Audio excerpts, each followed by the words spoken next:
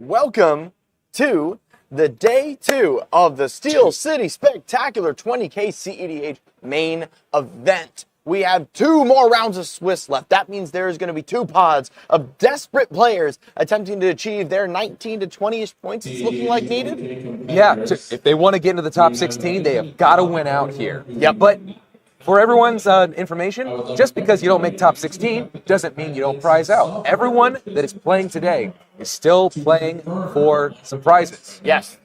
And on top of that, we have some very interesting decks in some of our top players. Brewers are eating good. Yes, they today. are. We want to remind everybody that this is the first ever 2-day CEDH event. No. No? There's a lot of 2-day CEDH events. I was told that it was. It's were the first told ever very 2-day wrong. CEDH event I've been to. That's very common. Okay. It is the first one that with 8 rounds. With 8 rounds. It's the That's first what it one was. with 8 rounds. I knew there was something very special about this, besides the number of people. We have plenty of 2 days. That would be nuts. Either way, we have some really sick decks in the top 10. A lot, A couple of which I want to point out. So, everyone knows that I have a very special boy. Oh, yeah. That I love, that is very near and dear to my heart. Yep. Show us. And I want to just shout out real quick to our, in the rankings, number 5 right now, Zechariah Boyce on Black-White Lotho. Yeah, you got your Lotho, baby. My boy is up there. Yep. I'm not gonna say that I pushed Lotho into the mainstream enough that people actually want to play that deck. No, I believe you. I would believe that. I mean, you are the Lotho door-to-door salesman. You are the Jehovah's Witness of Lotho players. That being said, though, there's another deck that I am actually super interested in seeing what it does. In second place in the standings right now, James Nesbitt, I do believe, is on Ezio Auditore di Firenze with Luris Companion. Yeah, we have a Luris Companion Woobury at what place? Second, I do believe. Second place? Yeah, Sheesh. It's crazy. I'll confirm that here in a second, but I'm pretty positive. And player meeting has just officially concluded, so we are looking to find a pod that has every reason to play out their games. We're going to make sure you guys don't see a draw today. We're only going to pick pods that have no incentive, 0 incentive to draw whatsoever. That way we don't see any of that on stream. That would be obviously ideal. Everyone wants to watch Magic get played. Yep. And so we are looking to choose our pod. Let's look down the list here. For sure. Yeah. Let's get our pairings. Yep. Pairings just went up, so we're going to get our table here in just a second. What do we have? What are we cooking on?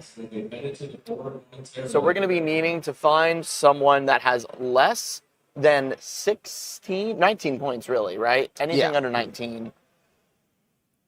And so that's most likely going to be anywhere from pod 10 or lower. For sure. Yeah. And so let's look here. Let's look at the decks. Let's look at Pod 12's decks there. What do we got? All right. We haven't seen any of those. Yeah, these are some new names. These are new names. Fresh names. We've got give me that. We haven't seen a Tibbet. Heck Let's get Pod 12. All right, we're getting Pod 12. We're getting Pod 12.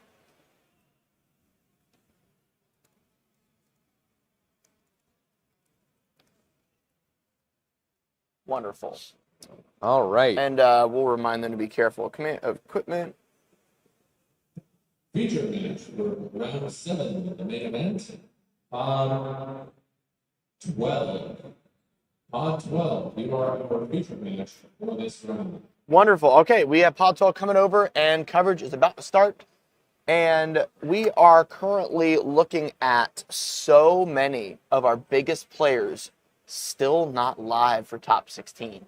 They need to win out. So a lot of the creators that are here are still attempting to win out. I mean, with 513 players, you're going to run into some people that are silent heaters, players you've never met that are just absolute monsters at this game. And we've seen that all the first day. I mean, sure. The double molten duplication go to round 1 was disgusting. That was hot. Yeah. That was So hot. That was incredible. Down to 2 life with Treasonous Ogre to make it happen. Yeah. On top of that, the math was there. Yeah, and I want to mention that player, I do believe it's Drew Daniso, is still in the running for top 16. Good, good. Yeah. What points are they at right now?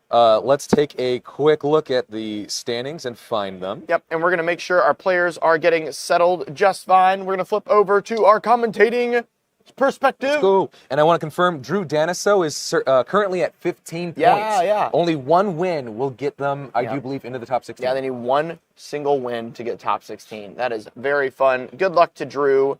He was a fan favorite on the live stream. We have kicked the camera. I love it. Uh-oh. Every time. It's okay. We had a little wiggle room, but now it is pretty jarred. Want me to run and take care of that? I can get it. It's all good. Yeah. And we're going to have the table pushed toward player D just a little bit, or pulled toward.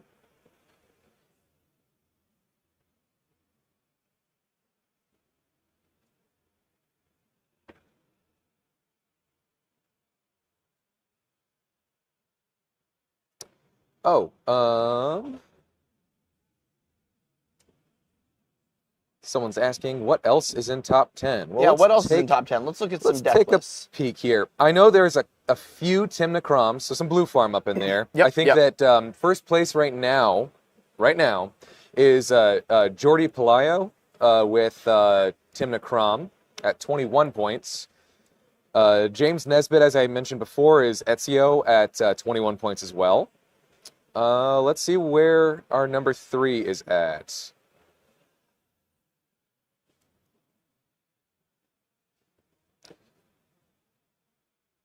We have, okay, so some people were asking for this. We have Jess Cantrell at number 3 with Kirik, son of Yagmoth. Whoa! So we do have a Kirik Turbo up in there. Wow.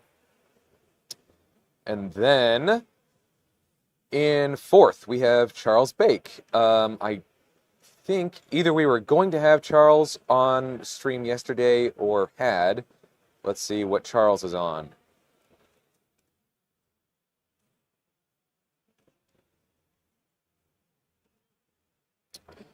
Yep, Charles is also on Tim Necrom, so another blue farm there. Yep. Then 5th is Zechariah Boyce on Lotho. 6th. CEDH 20k main event competitors, welcome to round 7. I'm going to go fix our camera real quick. You may begin. All right. 6th place. While he's doing that, we'll take care of that. Looks like our players are still getting their decks ready, so we got a little bit more time here. Yeah, 6th place is Andrew Jumper. Let's take a look at Andrew's deck.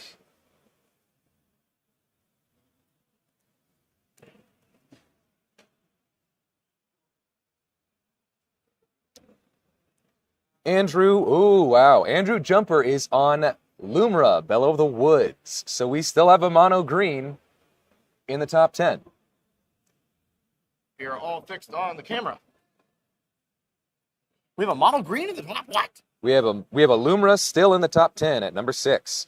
Whoa. Shane Sullivan is number 7. Do they seem locked for top? I think pretty much the top 5 I think are 21 points or greater. Wow. So we'll see if that's enough to lock them. Shane Sullivan is on Rogthras. I do believe we had them on stream. Yep. Number 8, Austin Chaput. They were going to be on stream yesterday, but missed that opportunity. Boop, boop, boop. And that would be Rocco, Cabaretti Caterer. So maybe we did have them. They were one of those Rocco decks yesterday. Then. Austin was one of the Rocco decks. Yeah, correct. Yes. so Austin did end up getting into the top 10 for right now. Very nice. Good for Austin. And let's get our names set for this match. Make sure we have the correct information up. For sure. Alrighty, so we are taking Pod 12, which is in first seat. Uno momento, por favor. Let me update it to not show the incorrect information. So in pod 4, we have in first seat, Tyler Duncanson. Now let's make sure we've got the right seating order. We have rotated since yesterday. Okay. Oh, have we now? Tyler Duncan. Son. Let me create a quick background for these players so that way we can see their name before I type them. And then what decks are we on while I'm fixing this? For sure. Let's take a peek here. In first seat, we have Tivit, Seller of Secrets. And that was Tyler Duncan, you said? Tyler Duncan, son. Tyler Duncanson. And then in second seat, we have a Blue Farm, Tim Necrom, and that's going to be Adam Durkach.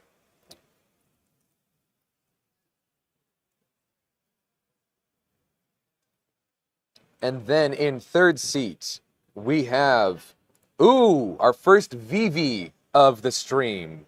VV Ornidier, piloted by Danny Legend in third seat. And then in fourth seat... What was our second seat, sorry? Second seat is, I do believe, Blue Farm. Yep. Blue Farm, okay. And then fourth seat is another Blue Farm, another Timna Crom, piloted by Adam Varner. And Danny was on? Danny's on VV Ornidier. VV, and we've got...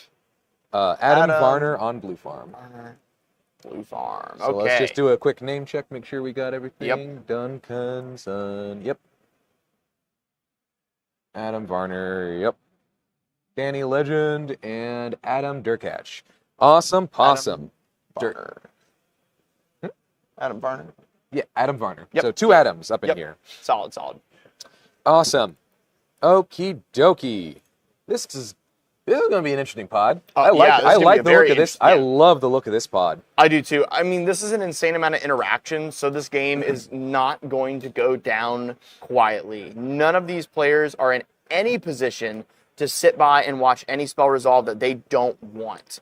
So that's a huge portion of what's going to make this game more than just a let's see who has it.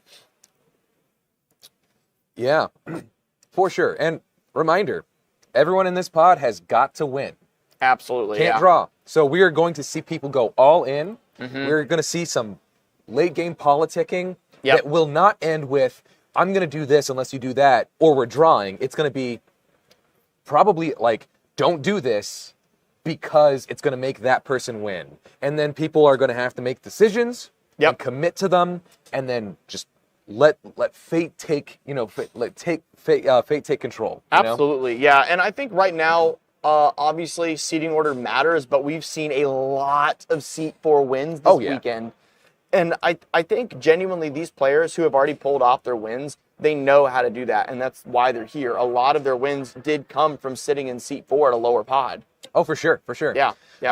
And another kind of cool statistic, we had in round 6, less than 25% of all of the pods, of which there were 124, draw. 6 of which were up in the top 10 pods, and they were drawing because they were just locked in. Yep. That's really good numbers. Oh, Everyone was playing. We just got judge confirmation. Tivit is going down to 5. Wow. They really want a Draenith Magistrate is what I'm guessing. Yeah, that is a tough mole. My best guess is they're really wanting a Draenith. For sure. I would be screaming for one in this pod. It's getting worse. They just went down to 4. 4? 4 cards. Whoa, we're really digging for a hate piece. Yeah. I'm assuming, let's check their list. What is Tivit running that they might be mulling this hard for? Yeah, for sure. Let's take a peek. Are we on Draenith? We've got Blind Obedience. Dothy. We've got Dothy. Draenith, yep. Draenith is there. Are we on Graph Diggers? We are. Graph Diggers would be we are pretty definitely good. looking for a hate piece and or just a better hand. Yeah. Sheesh, dude. Yep. Or probably or early Remora, a Mystic, a Mystic Remora or a Study. I mean, any CEDH player worth their salt cannot count the number of times they've mulled down to 3 or 4 Yeah. just because they've gotten a Mystic Remora Yeah. and dumped that thing out for turn 1 and then spiked back up to 7 or 8 cards in hand by the time they came back to their turn. Absolutely, yeah. Even an Esper Sentinel can do that at this position. In first Yep. seat, Yeah, absolutely no 100%. no one's going to worry about paying for it in the first turn cycle. Yeah, I don't. for sure. Yep. And quick reminder, deck lists are not going to be available till after the tournament, Yes. but they will be posted. Yeah, deck lists will be posted post-tournament in the description of every VOD game that we will be putting up. They're going to 3. Oh my God, Tivit is going to 3. Tivit is going to 3. This is scary for them. Oh my gosh. I don't blame them. Are they running Chalice by chance? I didn't see it on the list, but let's take another look. No Chalice. No Chalice. Wow. They are just hard mulling to any turn 1 hate piece Or draw. any turn Yeah. 1 draw effect. Gosh, and at 3 you can't turn 1 Ristic unless you top deck a land.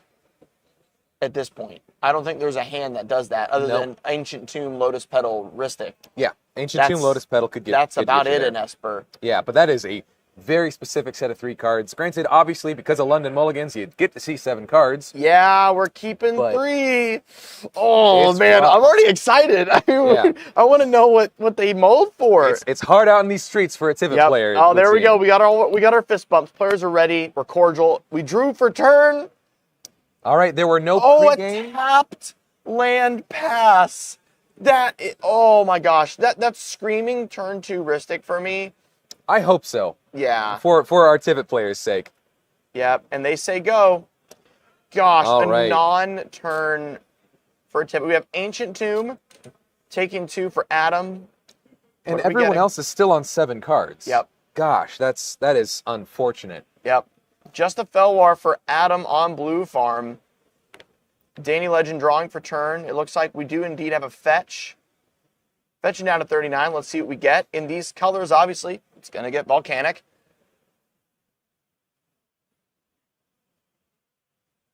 Could just get an island. It is. know. Yeah, we're going to grab Volcanic.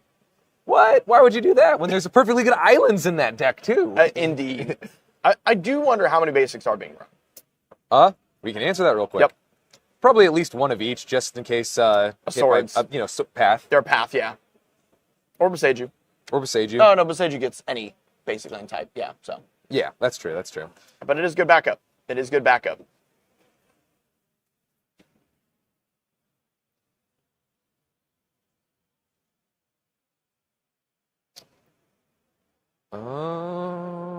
And it looks like we have a gamble being presented from Vivi. Wow. Fun fact: Vivi is indeed not on any basics. Yes. Yeah, I mean, makes sense. So let's see here. And we're going to take a quick word from our judges while the gamble is resolving, as it looks like there is not interaction being played on top of it.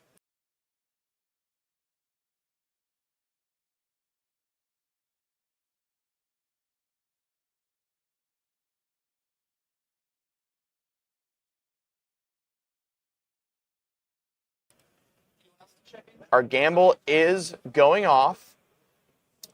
Let's see what we get. What are we expecting here? What's the gamble target? What are we red entombing? Gosh, I know, right? Jessica's possibly. Yes. You know, I mean, there's in the next turn cycle definitely going to be enough mana for it. Yep. Even just like some mana ramp wouldn't be terrible, because it's literally all Vivi wants to do is just drop Vivi and then start casting random spells, right? If I'm Danny, it's gonna be we lose a Valley Flood Collar. It looks like Ooh, that might have been that it. was either a Mockingbird or a Valley Flood Collar. But guess what? With the technology we have, boom! What is that? Valley Flood Collar. Yes, Yeah, that might have been it. that's That's indeed super Valley Flood unfortunate. Collar.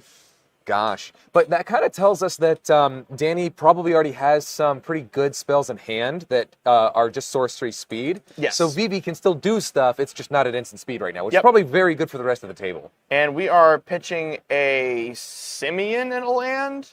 Yes, Simeon and land for a Felwar Stone. Ooh, a gorgeous 9th edition foil. Oh man. Love those. And we're back to Tivit. Let's see what they kept. We're fetching. I doubt they kept 2 lands. I'm going to assume. Okay, it's a Dothy. Okay, yeah, it was a hate piece. It was a hate piece. It's what we were expecting. And honestly, not a bad one for keeping 3 cards, because now, if any of these blue players play a value piece later in the game, when it's opportunistic, our Tivit player can then just go like, I'm just going to sacrifice this thing and try to get ahead. If I am Tyler here, I'm praying a Rhystic Study or Mystic Remora gets countered. Exactly. Yep. Dothy unable to tap this turn, obviously not having haste, and may even be worth keeping around, even if there's something valuable enough in the yard, considering you're against 3 breach decks. For sure. In fact, this is a great turn 2 Dothy, because it's early in the game enough that it's likely to come back around, obviously, to Tyler. Yeah. Then from then on, he'll be able to, at instant speed, crack that Dothy, which means that if anyone wants to deal with the Dothy, if there's a piece under it, Tyler can just respond by going, oh, fine, I'll crack it now and get that value piece. Yeah. I'm still getting value out of this, and you're still losing a card. Yeah, that's a very good point. Oh, yep. And some reading Dothy there to remember exactly how that works. Absolutely. Yep, there's the void counter. Yep. We're playing proper Magic today. We always love to see that. Round 6 yesterday, due to some tired players, definitely had some missed triggers. It's quite a few, yeah. Everyone is on their A game today. Yes. It's early. It's round 1. Hopefully everyone's coffeed up and caffeined up and is using their brain. And again, this is only 4 rounds today, not 6. So hopefully everyone will be able to, keep their first win and not have to rely on a second win throughout the day. Absolutely. I did get to go over and meet the players. Everyone did look sharp and ready to go. No one looked too disheveled. Awesome. We love to hear it. Yeah. I'm sure going into day 2 being alive is going to refresh the mind. Oh, for sure. And not needing a win out, too. They need 1. Yeah. Each one of these players only needs 1 win to most likely lock their spot. We're tapping 3. I wonder what it is. Oh, it's Timna. All right. No follow-up attackable creatures or anything like that? No, but we are setting up our first draw engine of the game. Yeah. And again, this is pretty good for Tivit, because this means that the game is a little bit slow, like just slow enough that if he's able to get any amount of card draw, he can be right back in it. Well, we're going to learn how slow it truly is when it looks like a Mystic Remora is going to get played for 1 blue. Yes, it is. The gamble target was Remora. This is very interesting, because if one of the things that Tivit kept was some kind of interaction for that Remora, or, something on board, might be able to get some card draw right now. Yes, yeah, Dothy plus Mental is a great combo, but it doesn't look like that's going to happen. We're passing to Adam in seat 4, and Adam's just going to pass by with 3 mana up. City of Brass return. They're not going to do anything with it, and Dothy is now officially available. Excellent. We're going to swing in. Not expecting to use that Dothy anytime soon. I guess not, yeah. And nothing to do. The turn is passed. This is not looking comfortable for Tyler unless we see something very important hit the yard. Yeah. Because we have not seen anyone respond to the Dothy yet, it might be that there's not really any good removal for it at this moment, and that's why Tyler felt that he was okay to do that. Yeah. And also, remember, Remora has to be paid for every upkeep or it goes away. So maybe now Tyler's like, I'm just going to wait this Remora out, and then when it's gone, I'm going to be able to play it. And because the later in the game that a Remora is played, the more spells that are going to be cast when someone tries to turbo off, that's a lot of card draw, right? Yeah, Zeb, I think it's a very good point. I think Dothy can play the waiting game against this Remora. I think that's going to be an inevitable piece for Tyler unless we see Dothy dealt with. We are keeping the Remora around. Happy birthday, Remora. Happy birthday, Remora. It made it to its first birthday.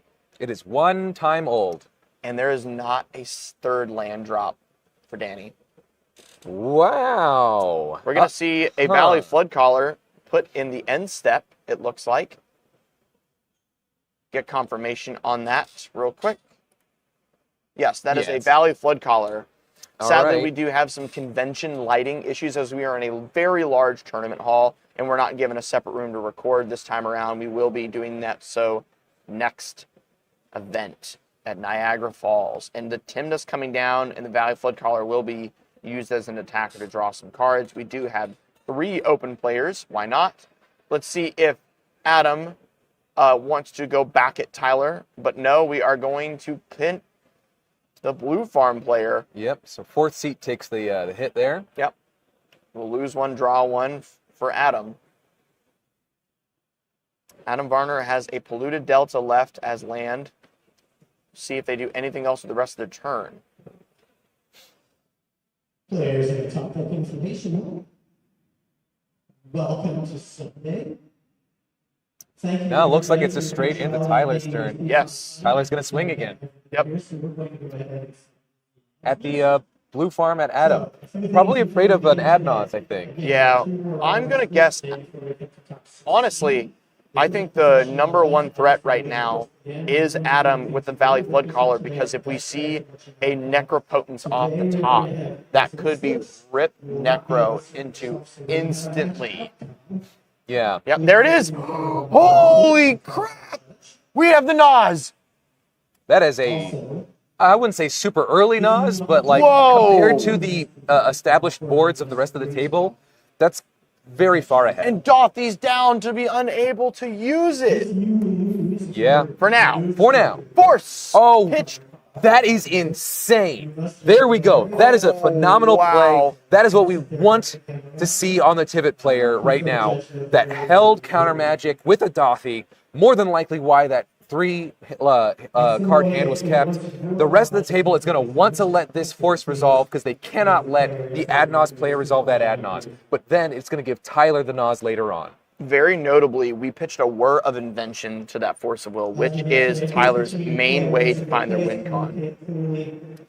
But in this instance, Tyler can use that to his advantage to politic and say, hey guys, I don't have my Whir anymore. Don't worry about me. I might be scary, but I'm just going to use this Nas as a value when it gets back to my turn off my Dothy. Don't worry about me, right? The only issue is that now Tyler is in control of an Adnos.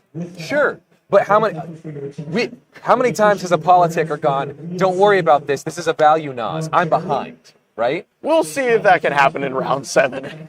We'll see if players would listen to that. I highly doubt it. But we are looking to see where Adam chooses to go with their turn. They have untapped. It looks like it's going to be a Crom.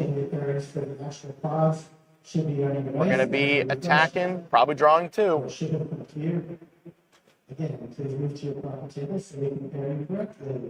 Let's see where these attacks go. I would hope we are hitting Tivit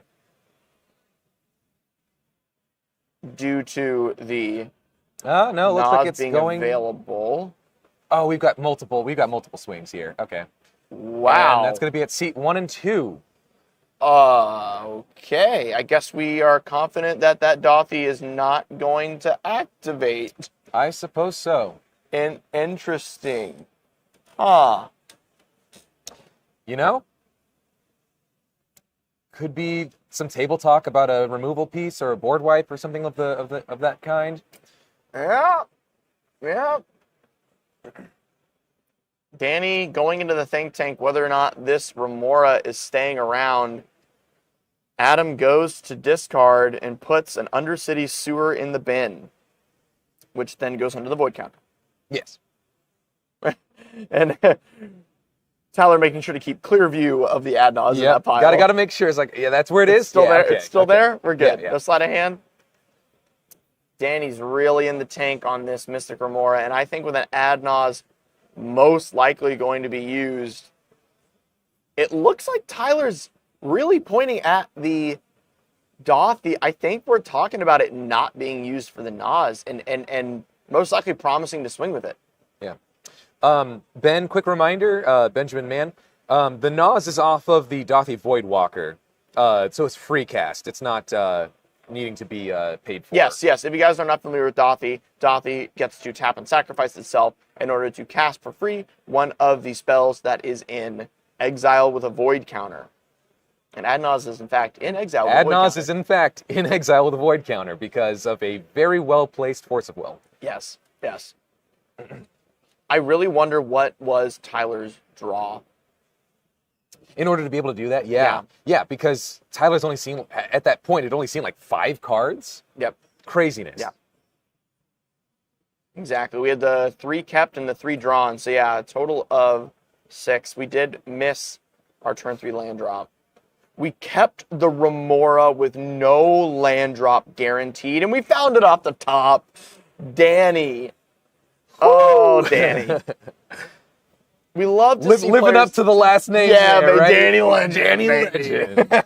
I just imagine him just like walking with like sunglasses, explosion in the background. Danny Legend. Yep. Players need to be taking risks at this point in the tournament. Is the force supposed to be under the void counter? No, it's opponents. It's opponents. That's his own force. There's an exiled card under the force that was used to cast the force for free. Yes, which is the Whir of Invention that we talked about earlier. Yes. Yeah. Yeah. Because Tyler indeed controls the Dothy, and Dothy only gets opponents' things. Yes. Yep. We're cracking the Bloodstained Mire in end step of Danny. We're going to be looking for a duel before passing over and or a tapped shock. Something. Been seeing that more and more recently. Players valuing their life totals and wanting to be able to find the true duels later instead of having to shock in the shock lands. Yep, for sure. Yep. We're representing 2 mana on the side of Danny Legend on VV with a Remora up. And Danny is at a full grip and or 6 after that Lotus Petal. I can only assume a full grip. Oh, we're fetching and casting an Enlightened Tutor. And this is in Adam's main step? This is in Danny Legend's end step. End step. Got it. A little bit of talking going on there. Yeah. Danny will draw. We'll see the mental check happening. Let's see if we have a mental misstep from any of these players. And looks like Danny's motioning that it's okay. All right. What do we get? What do we get? I would hope a Ristic in this position. And or Remora. I think Smothering Tithe. I think Smothering Tithe in this position is advantageous if you want the game to go longer. But if you want to jam, we need to draw. Smothering Tithe right now taps us out completely unless we find a land. For sure. It is a Remora, yes. Okay. We want options right now. We don't want to tap out. Especially if we don't already have the answers in hand. Remora this late, obviously a very, very, very good play. As we'd mentioned. I think that there's not going to be I don't believe that Tyler is ever going to make a deal to not cast that Nas. That is going to happen at some point. I saw a lot of motioning toward it, so I wonder if Tyler values the inability for all the other decks to breach more than the Nas. Yeah, and also seeing as they mulled the 3 for it, I could see it. Yeah, there's a good chance that Tyler is trying to use the Dothy as a leverage piece to say, hey guys, slow your roll, don't do anything, or I'm going to use this Nas. Don't do anything because I'm going to keep this guy up. So if you try to go for it, I'm just going to make sure that all of your stuff gets exiled and you can't use it. We have a Ragavan in cleanup for Danny going over into the Dothy exile pile before moving over to Adam's turn. Obviously, the Enlightened Tutor and the Fetch also going into the Dothy pile.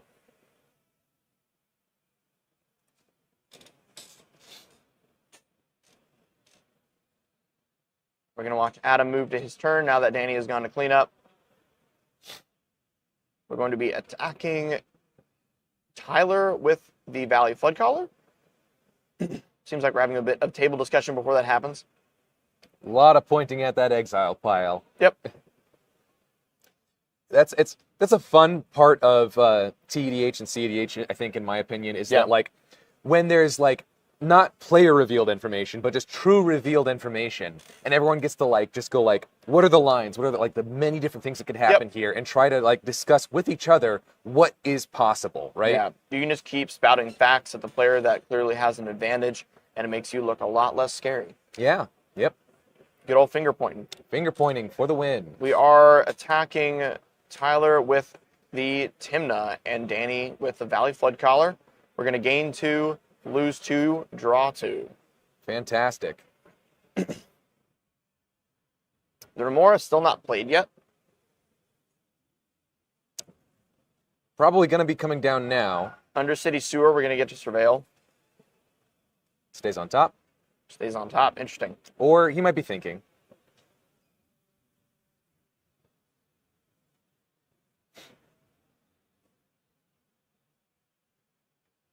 In the tank. Yeah. Oh, yep, it did indeed stay on top. Here's the Remora. Yep. Yep, there we go. So that is a great amount of card draw on Seat 2 Adam's side. Like, we got a Crom. Is Crom out yet? No. No. Okay. So, but we do have a Timna, right? Correct. And Timna is averaging 2 cards a turn cycle. Yes. Now there's a Remora down. Valley Flood Collar on the field, meaning that like anything that Adam draws now can come down at instant speed. Yep. There's so much action on that side of the board. Yep. Whether or not Tyler attacks here really shows whether or not there was. Oh, we're cracking for the Nas. And oh wow. Okay. In end step for Adam, we are cracking the Nas. Yep. Fish trigger. Yep. Both fishes will trigger. I doubt there's much to back this up, and with 2 Remoras out, they may want to watch this ride. Yeah. There is a high possibility that Danny and Adam believe they can fight through, and they are. Here Let's we go into the zone. Ad Nos pile. Toxic Deluge. Some kind of... Oh, Hullbreaker Horror. So that is at Vamp least Tutor. 10, 11 life, Grafdigger's Cage. 12 life, Command Tower. 13, 14. Yep. No activations for anyone else. Oh. 14 plus, I think, another couple life from the 2 cards at the bottom. Yep. So we are most likely continuing this pile considering nothing... Okay, so that wasn't a pickup. That was Yeah. just kind of like fanning it out and trying to figure out. Okay. Most likely continuing this pile is my guess. Yeah, there's not we are quite talking enough. about it. Perhaps. Oh. So this might be one of those instances where, like has been mentioned before, it's a I'll stop when you guys tell me to stop kind of a thing. Yes. In order to make this resolve. The Deluge, the Deluge probably being one of the more important pieces of it, but I don't think we saw land. No. Oh, no. We saw lands. There was Command Tower, right. Command Tower. Right. There was a single land, yeah. So Toxic Deluge most likely going to be used, but that puts Tyler down to a very dangerous position in terms of life total. Oh, yeah. When the board has 2 very that was where we're stopping. damage-focused boards, very attack-focused boards. And then if that VV ever resolves, then that's just like GG's for Tyler, unfortunately. Yep. Yeah, 0 mana rocks off of that. That's rough. 0 mana rocks and 0 counter magic. Yeah, not what you want to see off of that on an ad nos. Let's see what this is. It is a strange proxy. It is a secret layer, sorry. Unable to see what that is. Let's get Judge clarification. Yeah, we'll get the judge to tell us what that card is. Oh, we don't know if the Remoras are drawing. Okay, the Remoras are drawing.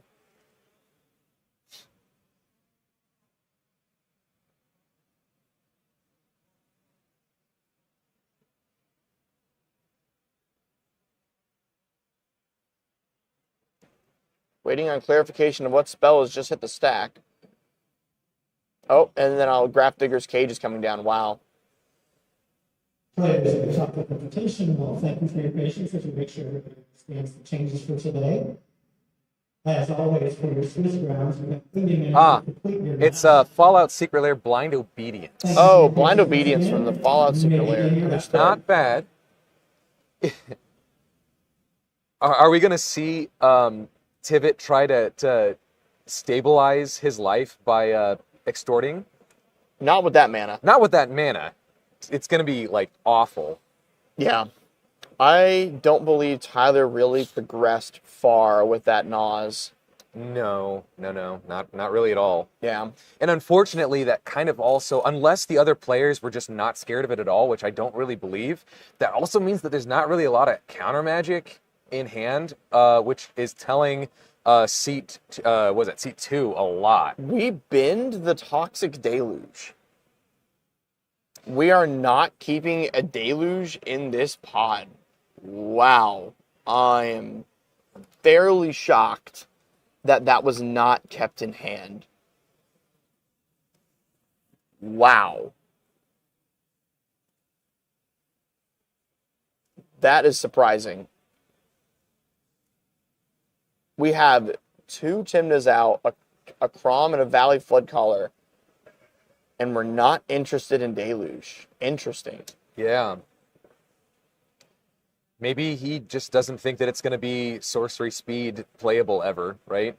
Like, potentially, that is a good point, because that would be taking a pretty harsh turn off. Yeah, literally a whole turn off with his mana base. He'd be paying more life that he might not have at that point. Yeah. You know, there's also just the social implication that if he keeps it, other players may feel more inclined to jam. Mm-hmm. Especially the VV player. But then again, VV can get very large very quickly to avoid being hit. Oh, yeah. Attacks But are in. I'm also expecting there's spot removal in seat 2 or 4's hand for VV, most Correct. certainly. All right. We have gained 2, lost 2, drawn 2 for Adam.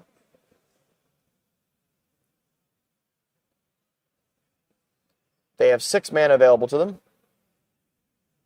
7 with the Ancient Tomb.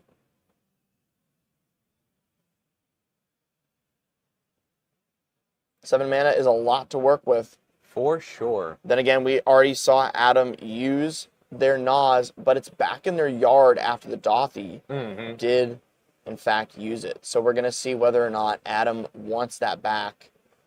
Yeah. We saw land put down and pulled back. We may be just discussing whether or not land drop happened already. Yeah. Also, could be just a lot of thinking here about what to do with the lands. Yep. A lot of deliberating happening, which is normal. This is turn 5, so that is 5 lands. It's really close to just like go for it time. This looks like a Ristic. So 3 mana. Yep. There it is, Ristic, which is also really good, even if it is later in the game too. Absolutely. Again, this is a blue farm deck, so it wants to be seeing every single card in its deck, essentially. Yep. Is that Ristic actually? Let's get a second look at this. Oh, that is a copy enchantment. Yes. Okay. Which is what's on the board that would want to be copied. Copy enchantment. Blind Obedience? No. Are there the any other Mystic. Is the Mystic still out? There's 2 Mystics out. Oh, never mind then. Yeah, I mean, so basically a Ristic study, but in some way, yeah. in some way, shape, or form. But yeah, just card advantage. Yep. Can't go wrong. Absolutely not. Copy enchantment becoming more popular as the meta progresses into a more mid-range state. We're obviously seeing so many important enchantments that become the leverage piece For that sure. most players are mulliganing for in the current meta. Mm-hmm. Many of these, going down to 3, 4, 5 cards at the beginning of turns are all about finding that piece. And so copy enchantment, in a way, effectively becomes an extra copy. Yeah. I love copy enchantment. I love Mirror Maid. Yeah. Copy Artifact was hot for a little while there. Yes. Some decks still actually do play it, Yep. mainly because they know they can just do it for themselves if they Yep. don't have a good target on the opponent's side. Absolutely. Adam seems to be petitioning to Danny and the other Adam to let this go, but Danny doesn't seem too happy with it. Yeah, well, if so, it's probably because Danny is expecting to try to go off very soon and does not want the seat before him to have any more card advantage. That would make a lot of sense. Most likely Danny was debating as well to get rid of their Remora going into a turn where they're able to attempt a win attempt. There is enough mana if a land is put onto the battlefield that does come in untapped to go ahead and play VV, play the aforementioned and very powerful card. You know what we're talking about? And it's not a Fiddy and I, baby. It is Curiosity? Curiosity. Yeah. I mean, God, the fact that, like, is it players get to be like, what do I want to play? I could play Vivi. I've got, not Nicol Bolas, I've got Niv Mizzet. I've seen some, like, hidden Niv Mizzet decks that are, like, Rograk and, like, as the owner of the Vivi Discord, we've been playing a lot of mid-range Vivi styles with Dragonstorm. Yeah. Oh. Where we just go ahead and get the combo that way. That's hot. And unless someone has Fluster and or Mindbreak Trap, you're normally good. But that would normally require having a VV out a little earlier to have been gaining power in order to play that game plan. We have finished resolving fetches for the Steam Vents. And Danny is deciding still what to do with this copy enchantment. So there is some player-revealed information that has been told to us by our judge. Players were discussing a Chain of Vapor for a Mystic Remora, and then who would sacrifice a land to bounce the other Remora with this copy enchantment on the stack. Yep. C and D, so our seat 3 and 4, so that would be Danny and Adam in seat 4 there. Yep. Discussing who would sack a land. Danny is going to be the one to sacrifice the land, puts the Remora back in hand. This is very, very good politics to do this. That is phenomenal politicking. Yep. Everyone feels like even though they lost a little bit, they gained a little bit out of that. Yep. They get to reset their Mystic Remoras. Yes. And they deny the blue farm player card advantage. Yep, but we are going to be giving them a blind obedience unless it was a target. So now no. It is not. It is a clone effect. Clone effects do not target, and they become a thing as it enters. So because of that, if there is anything it could copy as it enters, it does. Yep. So we have now copied player A's blind obedience, which is still not like god awful. It's just not card advantage. Yes. You know. Yep. We are continuing with Adam's turn. It looks like they may be going to clean up. Yeah, I mean, they tried real hard to get a setup turn. It didn't happen, and it might just be like resolved to, proceed. If I'm Danny and Adam right now, I'm very happy with that deal. Yeah. Oh yeah. For sure. Taking away advantage from the seat 2 blue farm and letting them reset the Remoras is big. Yeah. Adam properly putting his foot down that it would have to be Danny to sacrifice the land as they are the one with the ability to do so. And Adam is going to flash back in the Remora. Oh, right, because got that Valley Flood. That is so good. That is extremely good. Great value. Wow. Yeah, Adam really using his position well, not letting someone politic him out of the value. If you have not found your seat yet, please make your way there. And we're binning a copy artifact, another blue card, and a land. So again, if you are the land go qualifier and you are not yet your seat, please make your way there now. Danny has a land for turn. Looks like they're going to be casting VV. Oh, here we go. Also, Benjamin Mann, no, that was a copy enchantment, not steal enchantment. It's the Ravnica art where there's this like weird ogre guy going like, oh, as the copy happens. Yep, and Wizard for Cavern of Souls. Obviously, yep. Is that what is just played on there? What in the world is that? Haze of Rage, or not Haze of Rage. The one from Standard with the bear on it. Yeah, let's take a peek here. Primal Rage? Primal Rage. Yeah, we have the... that was a cool arcade game, but... Yeah. Oh, yeah, it was very good. Let's take a peek at the list here. Yeah. It ups Vivi's power by 3, if I'm not mistaken. I know the card art. Yeah. Savage Rage. I played it in Standard when it was not banned. Let's do a Control F for Rage. Not Rage. Let's see if chat knows. I think they chat guessed it by now. Yeah, if chat knows, go ahead and say it. Make us look like fools for not knowing one card here. Monstrous Monstrous Rage. Yeah. Very good. Let's get a read on that. See how much power we're adding to Vivi here. Yeah. Oh, that's Mox Field. That's not Scryfall.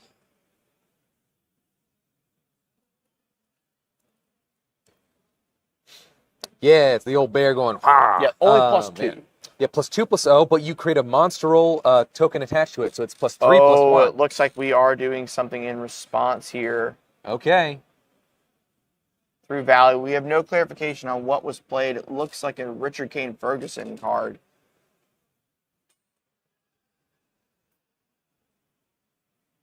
We'll have to get judge clarification. Oh, it is a counterspell, it looks like, and Mental Misstep was used on it?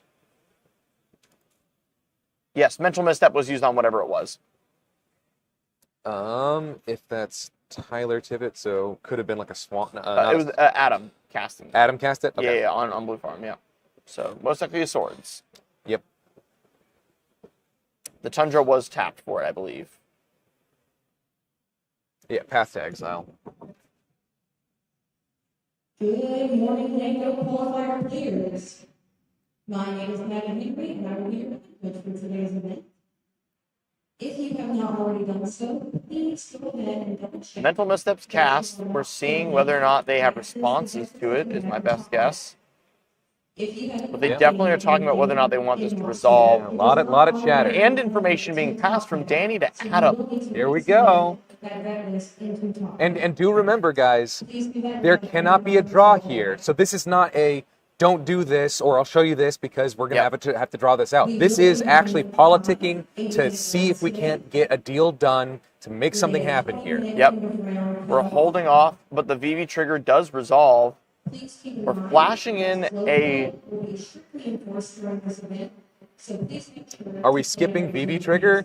I think maybe the VV trigger might be on the stack. Yes, even though we see the power on VV, the +1. Yeah, that might be just a shortcut for right now. Blind Obedience will have this this Lion's Eye Diamond coming in tapped.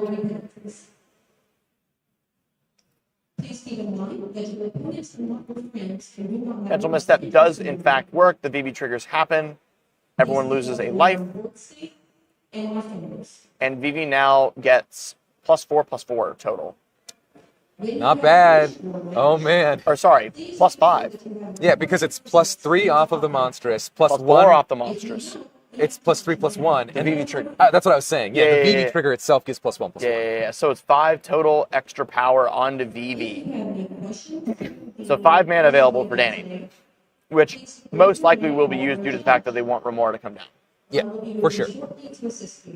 Yeah. Because at the moment we have a Monstrous Rage, which provides a total of 4, and then a Mental Misstep, which provides 1 more, for a total of 5. Man. We are representing the mana activated from VV. Are we going to get a blink? No, we're going to get 2 blue and 3 red. All right, so is that the Remora just coming back down again? A blink would be very bad right now. To drop the missing players and add players in. After the Remora. No responses to the Remora. Another cast. What are you? Oh, Tandem Lookout. That's the combo. That's the combo coming down. Oh, and a gosh, Remora Mind Break Trap. We do have a Mind Break, but we're going to have a Remora trigger, and we're going to see if our VV player has a response to the Mind Break. It seems like the VV trigger was missed on the Remora being cast. Oh, no, that's instant sorcery. Sorry. Not non-creature.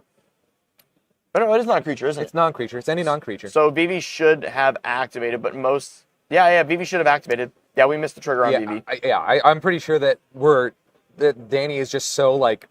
Locked in here that he forgot.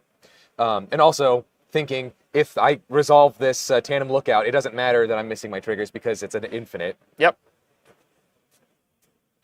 Well, infinite after activation. After activation, yes. So we're going to have to see an extra turn spell for 1 blue?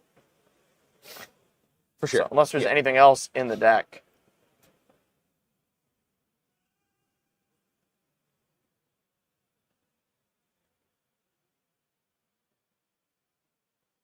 No one seems to have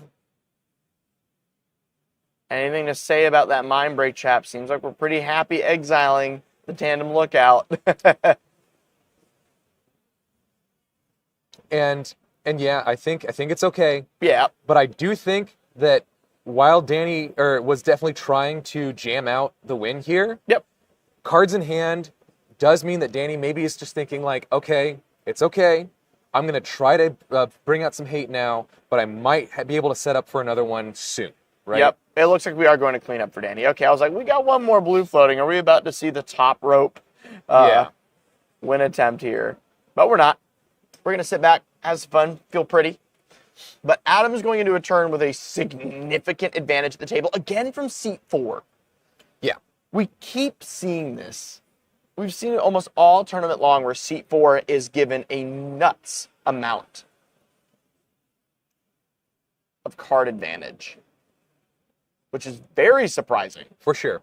And yeah, I did realize, I always forget that VV plus Tandem Flash Curiosity does draw a ton of cards, but it doesn't actually like create the full loop. You've got to be able to like... Yeah, you got to keep jamming. You got to keep jamming, you got to draw into it. You guys are correct. I just always like conflate it with Niv Mizzet because it just plays almost the same. Yeah. So It looks like we're just going to get the regular swings, no prom. We paid for the Remora with the Tundra. Oh yeah, for sure. Tyler has actually been very impactful this entire game while being behind. It's kind of crazy. He still is behind, but there is still like a chance that some good top decks could actually put him back in the running. Yep.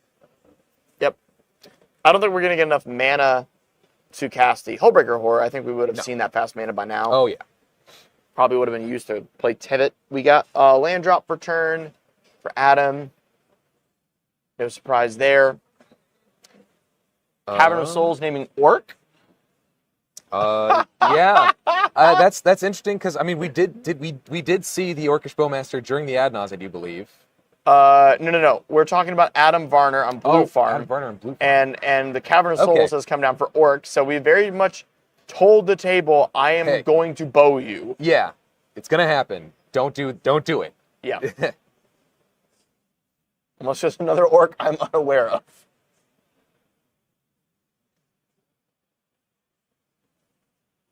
We're bidding an Ancient Tomb, another land, and a Lotus Petal. Interesting.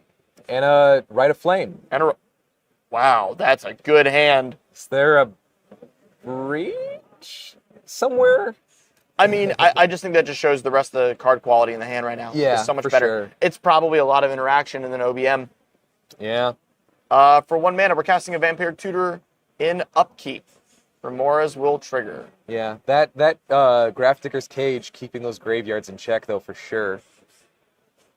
And on top of this, the Lotus Petal would have come in tapped anyway due to the Blind Obedience. Yep, for sure. But LED is on battlefield for Adam. And that is, oh my gosh, the fact that LED does not need to tap to activate. Yep. Looks like seat 1 is Vampiric Tutoring in Upkeep. Yep.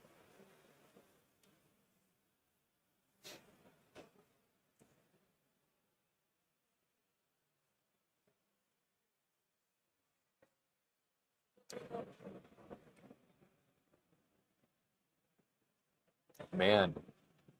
Seat 1 at 10 HP now. Vampiric Tutor does resolve, and most likely looking for something to go along with what's already in hand. But with what Adam has already shown and said via the Orc name on the Cavern of Souls, I doubt we're going to see a jam from Tyler, as I think that would spell death. Yeah, that would be doom. Most likely a Mystic Remora with a land drop, the Command Tower. It's a Soul Ring first. Both Danny and Adam will draw from their Mystic Remoras. The Blind Obedience is out, so that means Soul Ring does come in tapped. Unless... That's true, yeah. Why are we drawing? Oh, Crom. Is Soul Ring supposed to be... Yeah, okay, Soul Ring does come in tapped. He's not casting a spell, it's just coming in tapped. Okay, good. Paying 2 mana for... Oh, Curse Totem? my gosh, yes. Yeah. All right, so creature abilities are off. Yeah, That's VV. big against VV. Yeah, VV can no longer activate. Gosh. Tivit is just like full stacks and hate right now. Yeah, yeah. Gotta in order to try to keep the rest of the table in check so that he Gosh. can maybe come back from behind. I don't think anything that Tyler has played is going to save them from a natural Thoracle from Adam, though, with so many cards in hand and backup magic. For sure. And also, again, this turns off activated abilities, but not triggered abilities. If it gets to VV's turn, the VV player just has to, like, just jam a few spells and kill Tyler. He's only at 10. Yeah, Just kill him. Just attack in. He's gone, right? Yeah, those hate pieces are just gone. Yeah. Curse Totem just gives the game to Blue Farm. Possibly, we'll see. The fact that Danny kept a bunch of cards in hand, while he could have countered the response to his Tandem Lookout, he might have been not exactly baiting, but letting it go because he doesn't want to cause a fight that would give the game to Blue Farm. He might be holding counter magic to wait for the seat before him to try to go off, stop that, and then try to go off on his turn.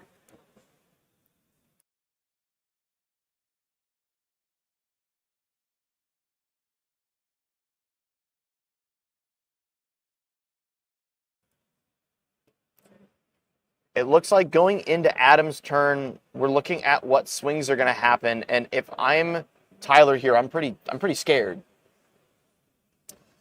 Yeah, no, I mean, I'm not sure why, unless he had nothing better to do, he would just play another stacks piece, right? Because he needs to protect his life total at this point. Yeah. And there are the next three opponents all have combat, attackers on board and or a triggered ability that deals damage, right? And on top of that, Danny has a VV so large that it will most likely be able to swing in even before we're resolving any of the effects just to kill Tyler if VV truly wants to go off. Yeah, there must be some kind of politicking going on there that's just like pleading with the one or two of the other players to protect his life total in order to keep one of the others from, going off. Yeah, I think we're definitely protecting life, or we're protecting Tyler's life in general, not just life total, in order to keep these stacked pieces around that they feel is pertinent to not throwing the game over to a specific player. Yeah. Crom is going to be hitting Danny, it looks like. Players are reviewing these attacks before committing. Yep. Some talking going on here. Looking at hands. Danny looks like they're in the think tank as well. Yeah. We're passing a card to Adam. Adam to Adam. Some Adam on Adam action. Yeah. Blue farm on blue farm. I was about to say, they're both Adams and they're both Blue Farm. Is this the most generic CDH player? Adam Blue Farm? Yeah, Adam. Instead of John Eldring? Yeah. Adam Blue Farm. I'm using that. That's a new one for me.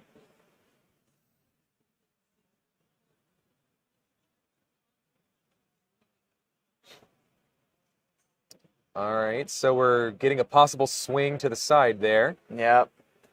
Gotta wait to see the commit. The blue farm, maybe kicking the other blue farm in the shins with Timna. I mean, just to get some card draw, probably. I would love some card draw if I were Adam right now. It's good to note that two spells were cast on Tyler's turn, so the blue farm in seat 2 was able to get a draw off Crom. Yep. Crombat has taken a lot of thinking. Wow. Yeah, just like where to send or to even send the Timna seems to be what's going on here. Yep. A lot of talking about the logic behind the attacks here. Yep. We can only wonder whether or not Tyler has successfully politicked to keep themselves around. But in the end of the day, if Danny wants to go for it, Danny can do so. They're going to be able to end Tyler's life with a single attack and a few spells. Yep, so we've got a thumbs up on an attack. And it looks like It was Timna at Adam in 4th seat and Crom at Danny. There we go. Man, Tyler breathing a sigh of relief, I'm sure. Absolutely.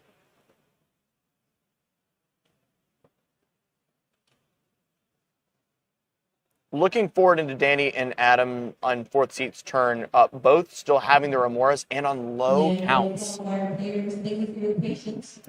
Your players for round 1 are now available on top deck. All right, so second main phase thinking on Adam's half. Again, We're going to look in on what, it's just an underground sea being fetched, okay? Yeah. Ooh, getting some dice out. Okay. Some dice. And also still like a decent amount of mana on Adam's side. Is he going to hold it in order to have responses, or is he going to try to jam something? And with Valley Floodcaller, actually, this is a really important point to make. Adam Varner on Blue Farm in C4 with the Valley Floodcaller out, the moment if Tyler was killed there, or if Danny does on their turn, can flash in Breach. That's a voice of victory. Okay. Yeah, a voice of victory for Adam, which is an amazing attacker for Timna on top of that. Oh, for sure. Wow. That's huge. If we make it back around to their turn, but I do not think this voice of victory should resolve, there's a demonic tutor being flashed in. All right. A draw for Danny.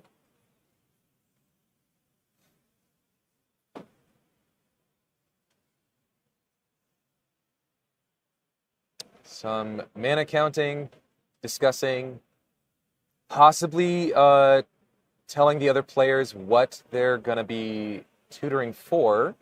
Yep. Valley Floodcaller doesn't tap.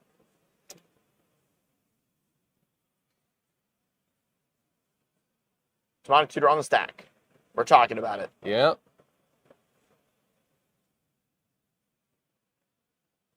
You know, Magic's really fun when there's no draws. It's pretty fun when there's no draws. When you gotta think hard and play it out. Yeah. And over 75% of our games are non-draws today. Yeah. Nope. Everyone's grinding hard, trying to make it into the prizing category. Yeah, we love this. Graveyards being revealed, well, are already revealed, but graveyards being shared for clarity. Yep, talked about. People going like, hey, if there's a breach line because you can somehow remove the Grafdigger's Cage, what are you trying to do here? Yep.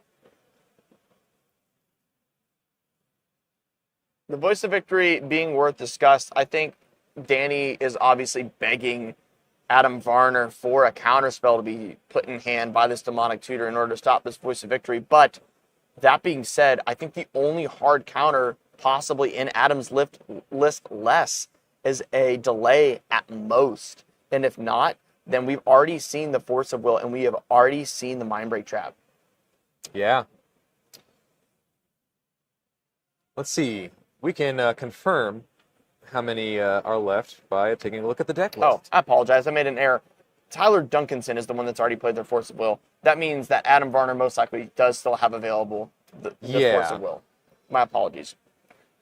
Or, if we want to get really spicy for a second, and this is me just vamping while we're waiting on this demonic tutor, a wheel. Yeah, just instant speed wheel, just to like screw with people's hands a little bit there. Yeah. Let the voice of victory resolve, and then just go like, yeah, but you don't have that really good hand. You don't have those pieces. Yeah. I disagree with that kind of play, but Into the Flood Maw being cast. Gifting a fish most likely to Adam Varner. I can only guess that this is attempting to hit the Valley Flood Caller. Yeah. Hoping maybe that the line cannot continue from there. Land go qualifier players. Does Adam in seat 4 have the response to keep their Flood Caller in play? Yeah. Let's get judge clarification on where that Valley Flood Caller is headed if it has been announced. Into the Flood Maw, you mean? Into the Flood Maw, sorry, yes. They're both from Bloomburrow.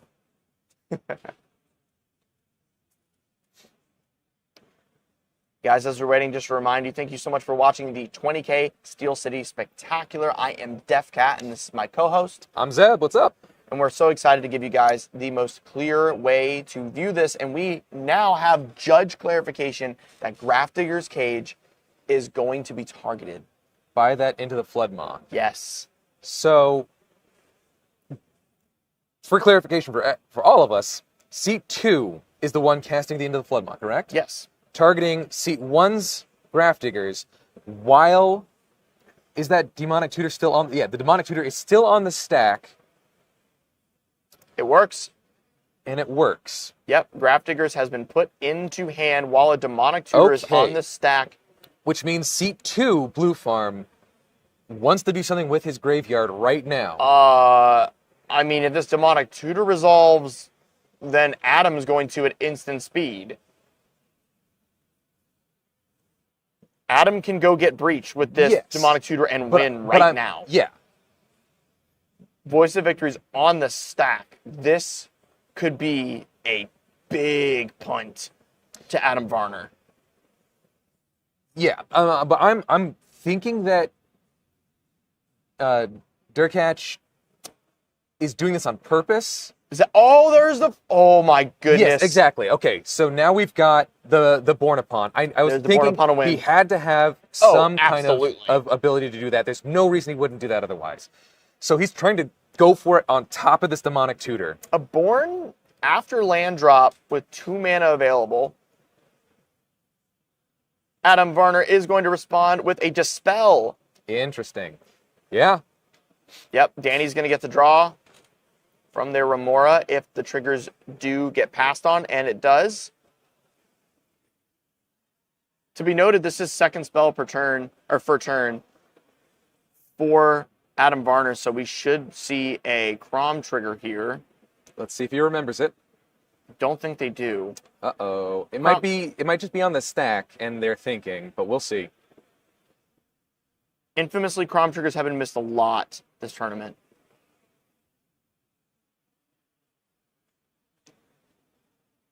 Lot of pressure on these players to remember their triggers, and especially when it's reliant on remembering opponents' game states as well as your own board, it's easy to forget. Yep. We are watching the Titans clash all the while. Danny gets to slurp up card draw.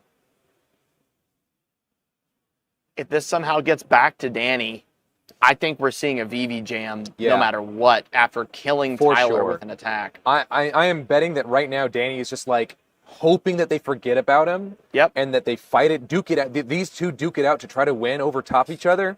Waste all of their interaction, and then Danny at the last second just goes, yeah, that Voice of Victory, I'm still going to destroy it. You can't go off. So, or counter it, rather. You can't go off, and then I'll go off on my turn. Yeah, Danny has no incentive to help this fight. And that's a Red Elemental Blast or a Pyroblast? One of the two. Pyroblast. That's a Pyro. Yep. Yeah, Pyroblast is going to be hitting the Dispel. Yeah. Wow. Trigger. Deflecting Spot. Whoa. All right, so what's the redirect here? Anything to stop the Demonic Tutor from getting stopped. For sure. Yeah. Maybe redirecting the Pyroblast to the Born or something. Yeah, that would make the most sense, because now you have 2 targets. We will now have a Pyro and a Dispel targeting that Born Upon a Wind. We have not seen Adam's Mindbreak Trap this tournament yet, and that is the 3rd spell per turn. Oh, yeah. Yeah. Mindbreak is unlocked. Yep. Players are discussing where that redirect is going. Adam considering his hand, trying to see if he has any more protection for his win attempt. Yep. Both Adams. Both Adams. Both Adams are looking for that. Both Adams, both and Blue we're Farms. resolving the stack. Both win attempts. Okay, here we go. So we're going to have the Pyroblast resolved, meaning that it should have hit the Born Upon a Wind and is off the stack. Yep. That is correct. There we go. Dispel will now fizzle as a result. And yeah, the Dispel looks like coming off. And we are back onto Demonic Tutor over the Voice of Victory, flashed in with Valley Floodcaller, while, notably, Adam Varner has 2 mana available, with the red available to cast an Underworld Breach at instant speed with the Lion's Eye Diamond on the table, being able to be used through the blind obedience. Yep.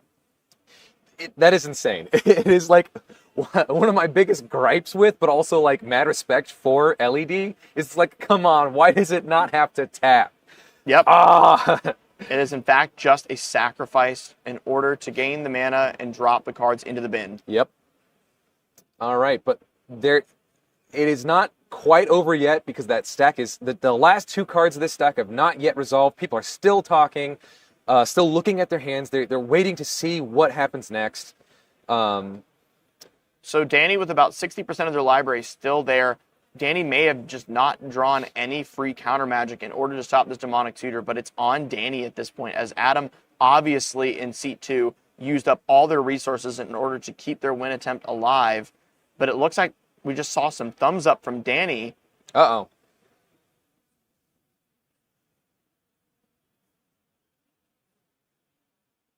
This Demonic Tutor wins the game unless we are seeing some very sandbagged play from Danny. And in all honesty, maybe Danny wants the Demonic Tutor resolve, which goes and grabs the Underworld Breach, and then they get another trigger on the Breach being cast, then they just exile the Breach. Yeah. That makes sense. I'm thinking like a Mind Break trap that's being sandbagged by Danny could be interesting here as well, but like that still wouldn't solve if he was able to stop Adam in Seat 4. That wouldn't solve Adam in Seat 2. Right? Adam in Seat 2's been solved. We only have 1 mana available and a Voice of Victory. I doubt that Adam is going to be able to dig out of this, considering they've most likely spent everything they have in order to try to make this work. I thought he still had 1 more mana for the Breach, but no, I guess not. No. Just the command tower, that's it. There is a low chance that there has been a sandbagged Lotus Petal in Adam's hand in Seat 2 in order to still go off post Voice of Victory. Notably, we've already gone to combat. Man. I do want to say that Danny was looking at his hand and did shift a card into the front. He's thinking about something. I love seeing stuff like that from players. That means they're really thinking about a card. It looks like Danny is pretty open hand over with Adam in Seat 2. Or not open hand, but at least they're definitely flashing their hand pretty far out in front of them. I wouldn't doubt that Adam has indirectly seen a bit of Danny's responses. Oh, and we have, what, a Fierce Guardianship? Yes, as a Fierce Guardianship targeting the It's got to be the Demonic, because non-creature. That'll also be a VV trigger. I think that he remembered it this time. Yep, there we go. Which, again, spells doom for Tyler. Absolutely.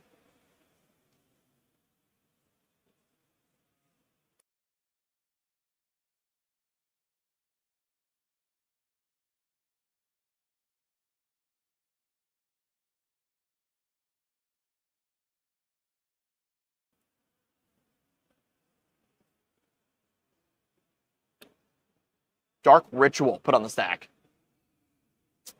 Uh-oh. Yeah, that means he's got something he wants to do right after that. That's a clear, like, big ol' red flag. I can understand, too, if this Dark Ritual has been put into hand after this war due to so many draws, and we may be seeing an Adnaz or a flashed-in Necropotence from Adam. Ooh. But that does nothing due to it not being their turn. We just had some hand information revealed between Seat 4 and Seat 3. Yes. Praetor's Grasp. Targeting Adam Durkatz in Seat 2. To strip probably whatever he's trying to go for. Or at least know what's in hand. Yeah. I think Danny understood the assignment when that was shown. Yep. Yeah, it was a please let me resolve this Dark Rit. I'll show you what I'm going to cast with it. I'm going to target him. In this instance, this is not part of my, plan to go for it. And Zeb, you brought up yesterday when we were talking about 2 blue farms at the table that for the other players, it's let the Titans fight. Let them fight. Yep. This is for Danny and Tyler. This is a game of knowing exactly when to thread that needle to get into the perfect position to go for it. Yes. And this meta, this flash meta, giant air quotes, as we've now brought into the meta about 4 cards. We have Valley Flood Caller, we have High Fate Trickster, we have Emergent Zone and Born Upon a Wind that are very popularized in these lists in order to do this on other people's turns, and normally that is overtop someone's silencing effect. That seems to be the most consistent factor going into when these jams start. Yeah, which for people that run those silence effects, this now forces them to have backup to make sure that they can, over the top of someone else's over the top attempt, clinch it. Yeah. And that doesn't mean in any way, shape, or form that silencing effects are weaker due to this. This is 100% on the fact that we believe that they need to play the silencing effect to force the other player into starting so they can go on top of that. Exactly. That means that the person that has the silence effect is essentially the trigger, right? Yes. And that's what we saw happen. We saw the Born Upon a Wind attempt to be cast, but a card has been taken out of Adam Durkatz's library. Seat 2 has had a card removed and given over to Seat 4. That card is face down in exile for Adam Varner, and they can cast it, and it is in fact grabbing a... we get to see a Mind Break Trap stolen from Adam Durkatz. I do not think that's what was expected, but it looks like it's going to be hitting Fierce and Voice. Yep. Wow. Excellent. That's not bad.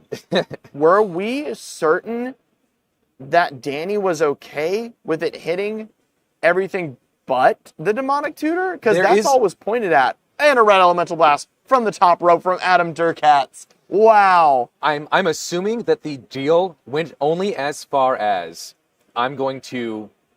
all this is going to do is Praetor's Grasp him, right? Yeah. And it's not getting a Thoracle, or it's not getting a Tainted or a Demonic, right? I think promising I'm not getting a win attempt is totally fine. Yep. But you're protecting yours. Yeah, and Danny might have been like, I know you're probably going for something crazy here. I still have a Pyro in hand, right? Yep. Oh, and that was not Danny's Pyro. That was Adam Durkatz's Pyro. Oh, that was Adam Durkatz's Pyro. Yes, Ooh. and the Mind Break Trap is stopped.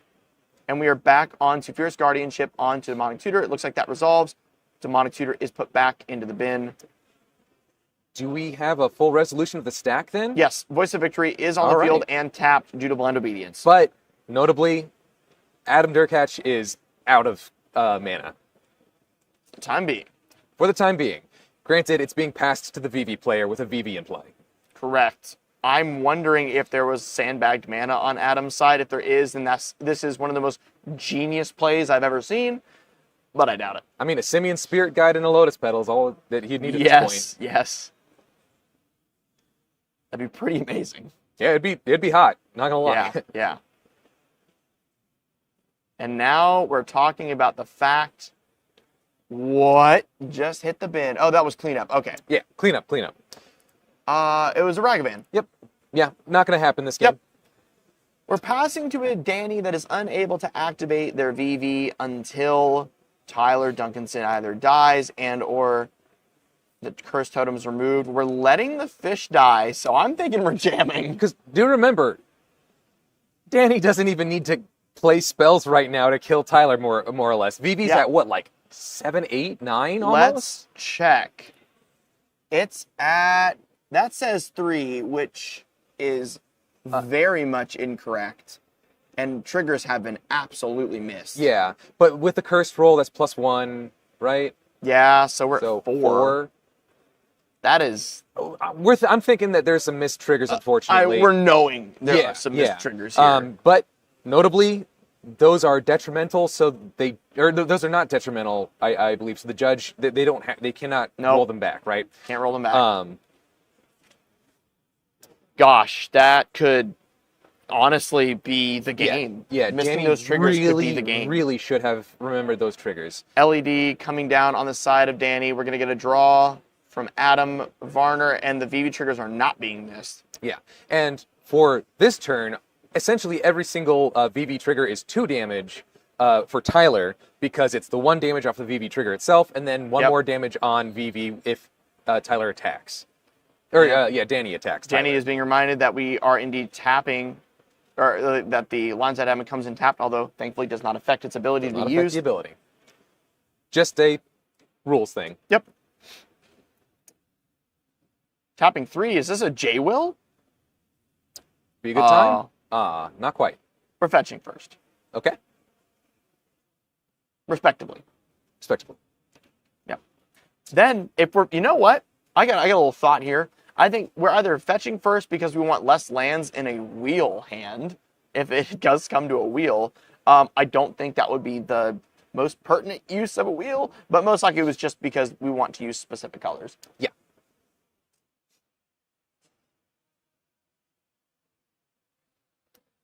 Our fetch has been grabbed. It looks like it was just a mountain. Yep. Just a mountain on the side of Danny.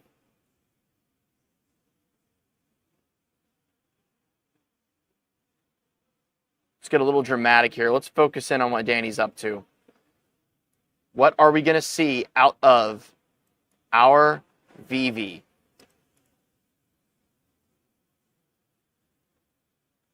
Tapping the mountain for a pyretic, or not pyretic ritual, is Rite of Flame. Rite of Flame. So VV trigger, and if it resolves, 2 red mana.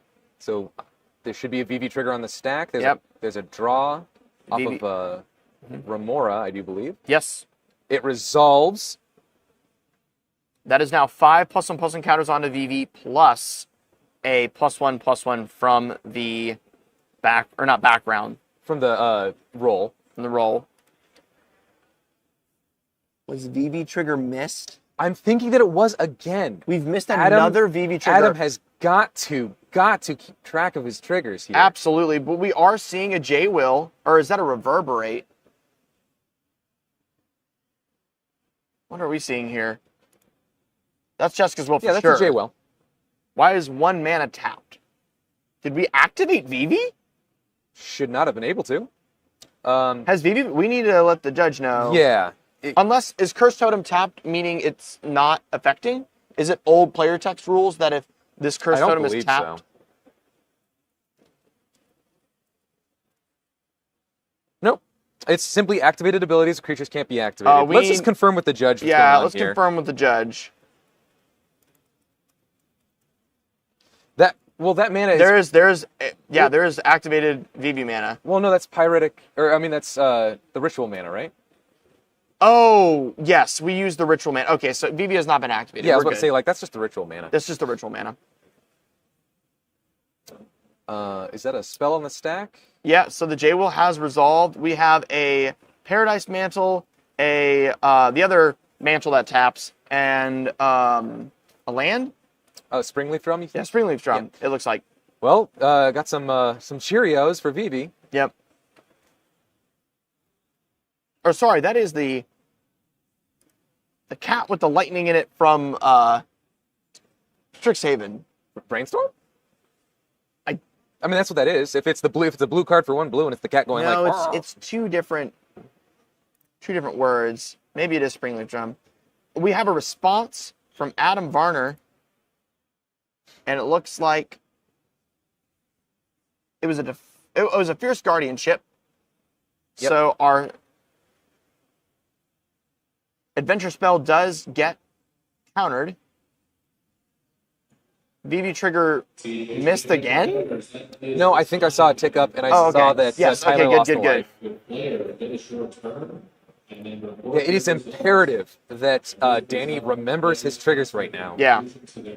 I do believe that either right now or with 1 more trigger, Tyler is dead on board. The Paradise Mantle would, in fact, kill Tyler if we went to combat. Through the activation, or through the VV trigger. Is that a storm count? I would assume so.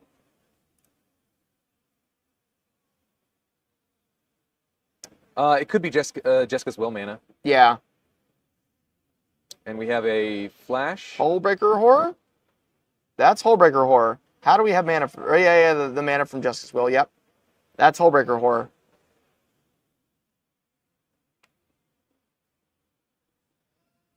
And they say 1 minute left? Yep, 1 minute in the round. And then 1 minute left in the round, and we go in time.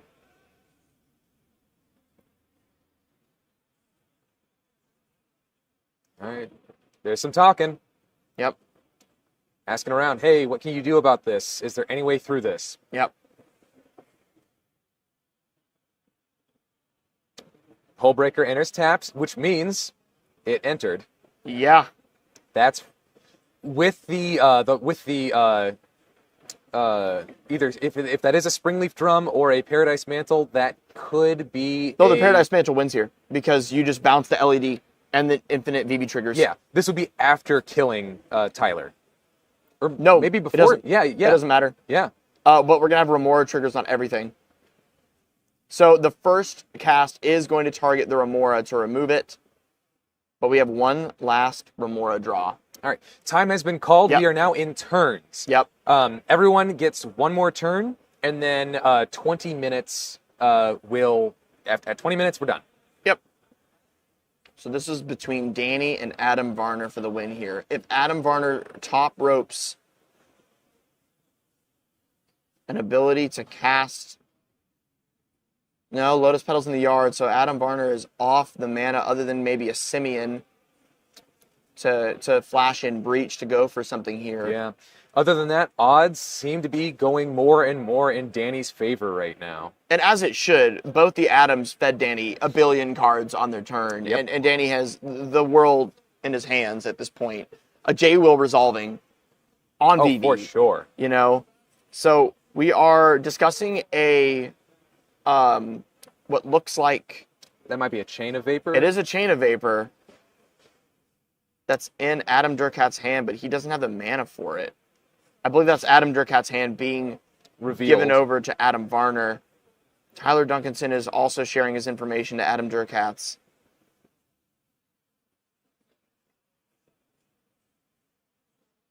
But the problem is, if you attempt to use that Chain of Vapor on the Hullbreaker Horror, it gets to be copied and will bounce the Cursed Totem so that VV can activate and we can just cast it again. Oh, for sure. Oh, man, that is nice. And this is why a lot of people have been, if they're not on any Nas plan, been getting more and more off of Chain of Vapor. Yeah. And on to Going Into the Flood Into the Maw. Flood Maw, exactly. Some cards are being thought about, looked at. Man, it's a thick stack right there. Yep. It looks like this is the Graveyard instead. I can't Yeah, it tell. might be. No, Graveyard's there. No, we see yeah, Graveyard. that's got to be hand. Because, I mean, there have been Remora triggers, I think. Yep. Steel City CEDH Warrior. This is just a quick reminder.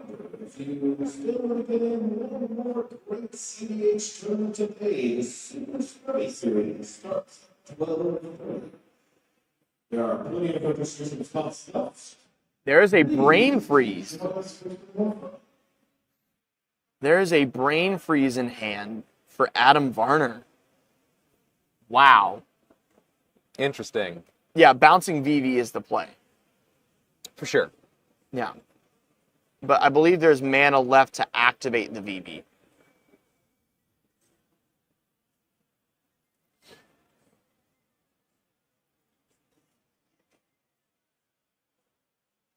Possibly. Let's check this board. There's only red mana left, but there is a Springleaf Drum that would come in tapped with the Blind Obedience. But again, if they attempt to bounce the VV, we get to copy and bounce the Blind Obedience instead of the Activator. And now we can play the Springleaf Drum, and it will be able to, well, not tap the Hullbreaker Horror, actually. So this may be the way to stop it. But then Adam Varner does get a turn.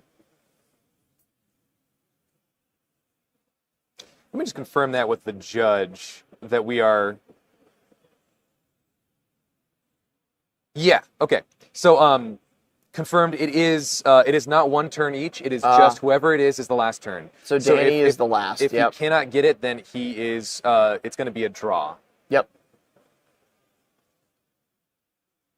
So these players are all playing their heart out, gunning for this win in order to make it in to top 16 or at least into prizing. Yep. Because I do not believe if they draw here, they are even in the running for prizing at that. Yes. No, they would be in the running for prizing if they get a win next. Oh, that's true. Yeah. Yeah. Right now they wouldn't, but yes. Yeah. So there is some slight incentive for a draw if they want to try to win in the next round. Well, maybe not incentive for a draw, but incentive for anything over a loss. Anything over a Yeah, loss. not that they want a draw. Yeah. We're looking at graveyards for Danny Legend. Let's see whether or not Adam Varner decides to cast.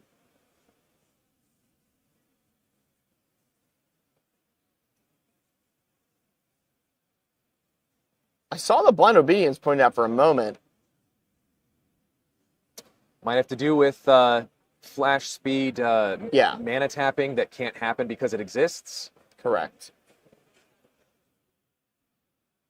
So it looks like we're going to hit. All right. The chain is coming down, targeting something. Let's see what it's targeting. Hullbreaker. Targeting Hullbreaker Horror. No, they don't know. That might just be. Oh my gosh. That might just be a mega punt. We'll see if they realize it. It's going on the stack. We want Hullbreaker in hand, friends. We'll see if they see it. Some of that table talk might have been them knowing that that's part of the what's going on, and they have something else to follow that up. But we'll see. Yeah, that's true. Because Jessica's will resolved, and there's already a Hullbreaker Horror trigger targeting that Mystic Remora. So if this stack resolves the way it does, I think Danny's ready to rip it. We'll see. Danny probably was keeping his mouth completely shut. Absolutely. During all that table talk to make sure that they didn't realize what he had up his sleeve. Yeah. And it's a lot easier for us on cast and those in chat to know the right thing just because we're all talking, but there's the Pyretic Ritual, or not Pyretic Ritual, the Red Elemental Blast. Yep. Don't even need it, baby. Don't even need it. And we've got triggers on Vivi, so one more damage across. Vivi gets another power. Yeah, and now we have a Hullbreaker Horror trigger targeting the Cursed Totem. So, yeah, and that's the thing, too, is that even with this stack, at any point, Danny can just be like instant speed. Because the Hullbreaker is still on the field, I get to do a bounce, right? Peak. I love it. And now there needs to be another response from the table. Peak gameplay right now. Loving this. And everyone's basically tapped out, so it's got to be free interaction at this point. Adam probably still has Pact available. We're cracked? Okay, I was like, whoa, where's that LED? What's the LED doing? Are we praying that the Mystic Remora draws us into something, so we're going to crack the LED before the draw to see if we have mana for a blue spell? When it comes to competitive Magic, you play to your outs. And if that is the only out, you have to do it. Wow. That would be very exciting to watch. I almost hope we see it. Unfortunate for the rest of the table to have to, go down to these desperate measures. But if we do see it, it looks like we are. The showmanship in me wants to see Adam Varner just flip the top card if that is indeed what we have to do. Right? Because, it could be Force of Negation would be castable. Yeah. Has a Fierce Guardianship already resolved from Adam? Yes. Yes, okay. That was the last spell cast from Adam. Yeah. A Dispel, perhaps? Though I think Adam already did Dispel. We've seen a Dispel. Oh, man. Oh. At this point, we're praying that Adam Varner runs Delay. Yeah, Delay. Swan Song, possibly? Yes, Swan Song is also an option, correct. Pact of Negation. Yeah. Right? Exactly, yeah. There is, so Swan Song, Pact. Then again, if I'm Adam Varner, I'm cracking that for red and hoping I see a Breach on top. Sure. Oh, sure. Breach would 100%. We're cracking it. Here we go. Revealing a whole bunch of stuff. Brain Freeze goes the yard. Ad Naz goes the yard. All right, let's see it. Let's see it. This is it. This is the play to the L. This could be incredible. Is this going to be Lightning Bolt off the top or whatever? Yeah, exactly. Is this going to be the Lightning Bolt off the top with Nassif moment? What? Let's get confirmation for the judge what the color of mana was added. It's nothing. Puts it into hand. Doesn't flip it over. No excitement. No pageantry. It looks like whatever it was. It's an Into the Flood Maw. He made blue off of that. He did make blue. So there's going to be an Into the Flood Maw. Targeting Vivi, most likely. And so it's on Danny to have another response. Targeting Vivi. Yep, targeting Vivi. So Danny needs another response, and he's got it. What is that? Oh, he's taking it back? Thinking? What's going on here? I do not know. I don't know why you would not want to cast something. There we go. And he's it got is to. a... Yeah, he's committing to Let's move it. this over here in just a moment so you guys can see. It's a daze! It's the Daze. Mr. Krabs days. Oh, it's a daze, and everyone's out of mana. Oh, no. Very notably, Adam Still is some blue. not out of mana. Yep. He has 2 blue floating. And there's a Remora trigger. If we can get confirmation of where the Hullbreaker Horror trigger is going, I think it's going at the Cursed Totem. So remember, guys, we have Hullbreaker Horror triggers on this stack in between Danny Legend's triggers. Yeah. Adam Varner, did we top rope something? Oh man, more discussion. Yes, and that was a this third Hullbreaker Horror trigger is targeting the Cursed Totem. Yep. VV trigger. We did not miss it this time.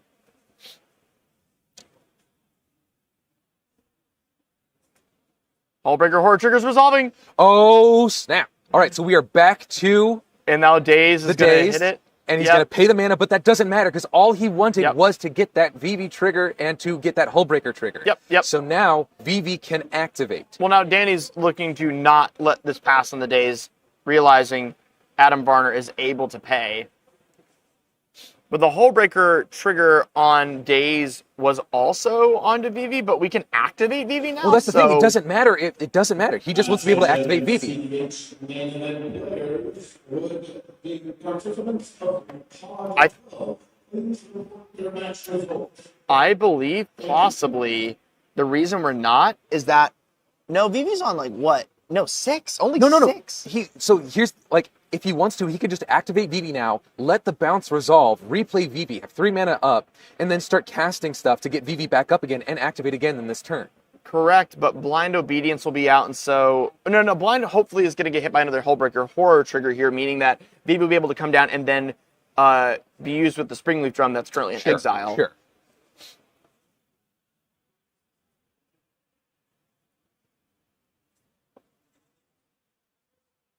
Does Hullbreaker trigger only off of non-creature spells cast? Correct. Okay.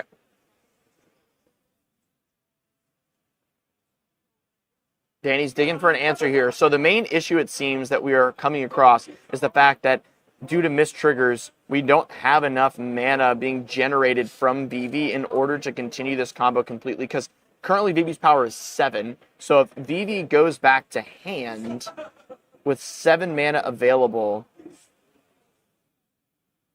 and the Hullbreaker Horror, well, no, you're fine. So maybe Hullbreaker does still have something heading toward it. It's got to. Yeah. Are we activating VV now? It looks like it. We're pointing at VV. We're grabbing dice. And also remember, Danny could activate VV, let it go to hand, and not replay VV immediately because he'll have mana for non-creature spells to use for Hullbreaker. Well, we just cast VV and then we cast Springleaf Drum and win. Or, sorry, Paradise Mantle and win. Oh, because for we'll sure. have infinite VV triggers. Oh, yeah, because when you cast Paradise Mantle, you target one of the... You target the Lion's Eye Diamond, which would win the game. Yep, for sure. But I'm going to assume we have something targeting the Hullbreaker. Is there anything targeting the Hullbreaker? Let's get confirmation from a judge. Into the Flawma happens. VV has bounced the hand. VV's been activated. And now the Red Elemental Blast should be hitting the... Force of Negation from Adam! A Force of Negation, pitching that Brain Freeze. What a sandbag. And that is targeting the Red Elemental Blast. No, it's right? it is targeting the Paradise The Mantle, Paradise so Mantle. so they are unable to go infinite. Right. But there's a thumbs up. There's a thumbs up. Yep. Oh no, it didn't hit the Paradise Mantle. It was targeting Oh the red. no. Yep. So now the Hullbreaker Horror is going to be put back into hand. And if that happens, Danny gets to bounce something as well. People are thinking. No. The bounce is already on Mystic Remora. That's been targeted off the Paradise Mantle. I'm talking about the Chain of Vapor. the chain, yes, but there's nothing Danny cares about balancing. That's fair. A blind obedience, unless all the blind obediences are targeted already. Blind obedience doesn't look like it's affecting their game plan. I don't think they have any mana rocks in hand. We'll have to see though. Yeah, for sure. Chain of Vapor resolves. We get a Hullbreaker Horror in hand. Chain of Vapor is now able to be copied by Danny Legend. Let's see if they have any choices for that. Looks like not. The Paradise Mantle enters. And let's get a closer look at how much mana Danny has available. It looks like he's got 5 blue and 3 red, which is not enough for both spells.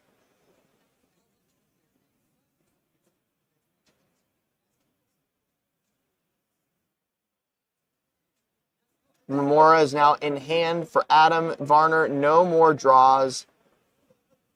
The Paradise Mantle comes in tapped. Does Danny have anything else in hand? Nope, that's a VV coming down. There are 5 minutes left in the extra time on the round. Yep. We're going to flash the Remora back in off of the last blue available from Valley Flood Caller.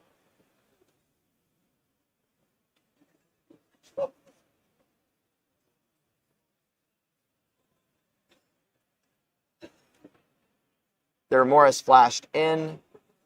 We want to see how many other spells can be cast in order for Danny to activate VV and hopefully play this Hullbreaker Horror, but then needs a follow-up spell in order to go infinite, which seems like it's too tight of a line for what he has in hand.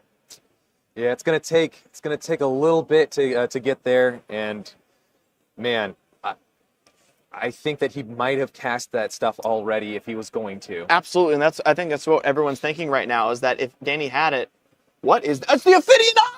What?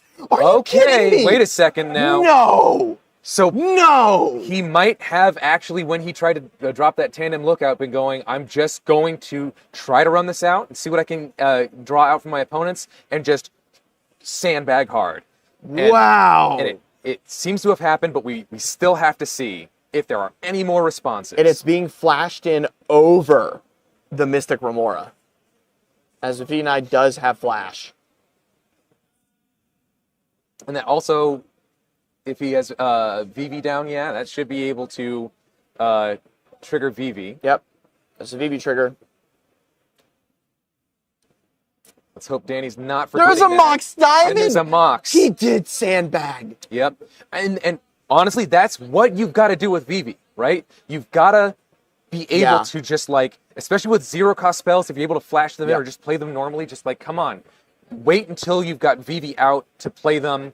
And because everyone is going instant speed over the top, he was just holding that back, just like, okay, can I get through this stack and try to get another stack going? Danny draws his 3. This looks like it's it for the table. I think Danny Legend has clenched it. I think the little amount of interaction left at the table wasn't enough for the secondary win attempt push from Danny. An amazing sandbag.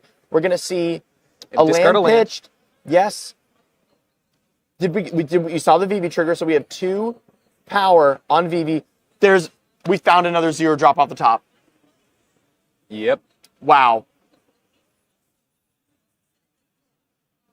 Oh, man. 3 more in hand. Oh, 2 minutes man, left. That is nutty.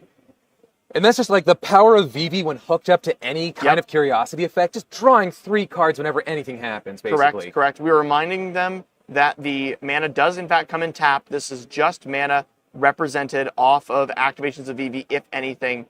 Danny is left with how much mana? 2 power off VV, 2 red, 2 blue.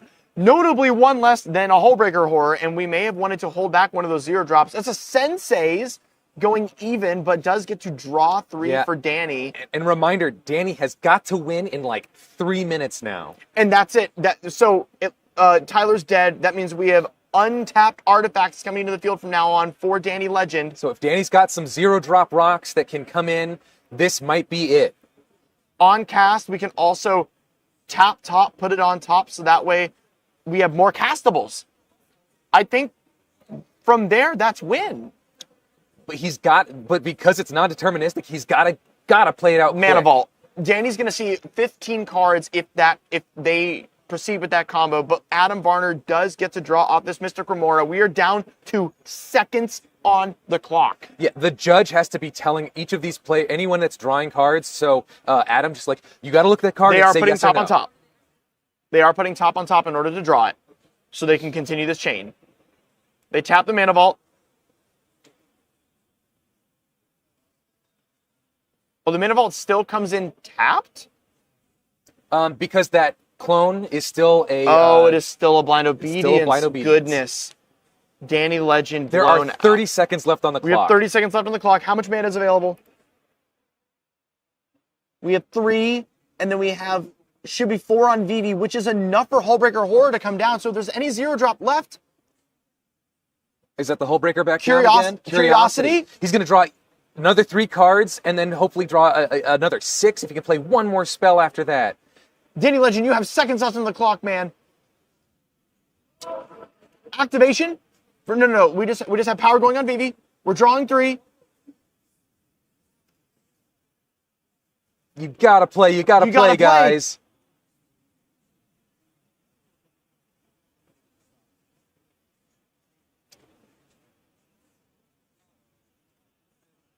This might be the judge telling them that they're done.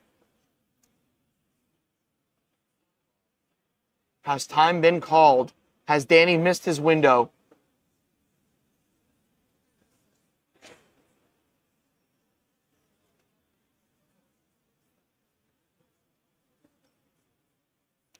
Are we letting Danny finish this due to it being their last turn?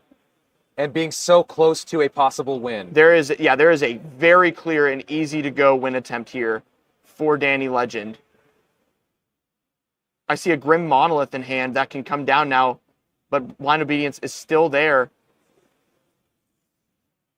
We're showing what's in hand. Danny is trying to present proof of a win, perhaps, and Yes. this might be the judge saying, "You're done. Can you prove a win right here and now to your opponents, and will they agree on it?" There's a Force of Will There's a in Force of Adam's Will. hand. I don't believe that proves it.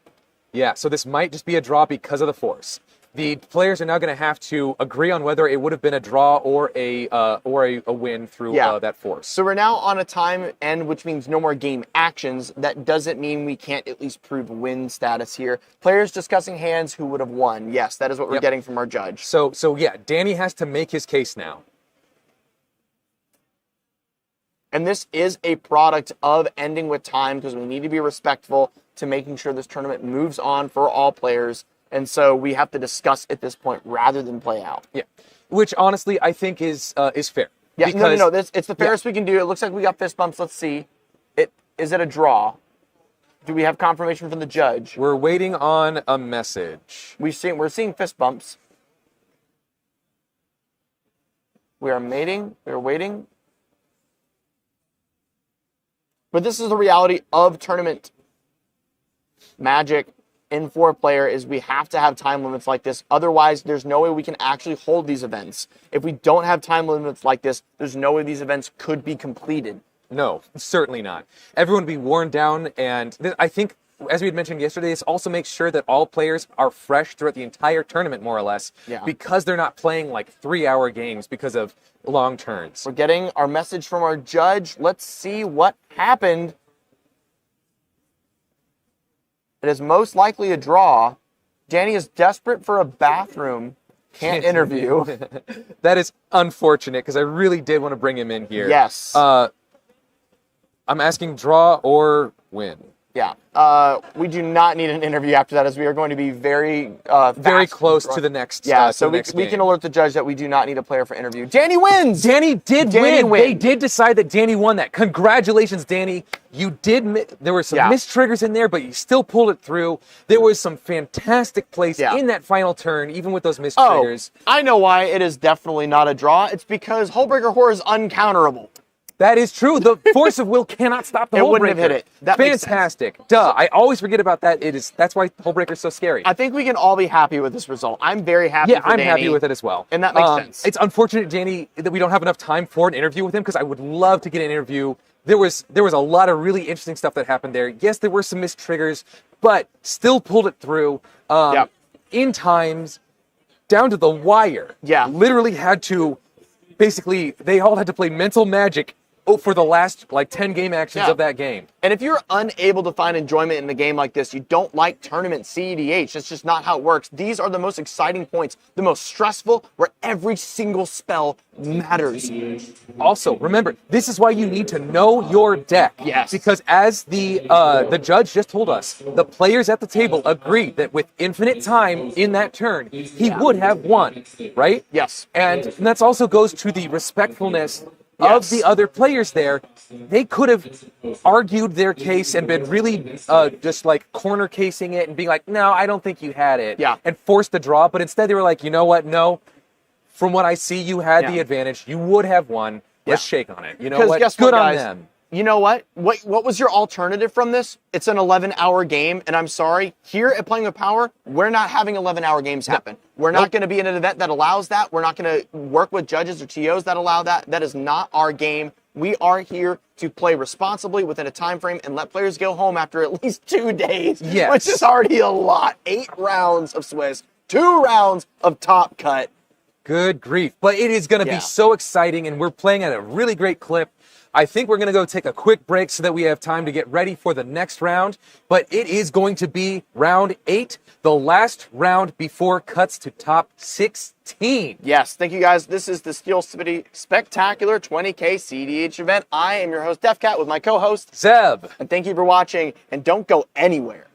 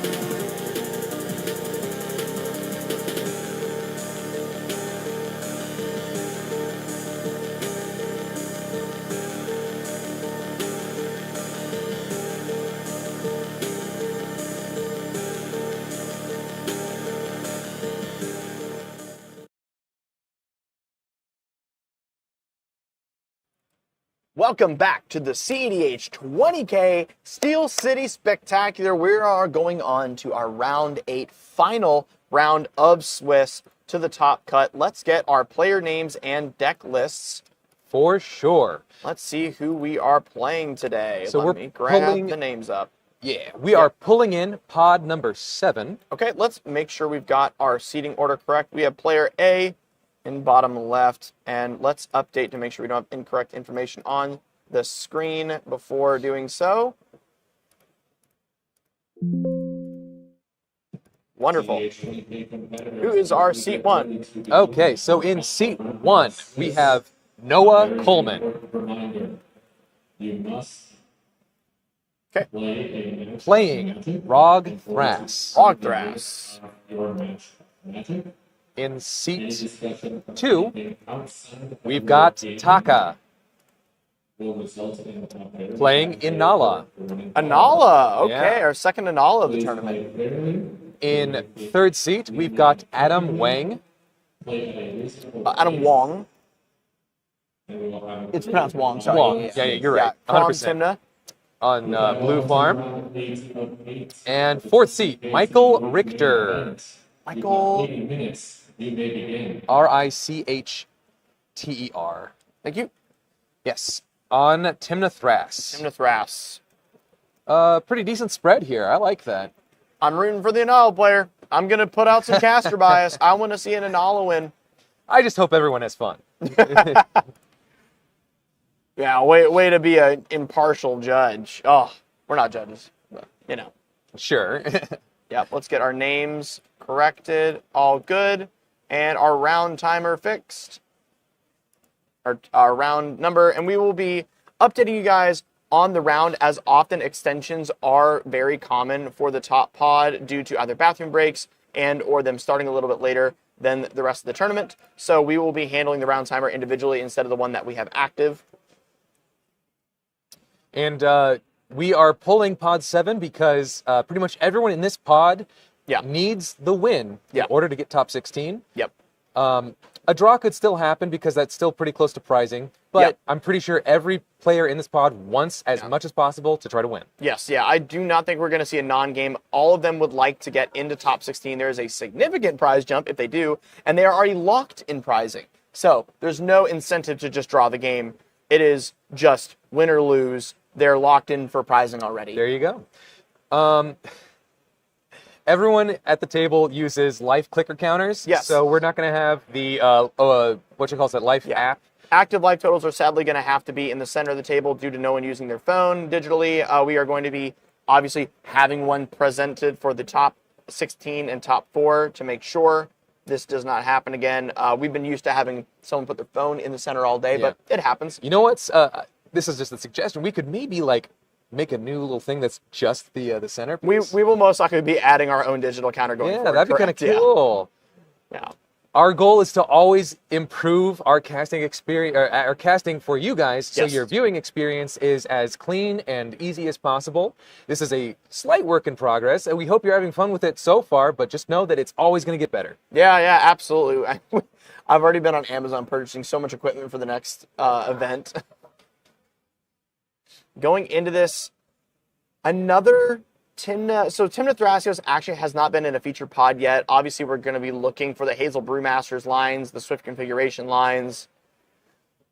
On Adam Wong for Crom Timna, we've been seeing that all tournament long. We're going to be looking for the regular Breach combo wins in Thoracle. For Inala, the 24-step Spell Seeker, full-on spreadsheet combo, and or the Vampire Wizard that also goes infinite with the Sacrifice Altar. And then in our first seat, Rog Thras, which is looking to assemble lots of Cradle combos.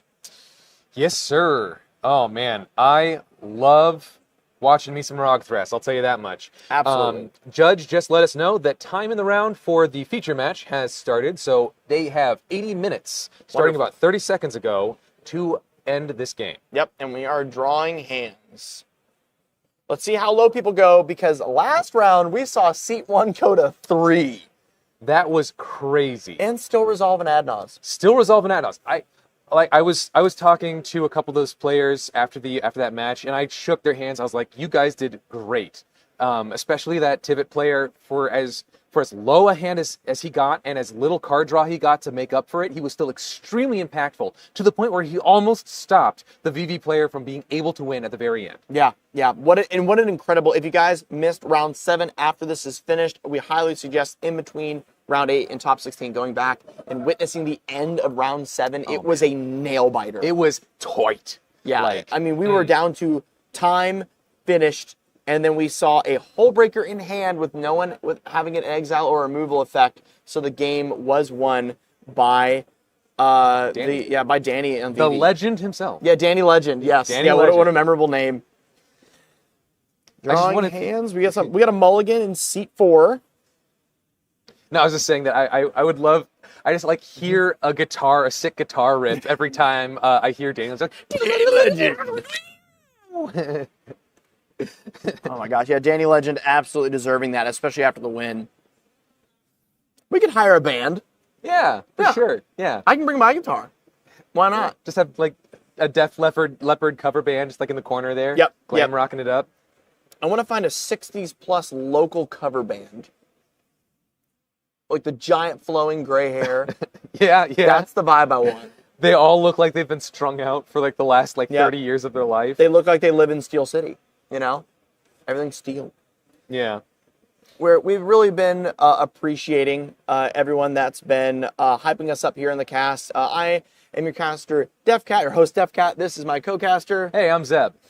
We are Playing with Powers coverage crew for the day. We're very thankful for everyone that's tuned in for a full 8 rounds of coverage we've given, as well as an entire vintage Battle for the Black Lotus tournament on this past Friday with Ross, Miriam. It was a wonderful day.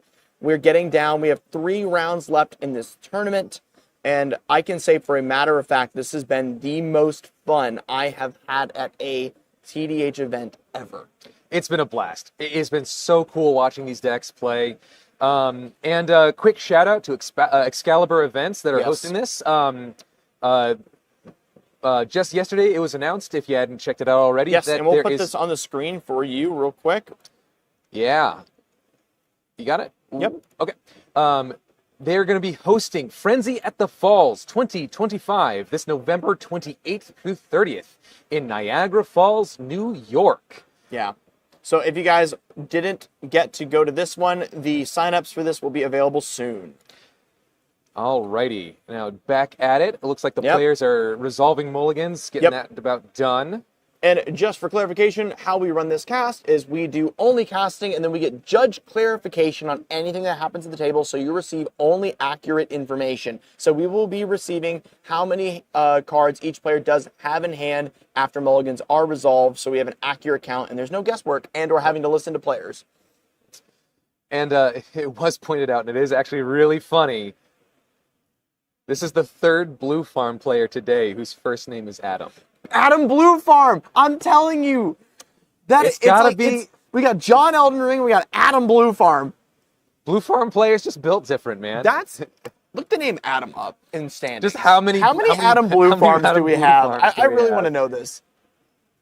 They're still mulliganing. We got time. So it's Adam Wong, Adam Varner, and Adam Durkic. Yeah. The 3 Adams. The 3 Adams are all on Blue Farm. Every Adam at the tournament that is currently still in, that has not dropped. That is not dropped, yeah. It's on Blue Farm. Is that Adam Blue Farm? Is that the Adam Blue Farm? Oh my gosh. That sends me. I don't know why this tickles me so much. It's hilarious. Maybe it's the 8 rounds of casting getting to me. For real. The 3 days straight of playing high power Magic, but it looks like we're getting some low mulligans out of seat 4, which you don't want to see in seat 4. Oh, for goodness. Sure. That is rough. Hate to see that. Absolutely hate to see that. Gosh. And that's what our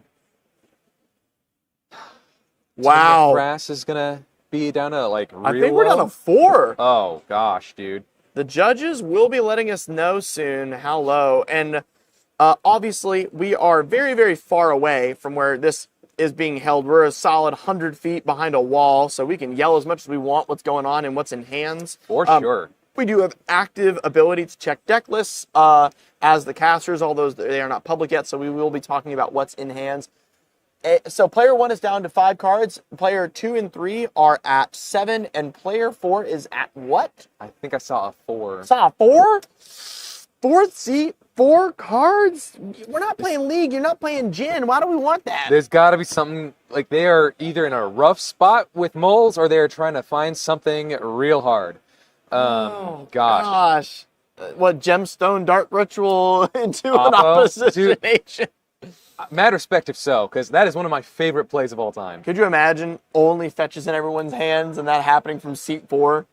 And then seat 4 draws and goes, I got nothing. Passes.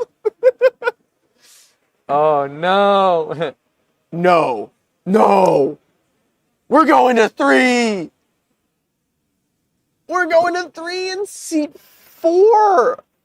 I mean, respect. It's a dark day. Respect. Again, like we mentioned in the last game, there is still plenty of room to come back from that.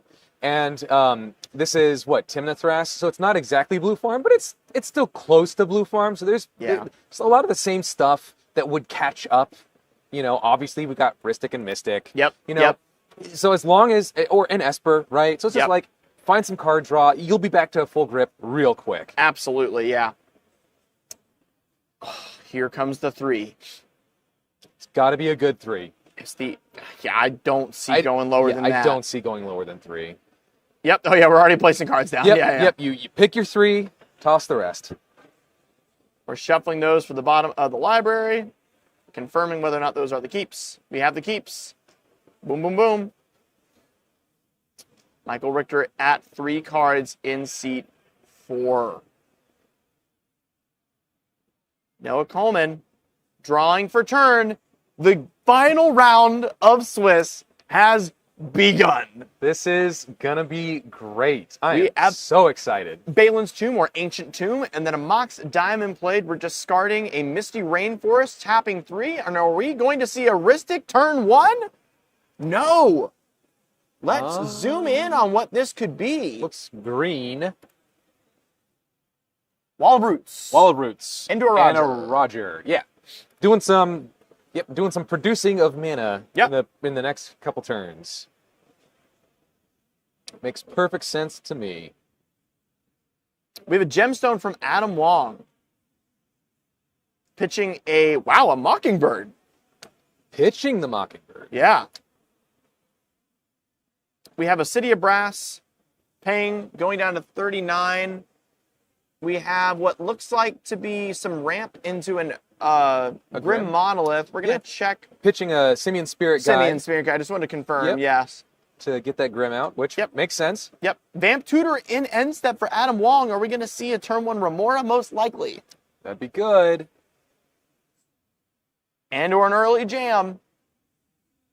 The seats, the table's low on cards, and there's no other draw engine. If Adam Wong has the availability to go grab a win attempt, now is the time. Yeah, and even just to hold it for later, but like maybe even like bluff that it's not the win attempt, that it's like, I'm just going to get like a value piece early. Don't worry about it, right? Jamming now is optimal. There's low cards and no card draw the number engines. of times, and he is on Blue Farm, the number of times I've seen the turn 2 demonic consultation Thassa's, just because maybe they have the backup of like, just the force in hand. Well, let's see. We're going to see quickly here. What is Adam? Let's get a little bit of a dramatic reveal on this. We have a Badlands into a Felwar, and most likely Felwar into a Remora as expected. So that could have been, what the fetch was for, or what the tutor was for. Yep. Mox Opal. Wow, we are dumping hands today. Which puts Blue Farm in a great spot. A lot of mana out there, good card draw. That's a great spot for Blue Farm. Oh, this is damning. That is it looks like a Marsh Flats there. Cracked. I'm hoping for maybe an Esper Sentinel.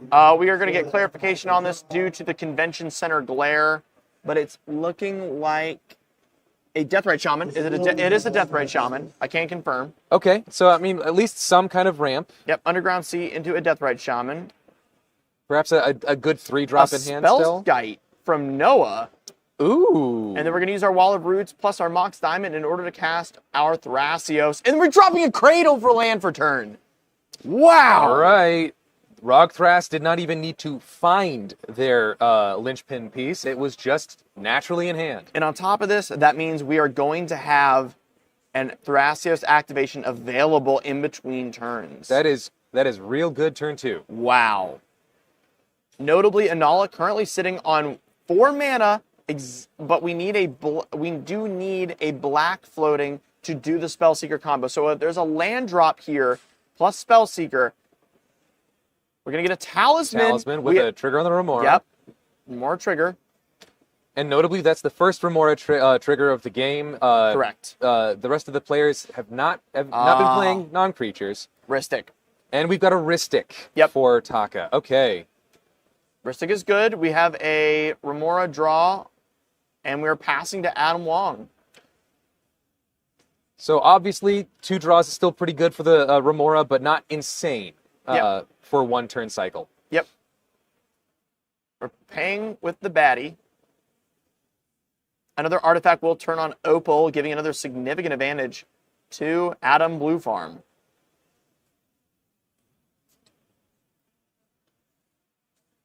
No land drop as of yet. We were probably hoping for that. There's an LED to turn on Opal. Man, and that is a lot of mana. I would not doubt that we see this cracked in order to just cast Crom. Wow. Yeah, exactly. Ristic. Whoa. And that is not even an LED crack, is it? No, Oh, no. Yeah. It's not. Yeah. That is Blue Farm being Blue Farm. Good grief. I can't. I need the shock on my face. I just need this. They never don't have it, don't they? Lord. Inala's Ristic triggers, draws, finds nothing for this, it seems. We're probably asking. No, we already passed. Flooded Strand, crack for Michael on Timnith Thras. Man, no counter interaction for any of that. We've not seen an Adam Blue Farm win yet. We have not. This might be it. Yeah, but that's always because there's been another Adam Blue Farm to stop Adam Blue Farm. Yeah, because they counteract each other. They're like Gosh. yin and yang, but they're all yang, I guess. Yep. Using the Deathrite Shaman in 2, we are going to be casting our Timna. I need to make an announcement. I just found out that in Pod 5, Zechariah Boyce, who is the Lotho player, just won their game. Oh my meaning goodness. they comboed off extremely early. Yeah. Um, That means we're going to be seeing I'm Lotho hyped. as... I am. Are they top? Are they in seat 1? That is, I don't believe that's seat 1, but that is, pod 1. That is likely. Yeah. Pod 1 in the top 16. Yeah. I'm We are. so hyped for that. We're on to Noah's turn. Gilded Drake. Targeting the Timna? I would assume. What other targets are there on the board? Just the Shaman. Yeah, just gimp the. Yeah, there it is. Passed Oh my over. gosh, that stinks so bad for seat 4 to be behind that hard, try to get a draw outlet, and then have it stolen like that. Yep. Mm. Yep. Notably, only one creature with any power to attack. The Thrasios is going to be hitting the Inala player. An island for turn.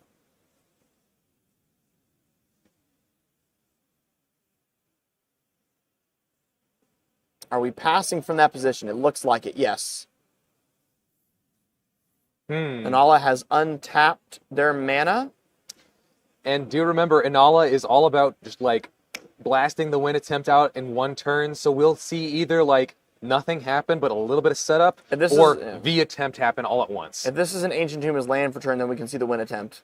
I'm going to get a little close on this because I'm very interested to see if it is. It is not. It tapped Steam Vents, which, like I said, it's just developing the board. Inala's just got to chill out, probably has some interaction in hand to make it back to their turn and try then. Hopefully draw some cards off of their Ristic. I actually think that Vents coming in tapped was the biggest tell that there is either a Necro or an Adnaz in hand for Taka, because Otherwise, with the Rhystic Study out, why would you ever want your land to come in tapped? Right, for real. Lotus Petal down on the side of Adam Wong, paying for the Rhystic tax, and Remora is paid for. All right. Just like valuing card advantage so much at this point in the game. Absolutely, yes.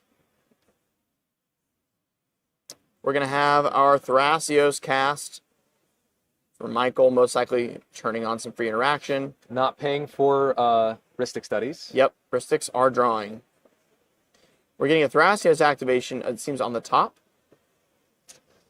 Man, And let's see what's revealed. Missed that. Oh, there it is. there's a land emergence zone.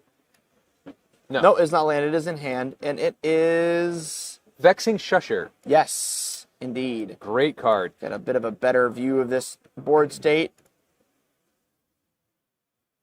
Thrasios coming in, hitting the Anala player again, and then the Tymna swinging at Adam Blue Farm. Man, someone getting a Smothering Tithe down right now would be just cracked. Absolutely. Absolutely. With 2 Rhystics and a Mystic, plus Tymna swinging. That's what you want to see in hand. Only players available to get something like that are Adam Wong and Michael Richter. Wall of Roots mana being used. Interesting. There's that Shusher. Yep. Now, do you remember he can now pay I do believe, hybrid red or green to make target spell uncounterable. Correct. And that is any spell. So there have been situations I've seen where politicking has happened where a player has said, please make my spell uncounterable so that we can get through this stack, essentially. That is a great point, Zeb, and that's going to be integral when these large flashing, stacks happen. Yep.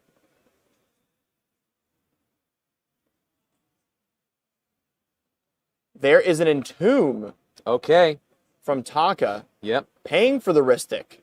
Which is 100% not just responsible, but I have no doubt that either this is going to be a setup turn that requires pieces that cannot be countered, or it is just the time that Inala is going to try to go off. Absolutely, absolutely.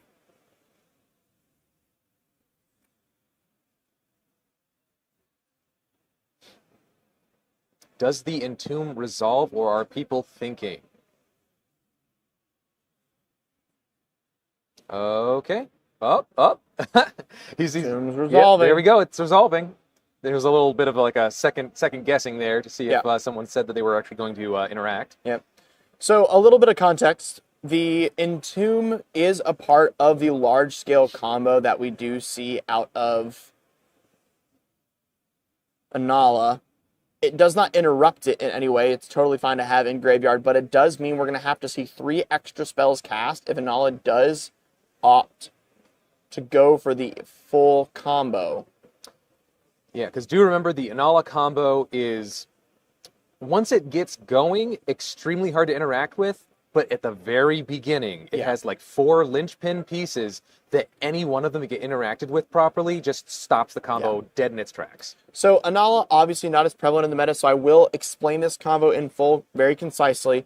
Spellseeker, once enters the battlefield, will trigger its search trigger as well as Anala's trigger. The Spellseeker trigger will resolve first, and you will grab Calling the Weak. You will then, Calling the Weak, your Spellseeker, putting it into the graveyard, allowing you to pay for the Anala trigger, putting another Spellseeker on the play. You will then go get Unearth with the second Spellseeker trigger. That will be able to be cast off the black mana you get from Calling the Weak, allowing you to put Spellseeker back into play, and from there, you can continue a chain of reanimating your Spellseeker, grabbing Finale of Promise, which allows you for red, and X to get 2 cards from your graveyard, an instant and a sorcery separately, and that is going to be Reanimate and Burnt Offering, allowing you to generate red or black mana off of that, eventually ending in a combo with Scholar of Ages, the 7-mana wizard that we most likely will see Entombed here if Reanimate is a part of this process, and allowing you to finish that off. But Entombed being in the graveyard means that it can't be grabbed to hand to be used later on that card. We are going to see a Thassa's Entombed.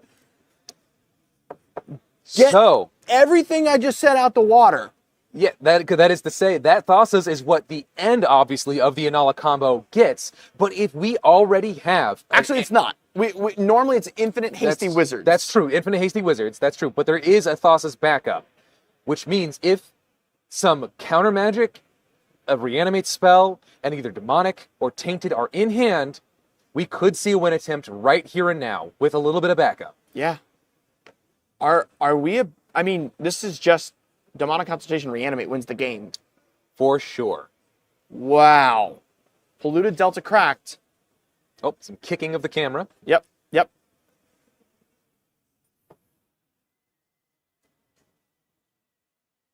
Good. Good.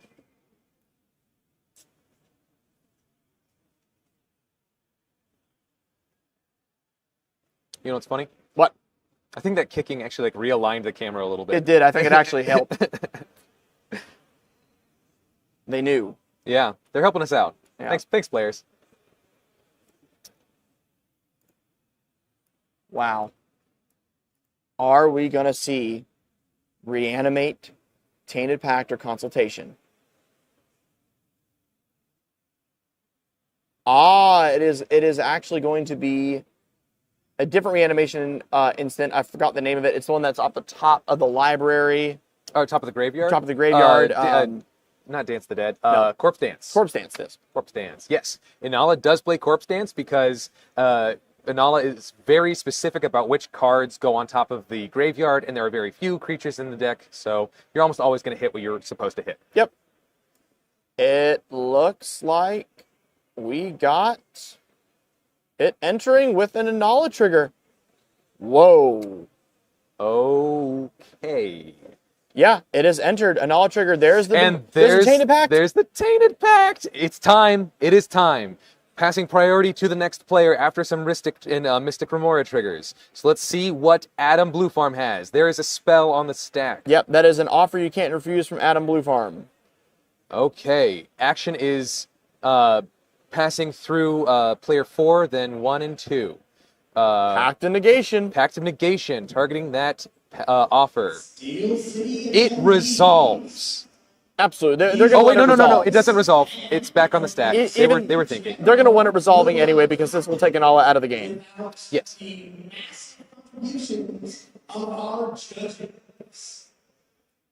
Days. Backup Days. Returning an island to hand. As they made the Days uncounter, or they made the. They made it uncounterable. Again, like I mentioned before, Vexing Shusher can be a blowout because of that. The spell now needs to be returned to hand or exiled using a Mindbreak style effect, or it's not going away. So the Days means nothing. The Days does nothing. Yep. I'm afraid that Taka might have forgotten about the Shusher. Yes. Most likely we are looking at Taka having forgotten about it, and is most likely asking whether or not the Days can be put back in hand.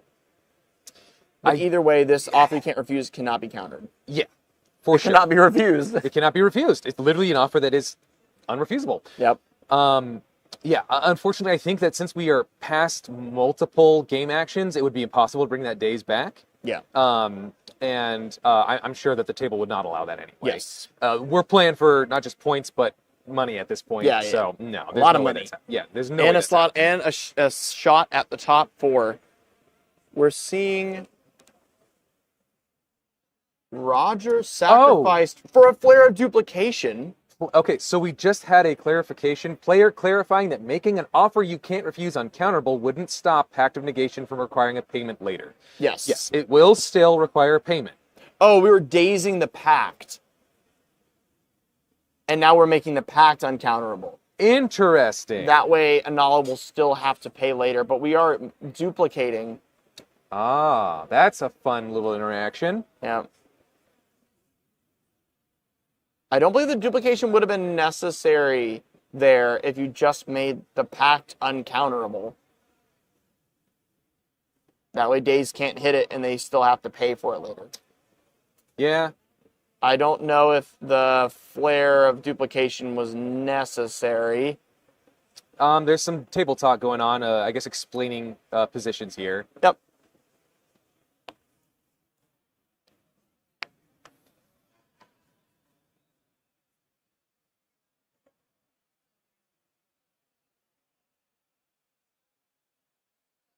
And that's Shallow Grave, not Dance of the Dead, right? That's right, yes. Yeah, Shallow Grave. I just realized that. I was like, I'm pretty sure that's Shallow Grave. Yeah, there's Shallow Grave and then Corpse Dance are the two that do weird stuff with the top of the deck. Yep. I do believe. I think also the Necromancy does as well with Flash. Necromancy's not on top. No, it's an animate dead. It's animated. Okay. So it looks like they're talking about Targets. not using the duplication, Yeah. not sacking the Roger. Interesting. Yeah, because it doesn't need to happen yet. It's technically, I don't even know if it's even on the stack right now. 'Cause I don't think the Roger has been sacrificed. The Roger's been sacrificed. It's been moved to the command zone. Oh, it's been moved to the command zone, yes. Yeah. So, but it could be reneged because nothing's actually happened. We're still yet. on Noah's priority. Priority has not been passed from Noah. For sure.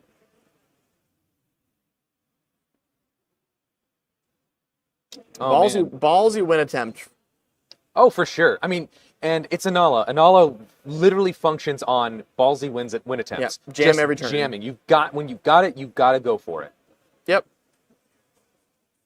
Noah continually looking at whether or not this flare duplication. Nope. Flare goes back to hand. We agree that it does not need it in this situation. We will get clarity from the judges on that. It looks like we are able to move forward with the stack as presented. Well, if it was taken back, would that mean that the Roger comes back? It looks like maybe. I think they were just leaving it over there even though it's back. Okay. Simian Spirit Guide is exiled from Adam Wong. Yeah. If there would be a judge call, most certainly, if that was incorrect. Adam Wong pays for the days to not hit the uncounterable. Has to read Vexing Shusher. Yep.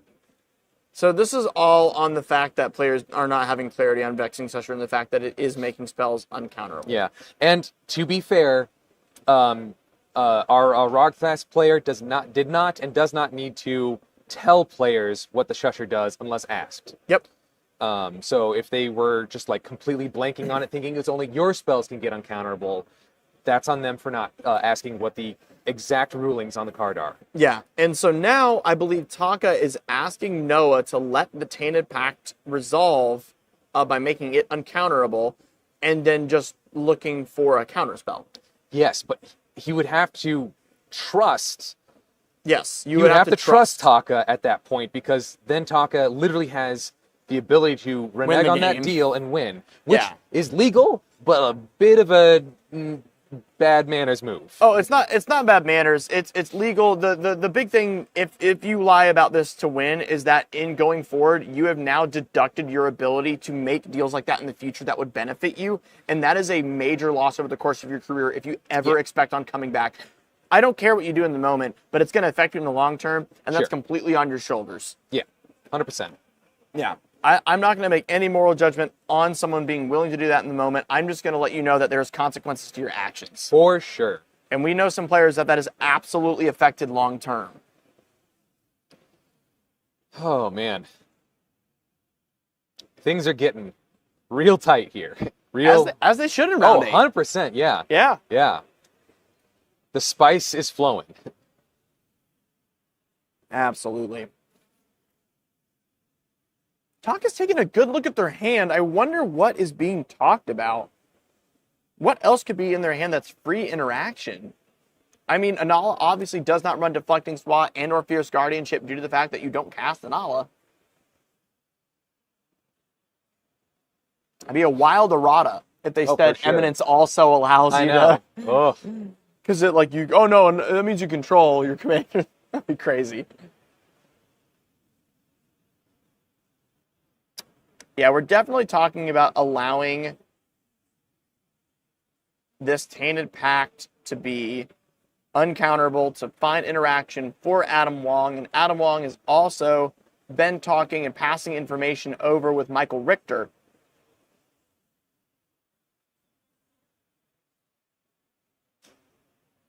There will be mana given over to Taka if the pact doesn't happen, I believe still, because the offer Would give treasures. Would give treasures even if it was fizzled and there Mhm. was no spell, they still make treasures. But it looks like the pact just will fizzle, but they'll still have to pay. Yeah. But they'll have the treasures to do it. And Taka did reveal some information over to the Rogthras player. Oh! And is revealing it now. Is it Yogg's Will? That's a Yogg's Will. A Yogg's Will. That is a Yawgmoth's Will that would allow them to play their cards. The from Vexing graveyard. Shusher targeted the Tainted Pact. Yeah, so that way they're able to continue to go off the top of the library. Yeah. Yeah, and then find an answer for Adam Long. That's what I was trying to depict earlier. Yeah, That makes yeah. sense. Interesting. We've got some more results from our top pods. Pod number 6 had a win off of Rourke Moran, piloting Inala. So Wow. we had another Inala win. Yep. Pod number 4, Josiah Wheatley, piloting Timna Crom. So a blue farm Yep. did end up winning there. Pod 1 and 2 are still, and Pod 3 are still playing. Yep. So, It looks like we did, in fact, agree to a prizing draw, which Yep. is a little shocking that these players are okay Yeah. going just with prizing home. That means none of these players will most likely be able to make it into top 16, but I think they were happy with the fact that this gives them a better chance in order to get prizing to go home. for sure. Yeah. And also, if they thought that it might have been too much trouble, they might have been like, look, I don't want to play out the next half hour of this round if it's going to be a draw anyway. Yeah. Let's call it. Yeah. A bit disappointing that we're not going to be seeing a game finish out. Obviously, no one likes to watch a draw, and we were attempting to avoid that with the pods that we chose. But due to the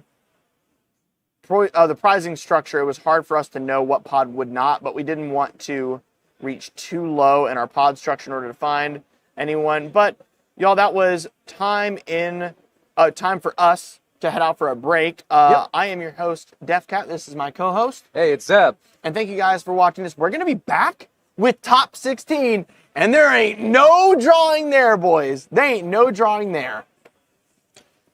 You excited for some top 16 Dude, action? I am so excited, and I hope you are excited too. We'll be back soon, right when the round 9, which is going to be our first top 16 round, starts, and it's going to be great. Yeah, absolutely. Thank you guys so much for watching. We'll see you guys in just a bit.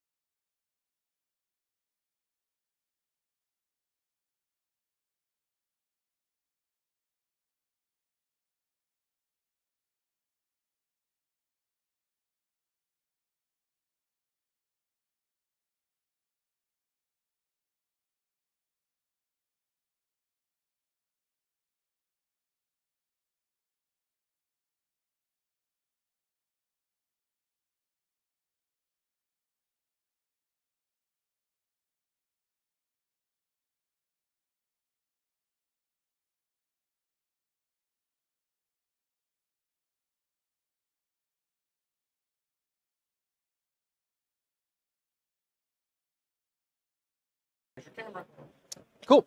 Hey, everybody. We're back for a real quick interview with Zechariah Boyce here. He ended up winning his pod. What was that, pod number 5? Pod number 5, yeah. Yeah, so that means you are clinched for top 16. Is that correct? Yeah. Awesome. Yeah. Great job, by the way. I'm so glad for that. But you know what? I'm a little bit angry at you. Why? Because you were going to be our feature match yesterday, and I then know, you drew I before the know. game started. I know. I wanted to do in the feature match so bad because we had such an interesting pod.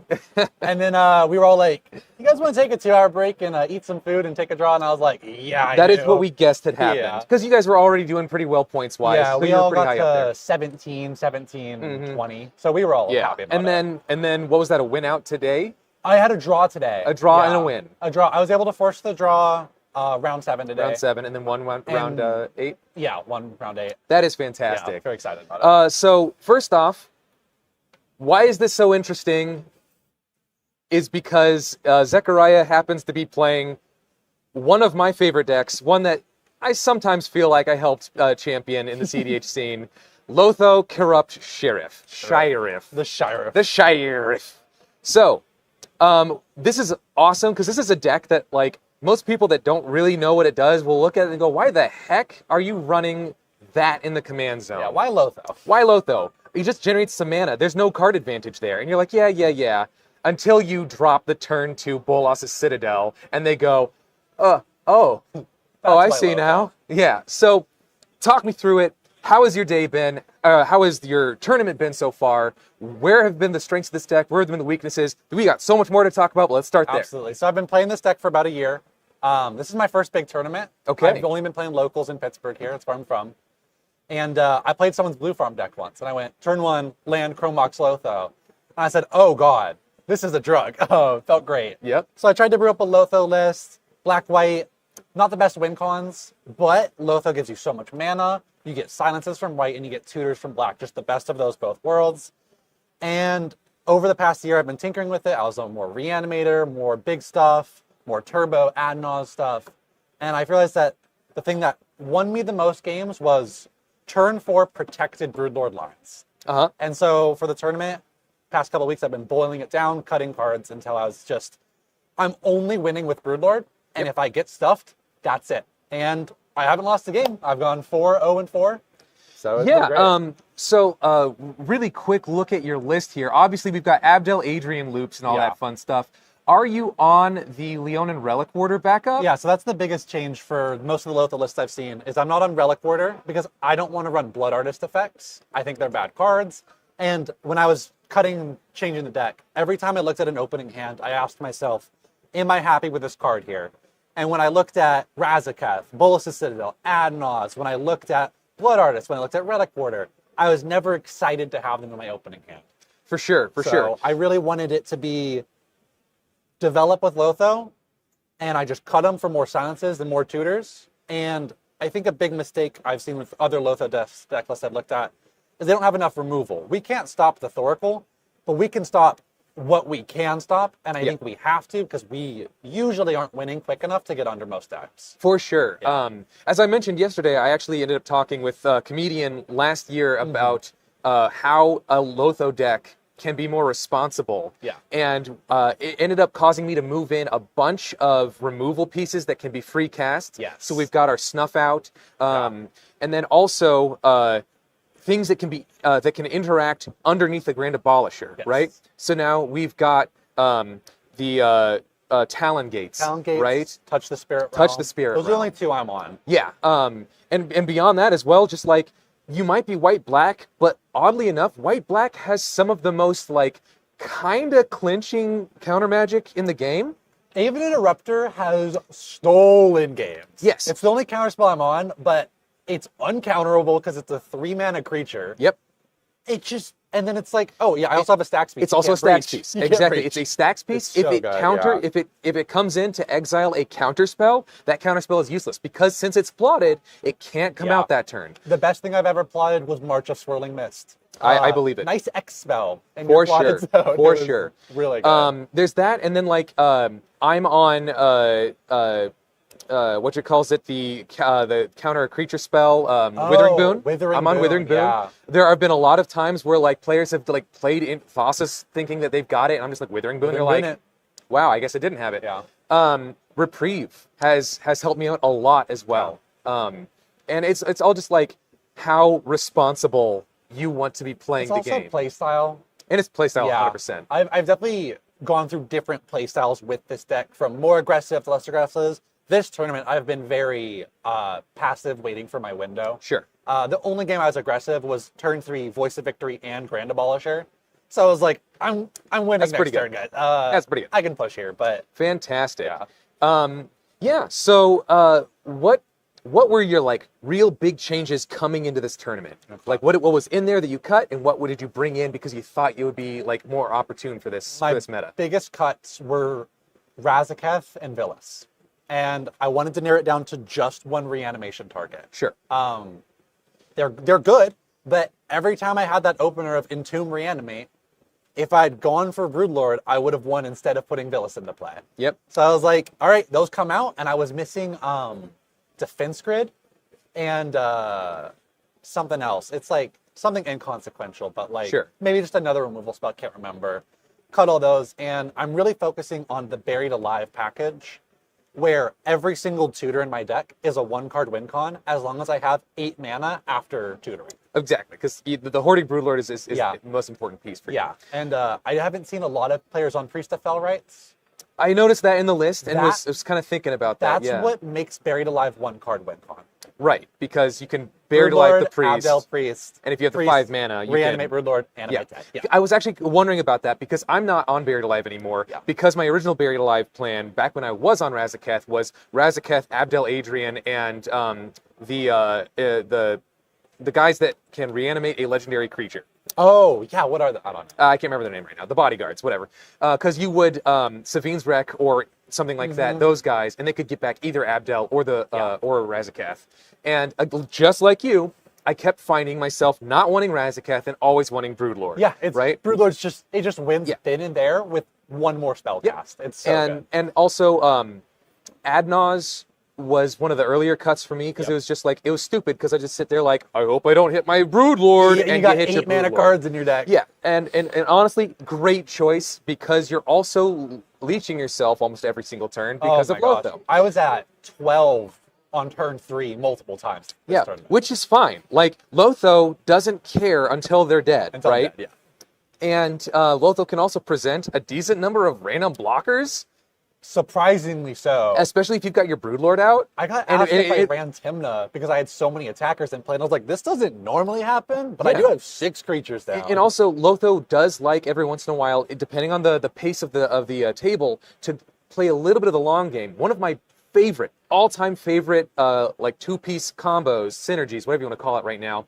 is Lively Dirge into what's her name? The two girls. Drana and Linvala. Drana and Linvala. A Green Because- Sun Zenith in black Yes. for Drana and Linvala? Yes, because Yeah. if you don't already know, Lively Dirge is 1 and a black with Spree. You either pay 1 additional to entomb anything, or 2 black to return up to 2 target creature cards with total mana value 4 or less from your graveyard to the battlefield. So all you have to do is just pay 5 into it, 5 into it, 5 in.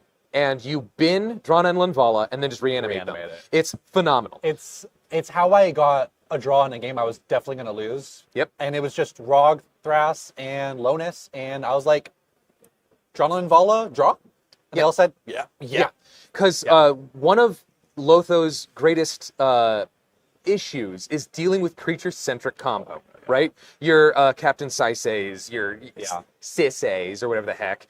But easy fix. Easy fix. You just go, no, I have those Yeah. abilities now. I tried really hard to make sure Beseech the Mirror specifically was whatever stack space I needed for whatever matchup. Exactly. So I've got the Dothy, the Oppo, the Drana and Linvala. The only thing that I'm hurting for is a Stony Silence. Sure. And I can't justify running Karn. Nope. So Nope. I'm just like, if they've got 20 treasures from Southern Tide, they've got 20 treasures. Yeah. And honestly, like, Lotho is just a very resilient deck, able to just kind of like power through. If I get interacted with and my combo gets stopped, you have backups. Go again. There's always like it's an ABC combo that has 4 different A's, 3 different B's, and 2 different C's, 'Cause right? It's really, you get stopped on your reanimate. You don't get stopped on the entomb. You don't get stopped once the broodlord's in play. So you have 4 entombs and 5 reanimates, and it's just like, Keep going. I have 9 of these. I'm gonna push again. I mean, Yeah. I got enduranced, and I was like, okay, cast Yeah. another tutor, win on top again. Like, Exactly. Exactly. It's so good. So, all that being said, part of the reason I wanted to have this interview was not just because I was trying to get a top 16er, not just because I love this Lotho deck, but because one of my philosophies when it comes to TEDH, CEDH is the meta is not solved. No. We have some very high tier decks out here, obviously, that are going to be putting up numbers because they have great pilots and they are great decks. But all it takes is a tier 1.5 deck with a tier 0 pilot to take it to the top. And if you're really good at what you do and you know your lines, you know your deck, you know how to interact, you are going to make it.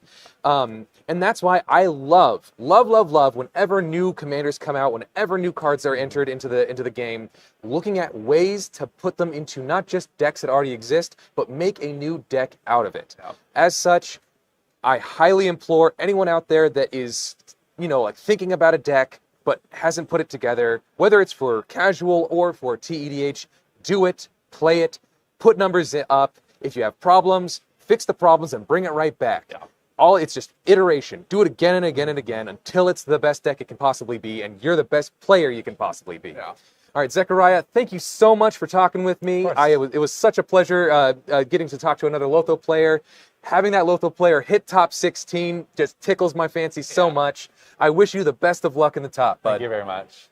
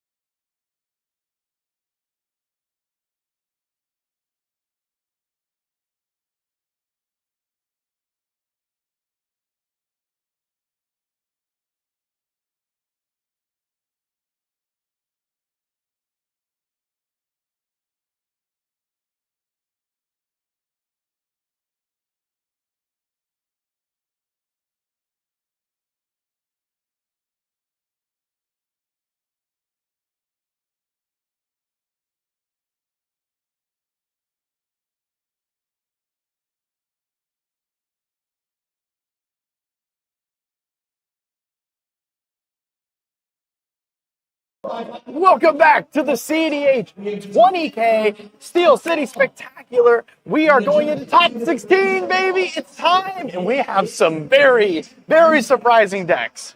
Oh yeah, there is a Shatterfang up in here. Yeah, baby. As we mentioned back in when I was doing the interview not too long ago, Yep. there is a Lotho up in here. Yep. We've got some. There's a Glarb as well. There's a Glarb. Yep. Yeah. There's an Anala, which, while a pretty old deck, has been kind of out for a while and Yep. seems to be coming back in, which is kind of sick. Plays really bad into the Ristic meta. It's really hard to jam. Oh, really yeah. hard to jam. I mean, Blue Farm is always going to be up in there. Yep. Yep. And we have a few Blue Farms, but like honestly, like the spread seems pretty dang healthy. Yeah, very Like, much so. I am super impressed with the different types of decks that got up into the top 16, and I think that like all 4 of these pods are going to be really interesting. Yep. The finals are going to be extremely interesting. Yes. I cannot wait for all of them, but we did choose a pod for you guys to view. Yep. It is going to be pod number 3, and we should hopefully, we're getting our players up in there. Yep, people are putting their bags down. They're going to get comfortable for a little bit, and then we're going to get in the way. So, in seat 1, we have Charles Bake on Blue Farm, Rourke Moran in seat 2 on Anala, Dexter Izakowski on Rog Silas in seat 3, and then Kevin on Chatterfang in seat 4. I am very excited to see this, because we had a Chatterfang earlier in the tournament yesterday. I believe it was Kevin as well. And it was Kevin, and I felt like that was a little bit of a rough situation, because there was Selvala, Chatterfang, Lumra, and then I think it was either a Rog Thras or it was a Blue Farm. Yeah, I think it was Yoshi Thras. Yoshi Thras, yeah, Yeah. it was some combination of that. And those mono green decks and Chatterfang really want a pod that has at least 2 blue players, so Yep. that they can duke it out and then you can find like a way through. Absolutely. So I think that this is a great pod for Chatterfang. Yeah. Obviously, I'm not rooting for anyone in specific. I think that all 4 of these decks have a great shot, and the pilots themselves are going to be what really determines this. Yeah, and on top of all that, when we're looking into whether or not we think someone's in a good position, we've been unable to tell that before the game starts. It's for always sure. been something to do after we see mulligans resolve, and we've seen some low mulligans this tournament. We've seen consistent mulligans to 3 over the last 2 rounds. For sure. Yeah. For sure. Yeah. Wow. I am very excited to see if the Wandering Minstrel Luris list or the Ezio list with Luris is going to be making it through. But there is an Ezio Luris list in the top 16, if I'm not mistaken. I'm checking through right now. We have a Keurig in top 16 too. Yeah, we have a Kirik, we have Timna Halana, a Thras Yoshi, Yeah, that's Yoshi. an Atali! a We Flip have an Atali up in Atali! there. See, we're saving. Either way, there's going to be some weird stuff happening in the There's no final. bad pods. You guys will not be disappointed no matter what you see. Yeah. I swear. I don't think we have more than 1 blue farm per pod. I've only seen 1 blue farm. Yeah. Yep. Then we have 2 glarbs. No, that's the same Oh, 1 glarb. Okay. Yeah, and there's a blue farm in There's- there. Okay, there's a blue farm in pod 4 as well. a rock rock grass grass. in, Yep, in yep, pot yep. 4. What else do we have? Blue farm in pod 1. That is our blue farm. Yep. The Ezio is in pod 1 Yes, Ezio is in pod 1. Wow. right now. So there's 2 blue farm in pod 1. Yeah. And And a a Rocco. Rocco. Okay. So, Rocco, Atali, Glarb, Ezio, Inala, Rogsai, Chatterfang, Blue Farm, Yoshi Thras, and Keurig. Wow. That's crazy. I think that means that while Blue Farm is the most represented here, Yeah. it's only 3 decks. Yeah. 4 decks, I think? 4. There's 4, Yeah. because there's 2 in one pod, 1 in each. So yes, a quarter of the decks here are Blue Farm, Mm-hmm. but like when we've had some tournaments where we've had like upwards of 50% Oh, yeah. be the same deck, not necessarily Blue Farm, but the same deck. Yeah. This is extremely cool, very refreshing. Absolutely. And remember, this is out of like 500 entrants, Yeah. right? That's crazy. Yeah, this is Yeah. phenomenal. Yeah, amazing representation. I can't believe we have a mono list in top 16. Keurig. We'll see if it's more of a mid-range or a turbo game plan, which is really cool. But yes, we have a Luris on Ezio. That is crazy. Yeah, the Ezio Luris line it's pretty sick. Yeah. Because we were sitting there looking at the list and we're just like, why the heck is he running a Skull Clamp? And then we're like, all right. Yep. Ooh, Luris getting to replay things for Skull Clamp. The one thing that we were a little confused about originally was why would you run Luris Ezio and not, let's say, Luris Wandering Minstrel? And it came down to the fact that the casting cost was easier. You want black, you want blue, and you want it for Luris. It just makes sense. Yeah. I think that is the most likely cause for it, but we also just want to see if there's something brewing there. For sure. We are having our players take a needed break before top 16 while we were chatting, so they are going to be using the restroom, getting some water. So we're going to be talking to you guys for just a little bit longer while we wait for this pod to set up and get ready. We do, in fact, have live totals because we have a flip phone enjoyer, which I'm pretty sure is Kevin, if I'm not mistaken. For real. Yeah. So, we seem to have Blue Farm in first. Yeah. A seat, rather. Yeah. Followed by Anala, then Rog, Thras, and then Chatterfang in fourth seat. Yep. So let's talk a little bit about, seating arrangement, what we think these players are going to want to try to keep for their openers in a situation like this, right? When it comes down to it, this pod does have there's a single cradle deck at the pod, right? Yeah. And we don't know whether or not that is enough for the Chatterfang to want to just keep a ton of creature removal. We don't know if that's really what it's going to take down to, but either way, there's creature removal in the command zone. We can start shooting some Tymnas. We can start shooting some Rogs that come down, especially for Rogsai. Oh, sorry, no Cradle Pod. I was thinking of Rog Thras. My apologies. Kevin is the only Cradle deck at the table.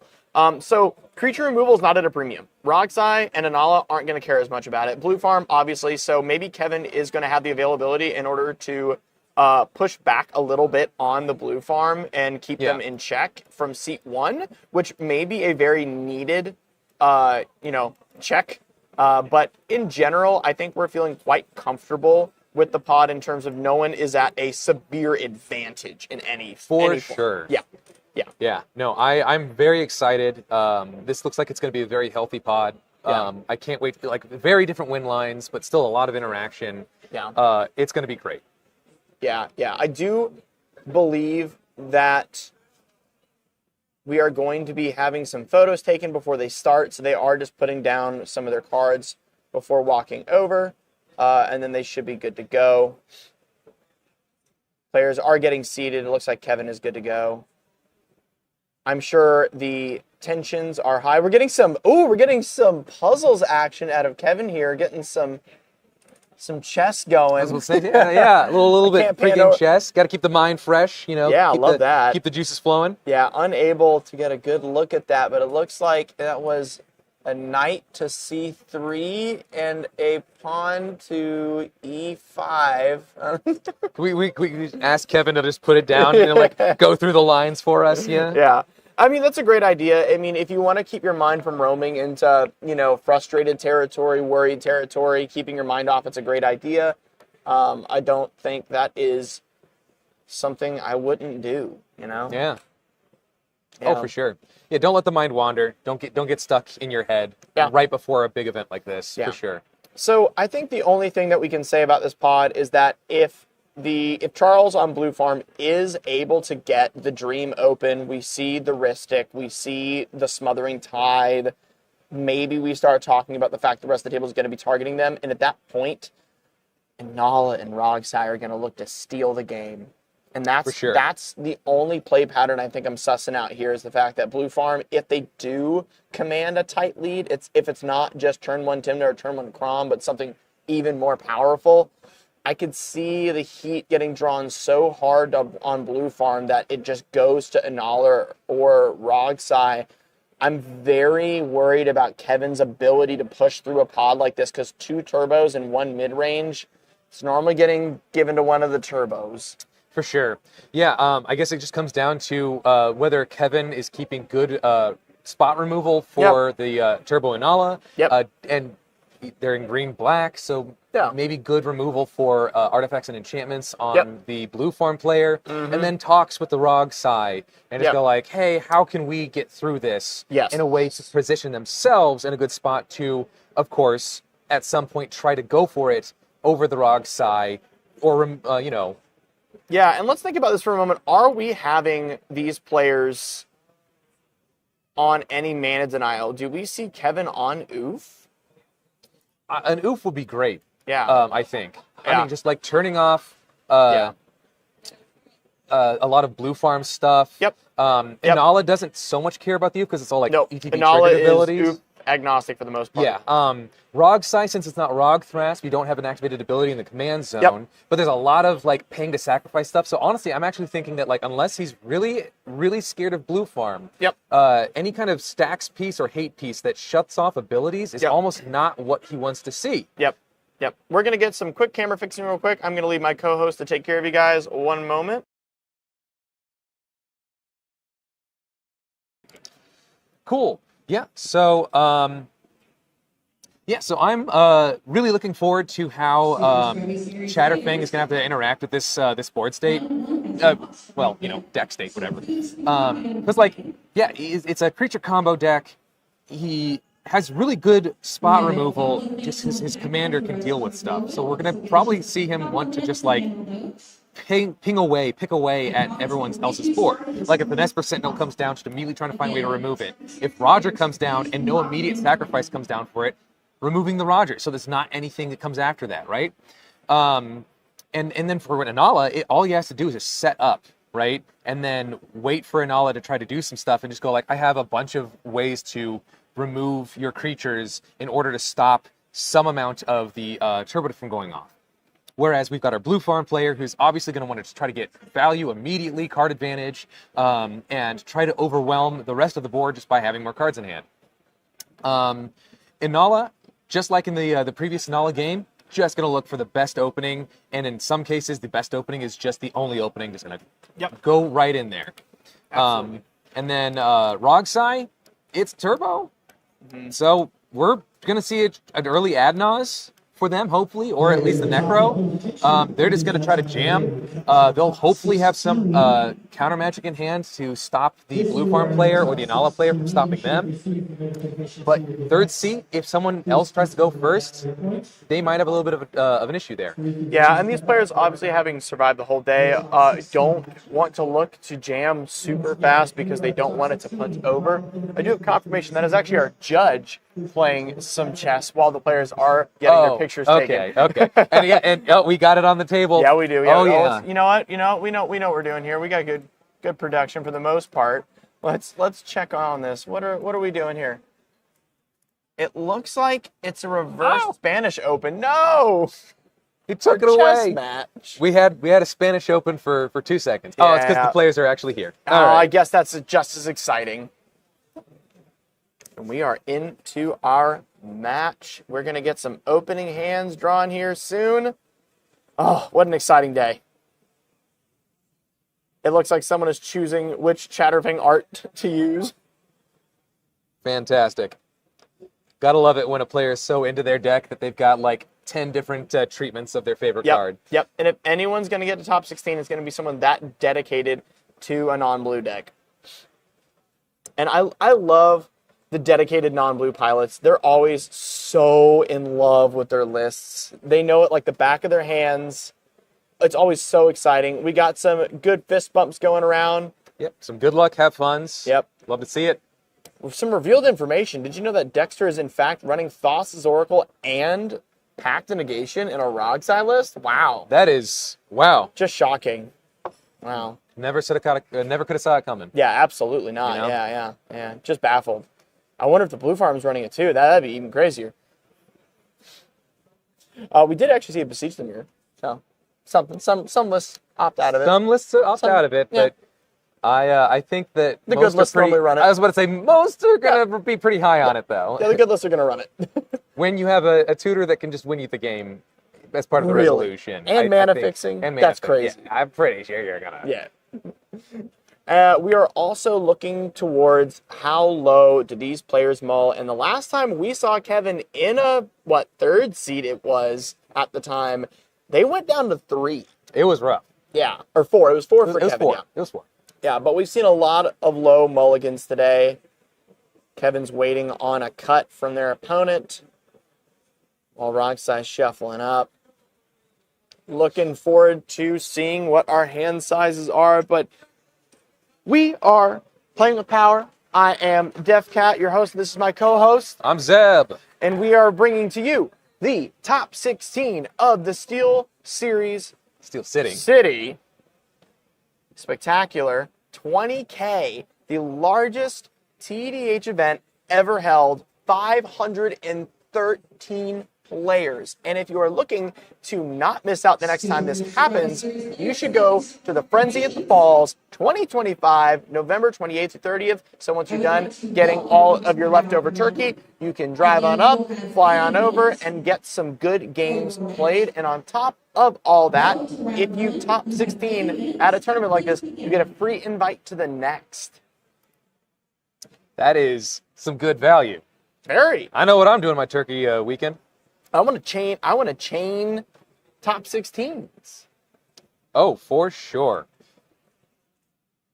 All right, looks like we are going to start here in just a second. Yep, we're getting hands. Hands are about to be drawn. Whew, very exciting. Oh, yeah. Very It is exciting. crazy. Like, man, it still feels like the very beginning of the day, and we are Yeah. already in top 16. Everyone's fresh. Everyone's, Yep. like, going to be hopefully top of their game, doing the best magic possible. Yeah, it was lunch. It was lunch. We needed got some food. Yeah, we got some food. Yeah, the tank is full. Yep. We can road trip for as long as we need to now. And I'm going to text one of our staff heads to bring us an energy drink. Sounds good to me.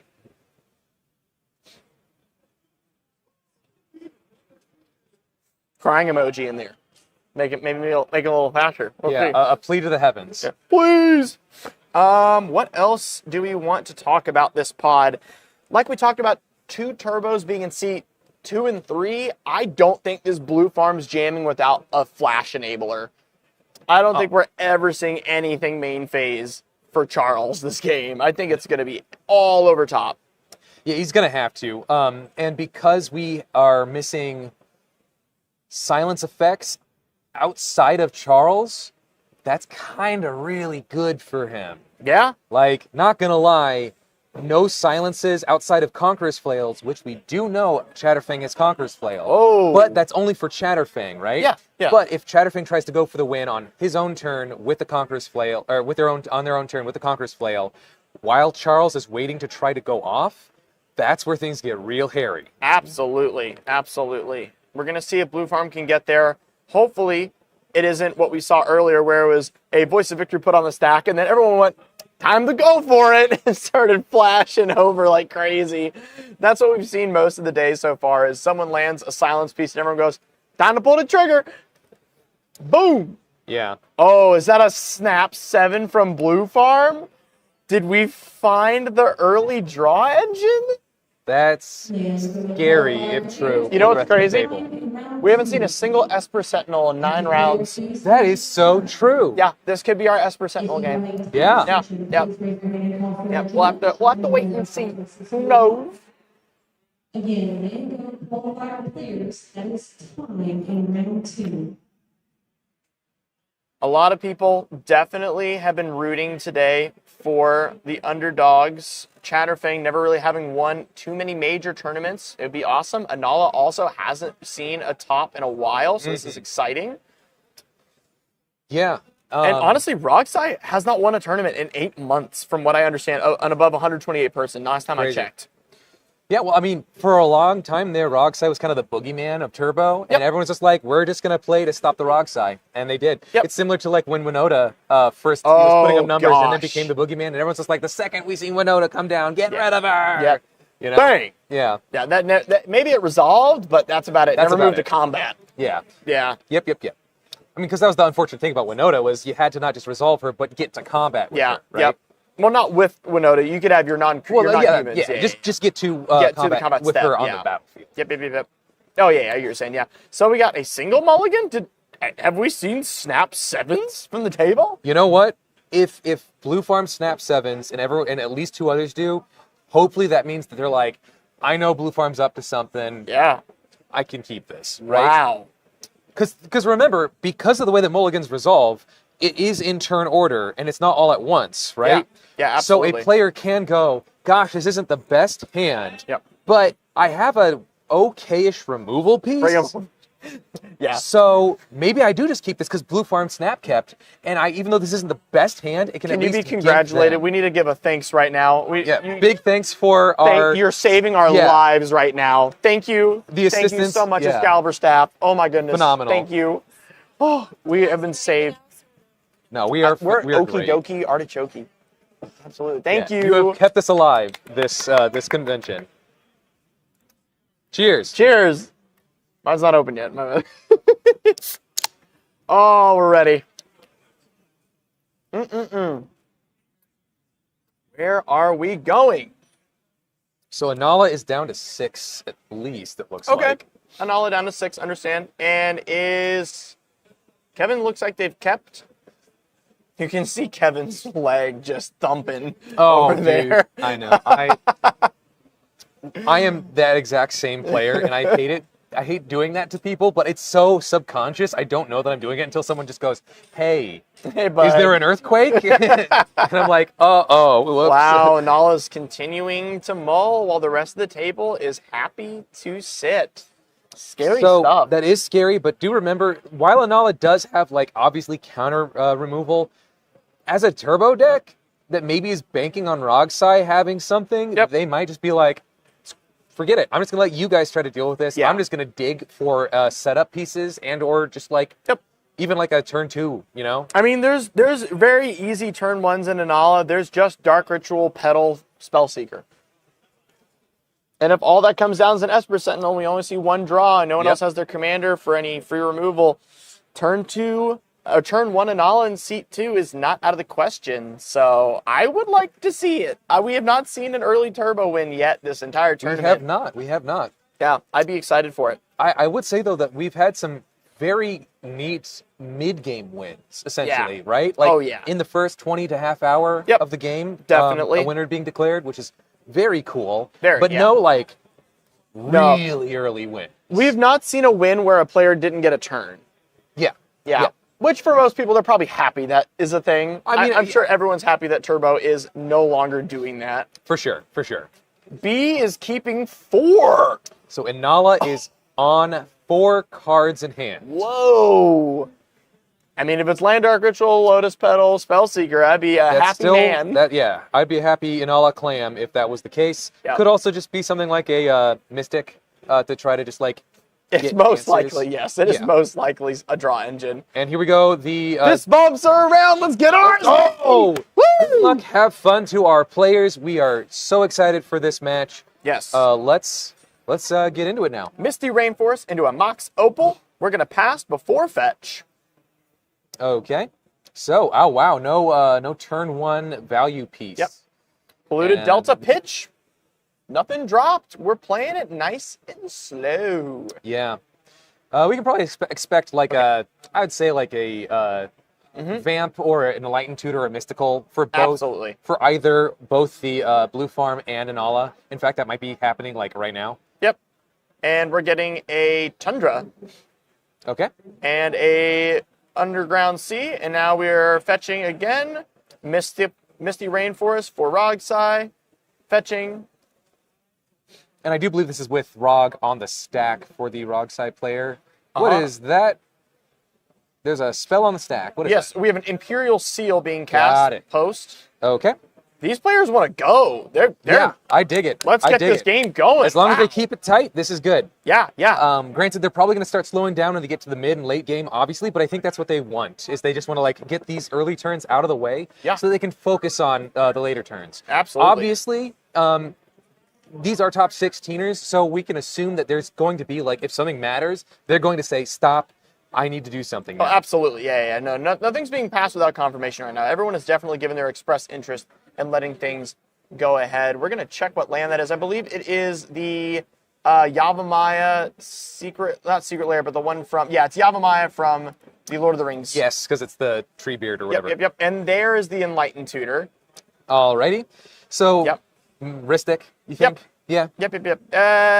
Or Mystic. Or Mystic. Because they may have sandbagged some fast mana. I mean, exactly. Sandbag some fast mana, or they want to keep 1 or 2 mana up for some form of counter magic or removal. Possibly, yeah. So we're probably going to see A Mystic Remora. Oh, it's a Soul Ring being put on top, so the Ristic's already in hand. Probably, yes. Yeah. No, never mind. Yeah, it's Ristic. Yeah. Either the Ristic or Smothering for something No, huge. it can't be Smothering unless there's another artifact being put down. Ah, Not enough fair. mana. Big fair, yes. But yeah, obviously that might be why the Snap Keep was such a Snap Keep. It's just like you see that you have a way to get Soul Ring for the turn 2 on that. Like, Yep. why not? Makes perfect sense. Yes, would need another piece of 0-drop mana to make sure that we can do that, though. Correct, yeah. But, I mean... Oh, not just 0-drop. It could be a 1-drop due to the fact that we have Opal. That's true, yeah. That's true. Bloodstained Mire.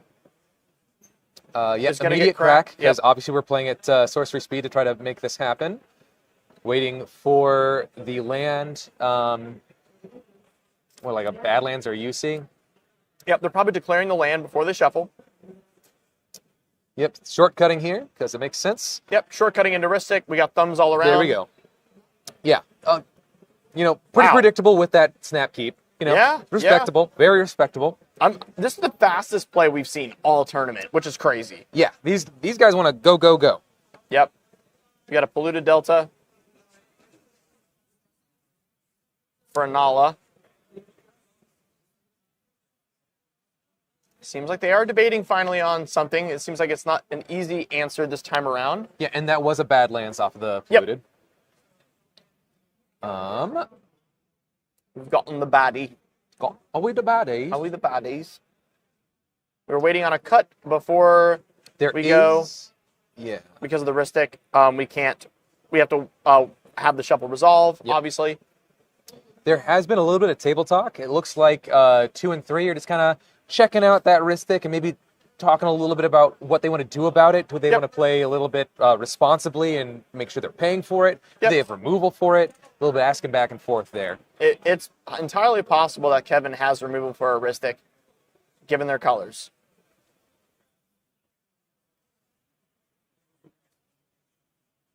We're waiting to see what Anala wants to do. They've played their land, but they are starting to talk about that Ristic. And probably talking about what the heck was put on top of the library for Rogsai with an Imperial Seal. Oh, for sure. Yeah, I totally forgot about that because our blue farm player had such a fun little turn right there. Yeah, absolutely. Because that's what we might want to be worried about the most. Yeah, because do remember, Rogsai is a turbo deck. And they have a slightly better hand than the Inala deck does. So if anyone's going to try to do a turbo right now, it's probably them. Absolutely, because what we can have is that Adnaz was already in hand with an Imperial Seal, so we played land, Imp Seal for the Culling the Weak, and then we can go land, Culling the Weak on Roger, plus 1 mana in order to go for Adnaz. We'll see if that happens. We're passing with an uncracked fetch for Rourke. We do see the land drop. We're fetching. Looks like a Verdant Catacombs, most likely going to get the Badlands.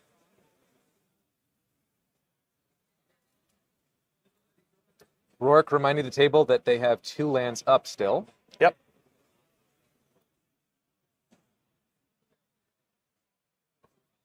There's the baddie. Yep. Let's see it. Calling the Weak Adnaz. I want to see it. Could be pretty hot, especially this early. Shields are not down, though. We do have the untapped land from Rourke and the Ristic that can draw into some free interaction. But if you're going to do it, now's not a bad time. I mean, how many cards does Blue Farm actually have in hand at this very moment, right? It's looking like 3. Which is... It is 3. Not bad odds. And only 2 in Anala's hand. Yeah, this might be the best moment to try to go for a Naz. This is a great moment for Naz. Yeah. Whoa.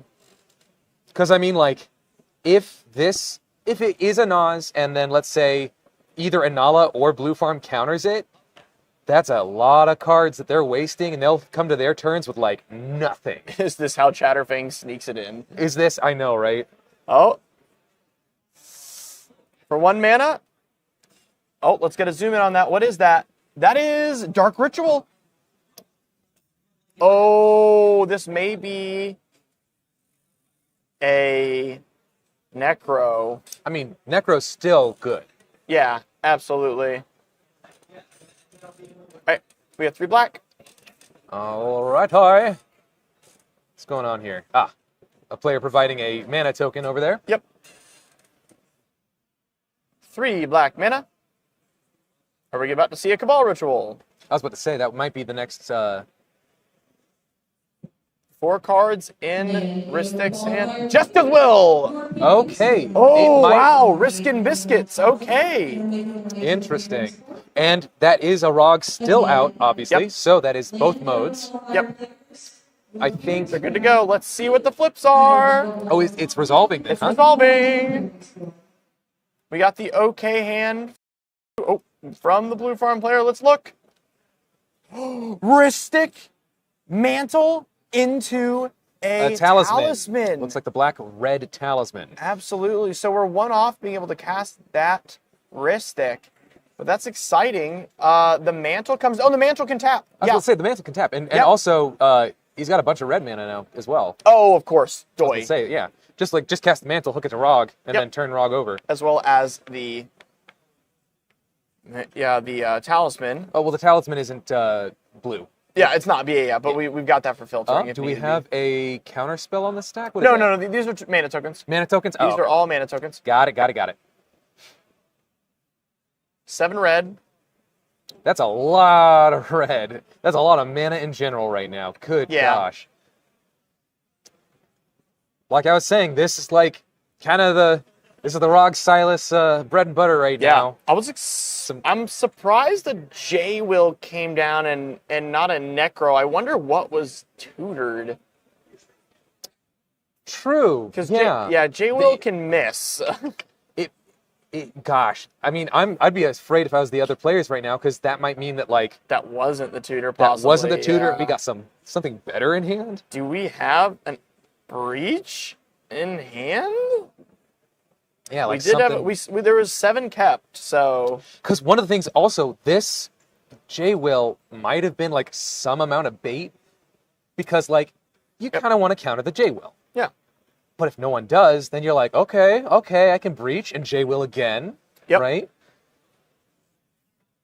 The table's talking on. Yeah. Oh man. Yep, there it is. There's the Mantle. Trigger. They will not pay. Got all that red, and they're not paying for the Ristic. Whew. Wow. Really banking on his opponents not having anything right now. I guess. Since nothing was shown.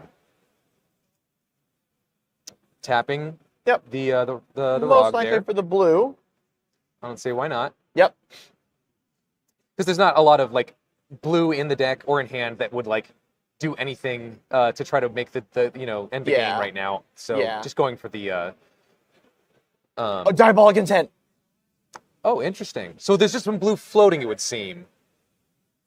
I Unless- think we floated No. black. Yeah, I was about to say, no, wait, hold on. I don't think he There's cares only one about black mana, but we've got the Talisman to get the other black. Yeah, I don't think he cares about the Ristic then, if he's just going to go for it. I think we're jamming Adnos Yeah, here. because Diabolic is phenomenal in that spot. Yeah. And Wow. welcome to round 3. Yeah, tons of mana up. 80 minutes. Inala is cracking their fetch on the Diabolic Intent. Yep, passing through priority and making sure Yep. there's no random opposition agents coming down. Is this going to be a turn 2? I mean, here the backup here, if we did in fact float blue, because there is a dice on the Paradise Mantle, so we don't know what mana that is. If it is the blue, that means the Diabolic Intent gets countered, whatever, and then you play a Ristic. Sure. Boo-hoo. I mean, That's still phenomenal. it's still great. I think that still puts Roxai in like a commanding Yeah. lead. Yeah.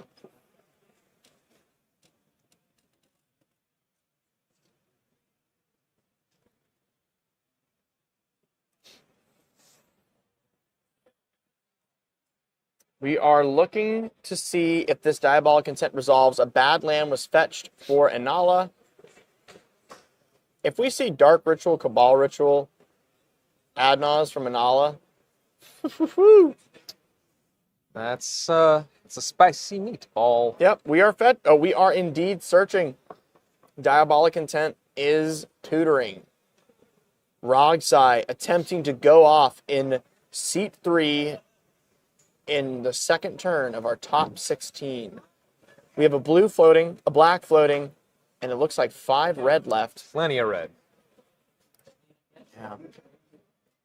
Let's see what gets cast next. Let's highlight Dexter here. Dexter Itazowski in a wonderful tournament so far. They have been playing to win in every game. No intentional draws.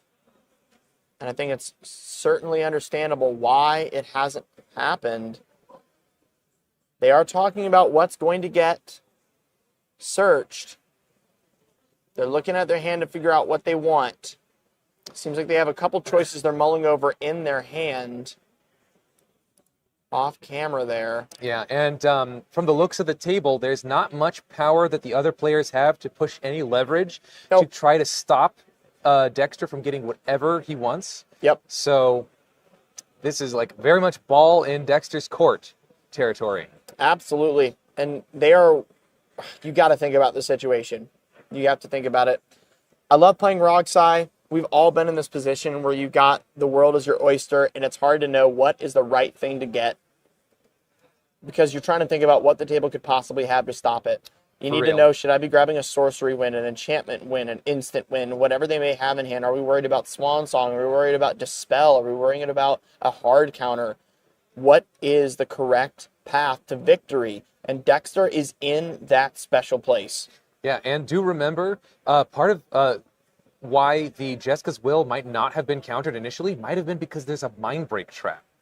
And Absolutely. It was just uncountable at that time, but now is active. Yeah. And whoever has that mind break trap, which would be either the Inala or the blue farm, is just waiting for the right opportunity to cast it. Absolutely. And we haven't seen hands flash to one another. I have not seen Charles or Rourke show any cards, so I don't think they're saying, we're fine, I have a mind break, or trying to give away any information. I think all the players are very intent on making sure they're good. A card has been put into hand for Dexter. The choice has been made. Fate has been sealed, and we're about to get the cut before the reveal.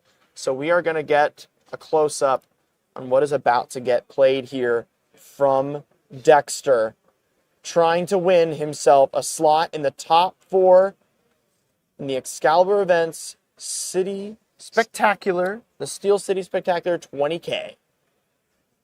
Can they seal the deal? Yeah, quite a bit riding on the next few game actions for Dexter, and of course for the rest of the table. If they have any interaction, they are going to have to wait for the precise moment to use it to keep Dexter from winning and to ensure that they have a shot when it comes back around to them. We're using 2 red. It is the breach. It is in fact the breach. That way they can have a backup Ristic game plan if this doesn't resolve. Okay, so our blue farm player is kind of messing around with their hand. They might have something in hand that they want to respond with, asking some questions about one of Dexter's cards. Mm-hmm. We're looking at the graveyard. I think we count 6. Land, Roger, Diabolic Intent, Jessica's Will, and Roger. Ooh, that's fun. When he sacrificed his Roger, it went to the graveyard. And Imperial Seal. Sorry, so 7. Oh, ooh.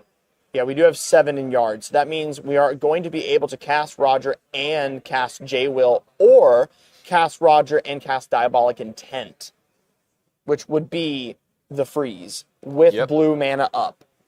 That would seal the deal. Roger, Diabolic Intent does win the game here, but we are going to still see Ristic draws through that. For sure. But that Ristic draw would have to be a Mind Break Trap or a very well done... a Fluster Storm is impossible here for Charles, but maybe from Rourke. And it looks like Kevin's passing around a card to the table. Yes. So all 3 of Dexter's opponents have shared 1 card each from their hands. And this is a very double-edged sword, because they are sharing with each other, obviously, that, hey, I've got something for this. So there is we're hitting Breach. It looks like we're hitting Breach with a green destruction spell. We'll see if we can zoom in and get a closer look, but the convention lighting is doing a number on us right now. What is cast? We'll get a clarification for the judge real quick. We are in a very large event hall, so we are unable to see what this is. Is that a Dark Ritual from Inala? That's a Dark Ritual from Inala. Are we seeing it? Are we seeing the Dark Ritual, Cabal Ritual, Nas? over top. It was a Savage Summoning. Savage Summoning. That is, I do Oh, believe... it's a draw. Yeah. So that way the Ristic can draw. Dark Ritual resolved. Are we going to see it? And then, is that a Simeon pitched? Was that a Simeon pitched in the corner there? It was. We have 5 mana represented for Rourke. Yep. On top of the breach, are we going to see the Hail Mary Nas from seat 2? No, Crazy. we're only seeing 1 mana tapped. We're wizard cycling. We're doing a step through. What are targets for that? Let's take a peek here. Wizard cycling is most likely going to go get the Otter. We're probably going to see a Yeah, I was gonna Valley say, Flood Caller. the only flash wizard I think that the deck runs is the Otter. Yeah. Yeah, that is step through, and that is going to be a something we're not aware of, actually. Is that a Judge Promo Spell Seeker? Yeah, that Oh. is Judge Promo. Unable to see. We're going to have to get clarification on what that card is. Oh, no, wait, that's Snapcaster. Oh, Snapcaster. Okay. Yeah, Judge there Promo, is sorry, a Judge Promo Snappy. Yeah, that's the football Snapcaster, Football Snapcaster. Got it. as in English football. So Yeah, soccer. English football. Yeah, yeah. So we're going to use the 1 red and a blue. We used 3 for that. Are we sure that's Snappy? Paying 1 for Ristic, perhaps? No, Ristic drew. Can Can we get clarification on that? Because there is Snapcaster in that deck. And that feels like that might be one of the only cards. And they're going to get and play. Yeah, Yeah, it must be Snap. it's So Snap. why did we pay 3 for that if Ristic drew? Maybe they're just floating a mana. Oh, the dice was just moved, not used, I Okay, think, for got the it. red. I think it's just over there. And Dark Ridding again. Yep.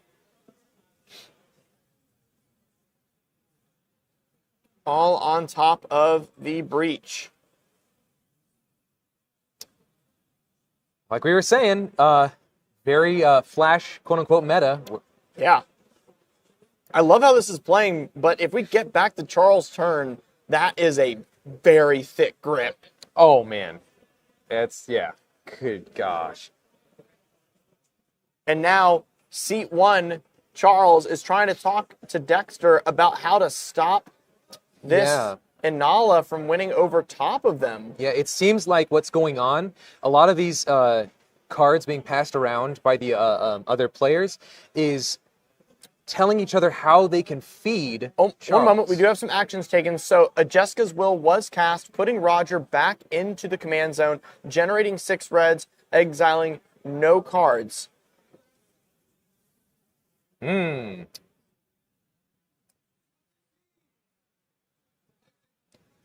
Yeah. If seat 2 and 4 are unable to cast any more spells to feed Charles, and Charles has not resolved any interaction, Yeah. there might be nothing left if Dexter is able Yep. to pay for the Ristic out from here on out. Okay, Rograk has been recast, and it looks like we are about to see another Jessica's Will, most likely hitting the field. Ooh, and that's awful because Charles has a lot of cards right now. We're going to see the Diabolic Intent.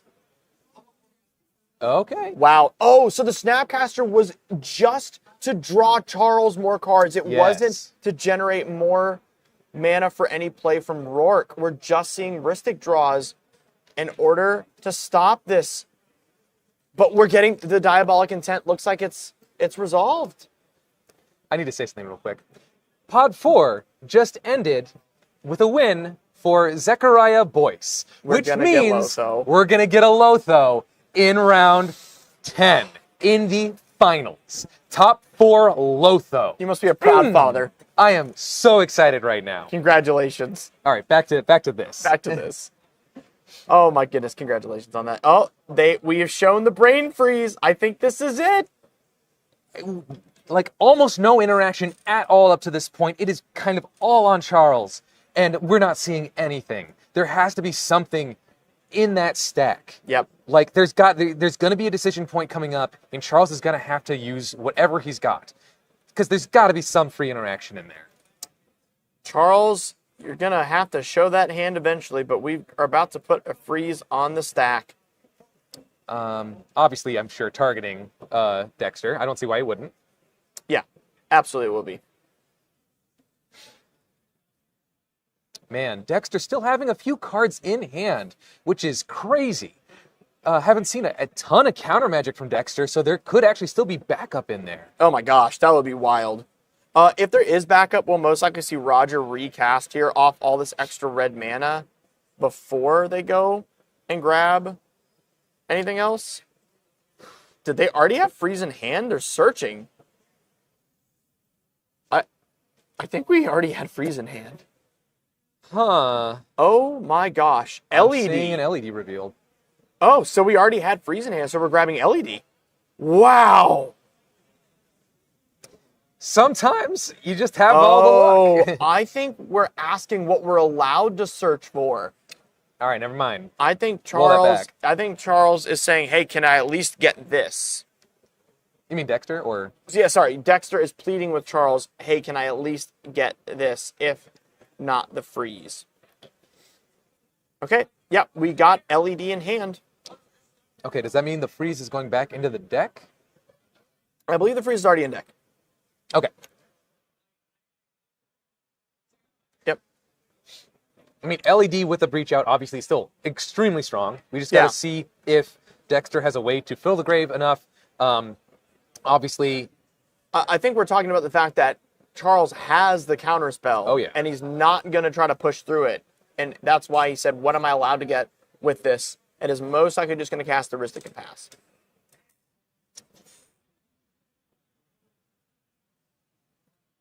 Unless it was very carefully worded politics of saying, I won't get freeze. sure, yeah. In which case, we're hoping a beautiful Jessica's Will off the top to be able to get the freeze. Yeah, because I mean, there's still plenty of plays that Dexter can make right now. Obviously, knowing that Charles has something for it, Yep. and knowing that if it gets to Charles's turn, that's rough with that many cards in hand. Yep. LED cast. We're paying for Ristic. We're cracking it. Or not cracking it. Oh. Thinking.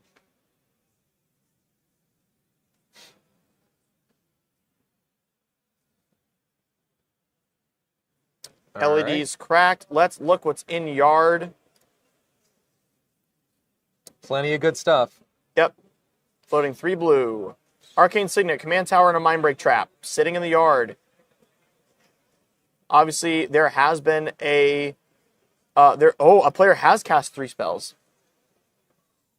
I believe Anala casted 3. We saw Dark Ritual, Snap shoot. Dark Ritual. So that is Very much, that Mindbreak yes. Trap is live, but is it live from Graveyard? Why would it be? There's a Is there a clause on that to go from hand for free? I want to triple double check so we don't look like nerds. Yeah, you might have to use its mana cost. Exactly. Yeah, we just want to make sure. Let's see. We just want to get confirmation on that. We're pretty sure. I'm pretty sure you can free cast it. Yes. Yeah. It says if an opponent casts 3 or more spells this turn, you may pay 0 rather than its mana cost. Yeah. And that essentially replaces the mana cost when. Yep. Yeah. So I'm pretty positive that's a free cast from the grave. Yeah. Everyone's saying it's free. So Yep. yeah, Yep. it's free. We just would not. I've always played it that way. Yeah, always played it Maybe that I've way. been cheating my whole life. Yeah. I don't know. Yeah. Just wanted to make sure. Just confirming. Yeah. The stakes are too high not to. Yeah. Yeah. We Always have double Google check. available. Scryfall is at our fingertips. We might as well. Yeah. Wow. So that's very powerful backup against Charles. Granted, now Charles knows that it's there. Yep. Yep. We got the Talisman put out. We've got the Ristic. The draw. I'm still shocked we haven't been paying for these draws with all that mana sitting there. Oh, there's only one now. Never mind. Never mind. I thought I saw an extra die. There was just a candy cane edge to that R. I mean, this is just... Oh, wow. The Mind Break trap being used. No way. As an exile. Whoa. That's scary because... Diabolic Intent. On to Roger. Roger getting put in the bin. Yeah. One blue available. This is the freeze. Wow. There's the rip for Charles. Passing priority. Holy crap. I'm just sitting here in awe that no action has come out of Charles so far. I mean, I guess this is what happens, you know, on a table with only one player with a draw engine, as well as that. It's not like Anala has free spells outside of Force of Will and Mind Break Trap, and they went down to 4, right? They'll have Force of Negation.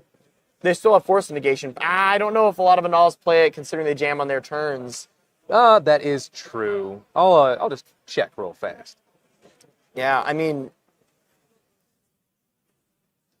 And not only that, we have to see a Mind Break Trap to stop it at this point. Yeah, no Force of Negation. It's got to be Freezes Mind Break. on the stack! It's got to be a Mind Break, and that's... Only Mind Break can deal with this, or Fluster, but there's no mana for Fluster, so it's got to be the Mind Break. Exactly, it's only Mind Break. It's the only counterspell live right now to stop this. Is that a thumbs up? And the GGs are called. Wow! Wow. Oh Jamming through a Ristic. Gosh. Ristic players be damned. You can jam through that thing all day. Wrong side, taking it home. I would love to see what's in Charles' hand right now. Yes, we have to see that. Please ask Charles to reveal hand. And ask to get Dexter over here for their win.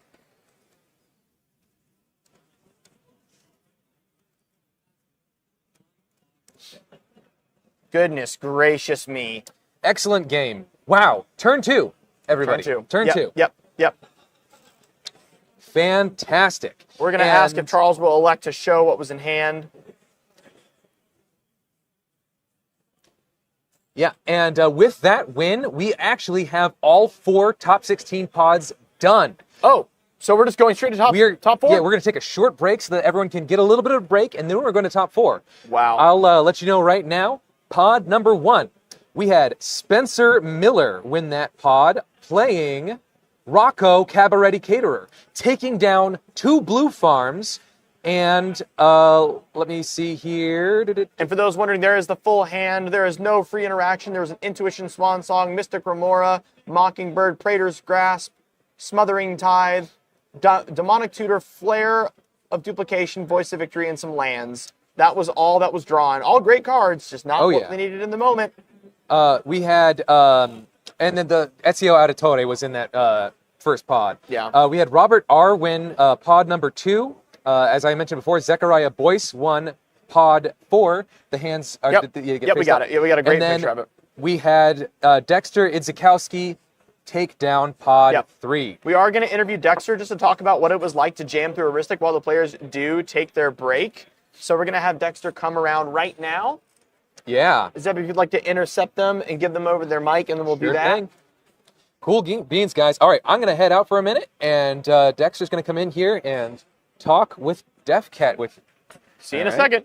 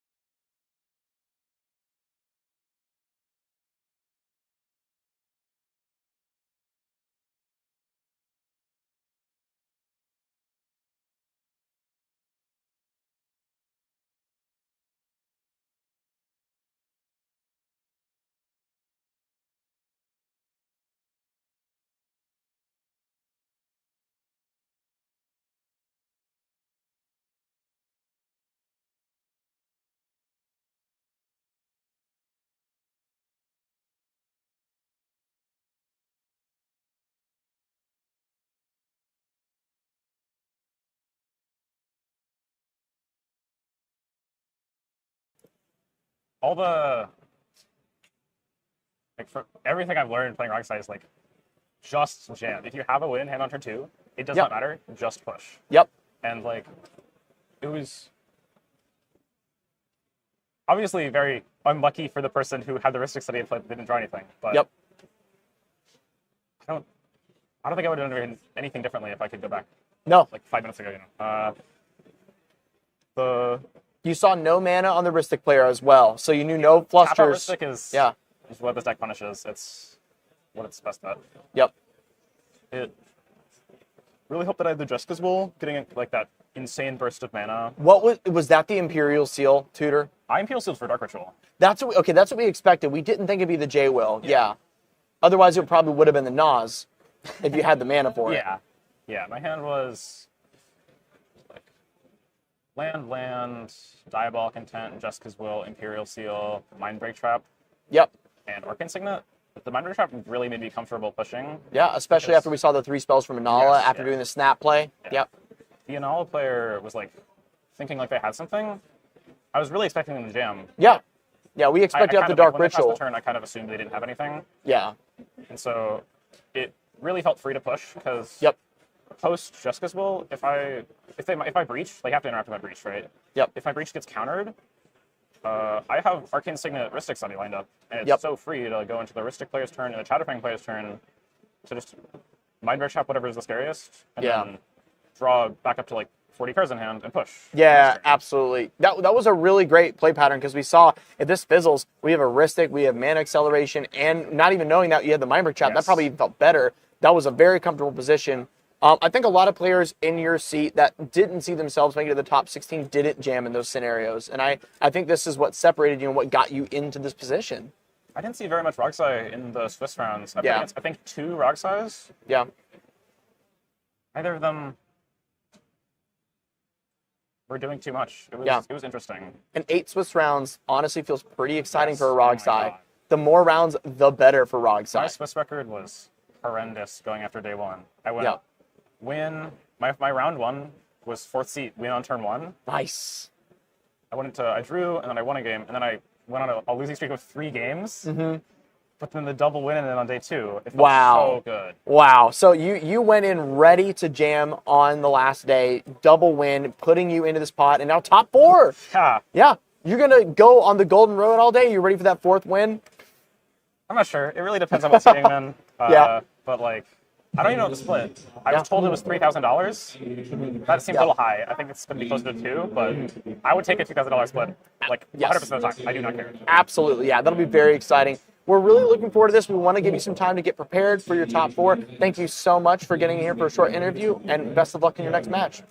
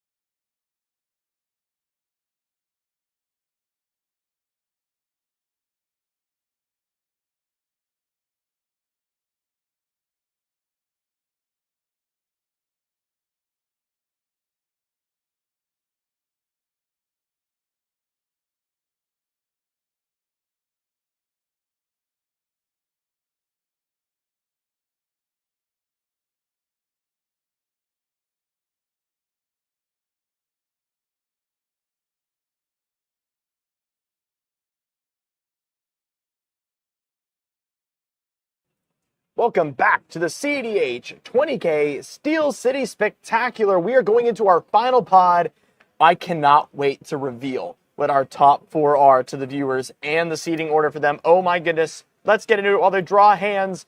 We have in seat 1, we have Lotho, Corrupt, Sheriff. We've got in seat 2, Rogsai, seat 3, Atali, and seat 4, Rocco. Yeah, so as you might notice, we're only at 1 blue deck. 1 blue deck. In the top 4. And we have 1, 2, 3 turbo decks. Oh my gosh. We thankfully have 3 red decks, so there are still a lot of disruption that can come out of Atali and out of Rocco, but they're not packing a lot. No, but you know what? It's just kind of jamming. Yeah. I think everyone's just going to be jamming. And honestly, I'm here for it. Yeah. I want to see what the heck happens here. Right now, our players are taking their mulligans. They are looking at their first hands, doing some shuffling. Yep, and let's talk about this for a moment. Guys, this is the trophy they're fighting for. And if you want to fight for a trophy like this, then you need to come to an Excalibur event. The next Excalibur event that is coming on your screen now is the Frenzy at the Falls 2025, November 28th through 30th. So after you get your Thanksgiving leftovers, you can head on down to play some amazing TEDH at an event, and you are going to be able to go for this top prize. And this event goes from anywhere from 15K to 25K up to the attendance that is received. So if you missed your chance to come to this one, don't sweat it. There's one coming soon. Yeah, it's crazy that, like, yesterday when it was announced, the event coordinator was like, hey, today is going to be the biggest CEDH, TEDH event to date. To date. And I say to date because, and then he immediately announced this and was like, we can have up to 25K in prizes for even more players. Craziness. Very, very exciting. I never would have thought that tournament EDH could hit that kind of numbers. Yeah. Right? And I think this sets precedent, and it also shows people that the high play number tables and the high play number pods, you're going to see jamming. And so far, if you guys haven't been paying attention to what's been said online, small tournaments, draw city. Big tournaments, jam time, baby. Yeah, let's and go. We are proving it right here. Rocco, Atali, and Rogsai. Oh my goodness. And we're going to prove it here in the top 4 finals pod. If I had the like pew, pew, pew noise, I'd make it, but we don't have that on our soundboard. Yeah. So just imagine it. Just imagine that we did that. That can be solved in the future. We can definitely get that. As per usual, guys, we are doing our best to give you this coverage. This is something we're doing out of our free time, and so we understand that sometimes what's going on stream may not be perfect, but that's because we flew here with a couple bags and set all this up with everything that we own ourselves, nothing provided. We're just trying to get this to you. And so the next event will have a lot of upgrades. We're going to be pouring a lot more time, money, and energy and love into this game that Zeb and I here care about. And speaking of which, I'm DefCat, your host, and my co-host. Hey, I'm Zeb. And we're here to bring you the best CEDH cover that we can, and we're going to continue to make it better. And so thank you to so many of you that have been supporting us and have been following Playing with Power so that we can continue to give you the best coverage possible for these events. So if you haven't already, make sure to subscribe to Playing with Power, check out the Patreon, and look into supporting us and our ability to give you the best coverage possible. Going into this, players drawing opening hands. We don't have anyone stopping at a hand yet or has fully considered one. It looks like Dexter is interested in a hand. Yeah, a lot of consideration has to happen here. And also, do remember that everyone's got to really consider what they want to keep, not just because obviously they want to win, but everyone here is going fast. So they are also maybe considering, do I need to keep some kind of hate pieces? Do I need to, more removal for pieces? So like there's a lot to consider in this moment. Yeah. And as everyone's saying, it's Chunky. It's Chunky, baby. It's the boy. It's the boy, and it's your son in the command zone, Lotho, your baby boy. It's my baby boy. It's the big dinosaur boy. Oh my goodness. It's the chef boy, Mm-hmm, you know, and it's the little gremlin and his artifact thief friend. Deadbeat dad. His deadbeat dad. doesn't show up. Doesn't show up because he never Sits in comes the out. command zone. That would be an altar. Yeah. We have in seat 2 Rogside, and I think a lot of people are most likely looking at this deck as the one that's going to jam and try to go for it. And I wonder if Rogside can't jam on turn 1 if we're going to see something like a Ranger Captain from Lotho, and that would be a great thing to mulligan for. Oh, gosh, yes. Being able to not only, like, set up your board, you know, get either a Sarah Ascendant or a Esper Sentinel really early, but also being able to threaten your opponents by saying, don't you go for it. Yeah, you know? But the problem is, guess who doesn't care about non-creature spells? Rocco. So that is a really terrifying thing. Is if we see like an Orcish Lumberjack on turn 1 and a Lotus Petal before we see a Ranger Captain, Rocco can rock out. Do the Rocco thing. Yeah. You know? Oh, so many angles to think about here. I mean, there's so much to go over. How insane is this? Looks like the Dino Gang is showing up in force. Woo! Yeah. I have to mention something in chat here real fast. Mental misplay. I know you love the Dino, but I think you got it reversed. I think it's Lotho for the win. Long live the Dino, all right? Yeah. Lotho in seat 1 after our previous interview with them. So afterwards, if you guys want to see what they're packing, they talked about it a little bit with you in an interview. So excited for these players. And I'm going to make a quick pack with you. If it's Lotho or Chunky who takes it, you get that interview. If I get my boy Rockside taking it, I got to chat with him. Sure. Oh my goodness.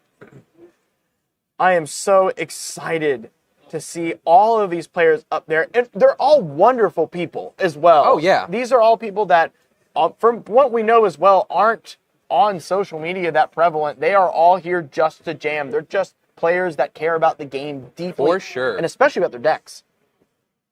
Oh, yeah, no, they all have, like, very intimate, innate knowledge of their decks. Yeah. They're all their babies, kind of. Yep. They've been working on them really hard, playing them like crazy in their own LGS meta. Yep. You know, and getting to talk to some of them about how they made changes to their decks leading up to this event. Yep. It was very insightful. You know, it's not always just whatever that net deck that is, you know, on CEDH Rec or whatever the heck you want to, you know, to build is going to do. You've got to think about what the tournament you're going into is going to have. Yeah. You know? Yeah, absolutely. And I think everyone has definitely made a lot of very specific choices in their deck building in order to deal with the meta in such a large tournament. And obviously, Dexter just jammed something that we learned about in the post-game interview from Top 16 from Dexter. They won their first game, drew the second game, won the third game, went on a 3-game loss streak, came to day 2, energized, rested with some food, jammed 2 wins in a row, win top 16, and we may be seeing a golden road here for Dexter, being able to win out 4 games in a row to take down a tournament. That's crazy. Yeah. And that's also to prove if you've got a goose egg for the first couple of rounds, that doesn't mean you're out. Yeah. And I did get confirmation from the judge. They did not split the pot before entering. Oh, we are playing for full prize money, baby! They are playing for keeps. Granted, second, third, and fourth are going to get some prize out. Oh, big time. Obviously. They're getting thousands still. But they are playing for the full 6,400. 6,400. Yeah.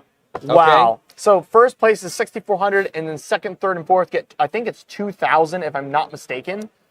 It's something along those Yeah, lines. it's around. Yeah, it's a little over that. And so playing for keeps, playing for the big money. Oh, I'm so thankful.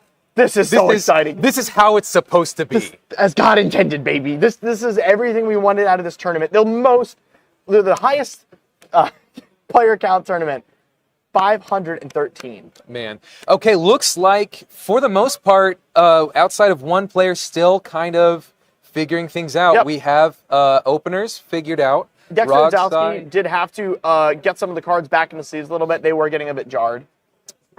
Gotcha. So excited for these players.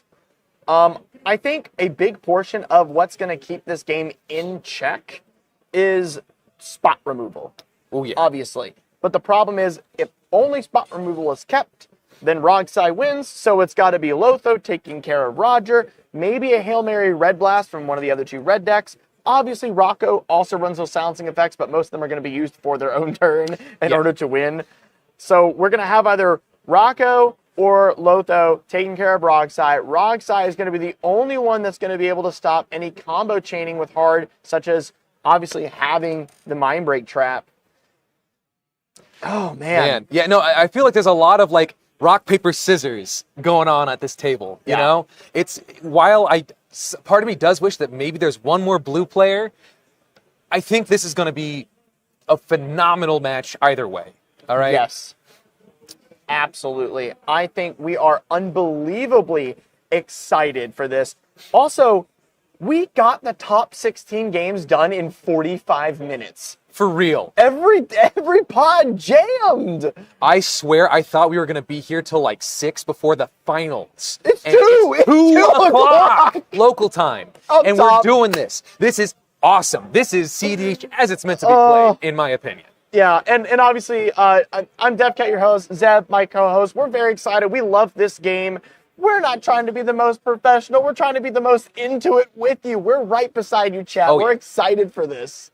Yeah, gosh, the only thing that could make this better for me was if I was over there, leaning over the table, watching the plays. Absolutely, and that's our biggest joy. Obviously, we're not hardcore players. We don't grind tournaments. We love watching. We're about commentating. This is what it's all about for us. So you're experiencing this excitement with us, and it looks like we may have a hand decision here from Dexter. It looks like we're putting 1 down, going to 6. Not terrible. Oh, they're picking that card up. They're making a separate decision on what to keep. I think they're still keeping that 6, though, either way. Yeah, it's still keeping a 6. It's just which card is going to get binned. And do we have confirmation on how many cards were kept in other players' hands? I think not yet. Hold on. Yes, no confirmation yet on total numbers per player, but it looks like 7 for everyone except for Dexter. And that makes me feel really good for every player. Absolutely. That we're not going too deep. So let's talk a little bit about what that might mean for this table in this first turn. Yeah. If Lotho is keeping a turn 1 7, that means turn 1 Lotho or turn 1 Stacks piece, right? We're mulliganing. Oh, snap. Okay. Once you think that long in Rogsai and you've been there, you at some point, it enters your mind, I think there's a better hand. For sure. Yeah. And you know what? This could pay off, right? Yeah. All Rogsai wants to do is find the turbo. And because this is very interesting, because there's not enough blue interaction, he could be a little bit more greedy trying to go for a very greedy, just out the gates hand. Right? Absolutely, yeah.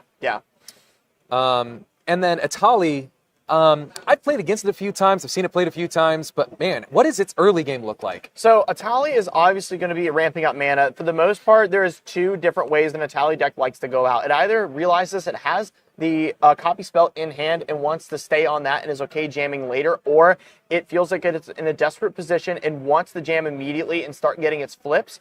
There are a couple situations where this deck wants to play a level of disruption. We do not know if Robert R is on that kind of package because there are very much 2 different types of Atali decks, and there is either chunky flips or there's more of that mid-range style where at some point you may even just want to kill the only blue player with the flip attack, but you normally don't want to kill anybody because we really, really want to get more flips. Yep, for sure. So we're on Cursed Mirror. We're on every type of... we're on the dual caster line, so we aren't just full-on chunky flips. We are also doing that. We have, obviously, Food Chain. There's an Emrakul Promised End in order to keep pushing. Not played in every list. A new EOE card. Yes, we haven't... Yeah, let's see. We got a new card in Atali's list we want to check out here. Avendo Brush Razor. 2 and a red for a Insect Warrior, 2/2. Whenever you sacrifice a non-token permanent, exile the top of your library. During your turn, as long as you sacrificed a non-token permanent this turn, you may play cards exiled with this creature. Tap it, sacrifice a land, add 2 red. Oh, so that it's is a mini Orcish Lumberjack and a couple exiling effects. Yeah. Very cool. That's some nice new tech. It seems like they're really on up to date with this deck. It's not something they brought that was just a fun deck. But we got 5 from Dexter. We have kept 5, it looks like. I see a deck in place. I think they're choosing what's getting binned, what's getting put to the bottom of the library. Well, we don't get to see what it is. No. Yeah. Or yeah, we don't get to see it. My bad. That'd be so unfortunate. The bottomed Thassa gemstone demonic consultation, please. And thank you for the amazing Excalibur event staff that has treated all the players with such care and respect. Obviously, this tournament went by faster than a lot of these 7-round, 128-person tournaments that we have seen out there. I mean, dude, Excalibur events is showing up big. Yeah, and we want to reiterate. What? 8 rounds leading into the finals, 500 players at start. Oh, we're off to the races. Let's get into the game. Let's see what's coming down. Lotho. Bloodstained Yep. Crack a fetch. Very deliberate. I liked that slow move. Whoa. Is that our Soul Ring, I do believe? A Soul Ring, correct. Yep, that is a Soul Ring. So we've got Crack for a scrub. Yep, there's the Soul Ring. This is an interesting one. If we got a 0-drop rock, we could come out hot with an enchantment, or we could try to go for rock into Lotho and be able to have like 4 or 5 mana turn 2. Yep. We may be seeing a turn 2 Smothering Tithe from Lotho as well, but we got a Badlands into a Rograk for Dexter. Are we seeing anything else? It was not a fetched land as well, so we do not have an extra card for a Breach line that may have been, hoped for. Yeah. Let's see what else is in hand for Dexter. Is that a pass? The hands are down. We're probably thinking, oh, no, we have passed to Robert R. on a tally. Okay. I saw something hit the board there for a moment. Like a thought. Yeah, a thought. Let's see if that was a true pass. It was. Is that a cradle? Is that a cradle with no creatures out? Mox Diamond? Whoa. I'm sure there'll be a creature here in a second then. Probably a Mana Dork, birds. Holy cow. Well, how? Oh, yeah, from the diamond. No, wait. Diamond into a bird, and then you got a mana there. Yep. Oh, what? Oh, and a Ragavan. Okay, that's setting up for pretty much a turn to Atali, almost. No, it absolutely is a turn to Atali. With the land drop. Yeah, so the rest of the board is going to need to try to remove the Rag in order to keep Atali from being able to get that out. Wow. So Robert R. going to be jamming on turn 2 most likely, especially the LED played. We have a Lotus Petal, Land Lotus. We're cracking the Lotus Petal. And we're going to zoom in here to make sure we get some clarification on this card. It is a... Oh, we're passing it around the table so we don't get a chance. We're going to be asking what just went on the table there for Rocco. We currently don't have a great view of it due to the lighting of the tournament. It is something tapping for mana into a mana vault, it looks like. If we can get clarification from a judge. Oh, yeah, we are asking for that right now. We are in a large tournament hall, and there are our ceiling lights hundreds of feet above us that we could not deal with when setting up for the top 4 pod. We apologize, so we will get judge clarification.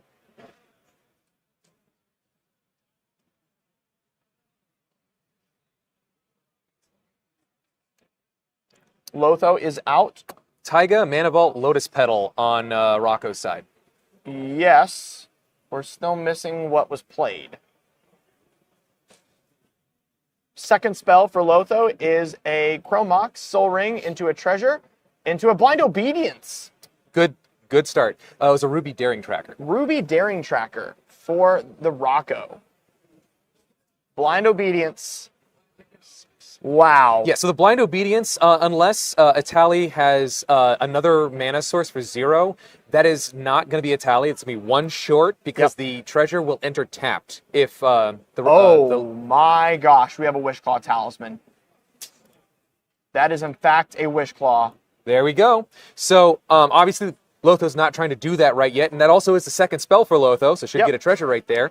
Vampiric Tutor. for Dexter. Interesting. And this is still in Lotho's turn. Correct. This is on end step. That is correct. If Lotho is scared of whatever is being vamped right now, he could respond, since it's still his turn, by cracking that Wish Claw and going for some kind of removal or hate piece that's free. We sadly do not have the treasure to crack for the Wish Claw. We don't have the mana. We are unable to tap it. It is 1 mana to activate. But didn't he generate a treasure off of casting Wish Claw? No, the treasure was spent to cast Wish Claw. Ah. Yes. Okay. Never mind then. Yeah. I take that all back, unfortunately. No. Hey, we're I must have missed the... We're zooming in, zooming out. Yeah. The Mox. I forgot the Mox got cast first. Okay. Yep. We are holding our breath. What is this Vampiric Tutor getting with a Blind Obedience out? Which, again, I think is just an incredible draw there. Yeah. For Lotho. Yep.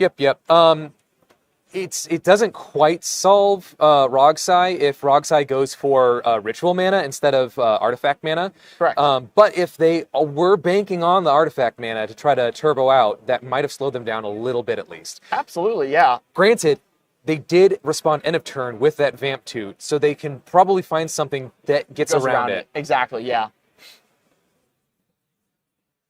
And do remember that Lotho also gets untapped mana during other players' turns if they cast multiple spells, so he might be holding something for 1 or 2 mana in hand and just being able to cast it whenever he wants to, because if you play the game, Lotho gets to play the game. If I'm Lotho here, I'm thinking this Blind Obedience gets me another turn to use the Wish Claw with all this mana available to jam for a win. And I'm hoping I get at least 2 treasures for my turn beforehand so that Wish Claw can go get me Bolas' Citadel. Oh, and you know that those treasures are coming. Yep. Because also Atali will, I do believe Atali, if Atali does resolve, would get those treasures as well. Because let's see. We have the second land drop. It is a Phyrexian Tower into a Necropotence. That makes perfect sense. That's a great tutor. For sure. Let's see how much is going to get paid into this Necropotence. Nothing on either side is going... No one has anything right now that could hit that on the stack. No. Has Rog gotten a land drop this turn? Yes. Phyrexian Tower. We sacrificed the Roger. Okay, so where does Rogsai go beyond just dumping a bunch of life into these cards, right? We're dumping 20. Yeah. Oh, sorry. 9? No, 20. Yeah, we're dumping 10 20. life. 10 life. Okay, 10 life.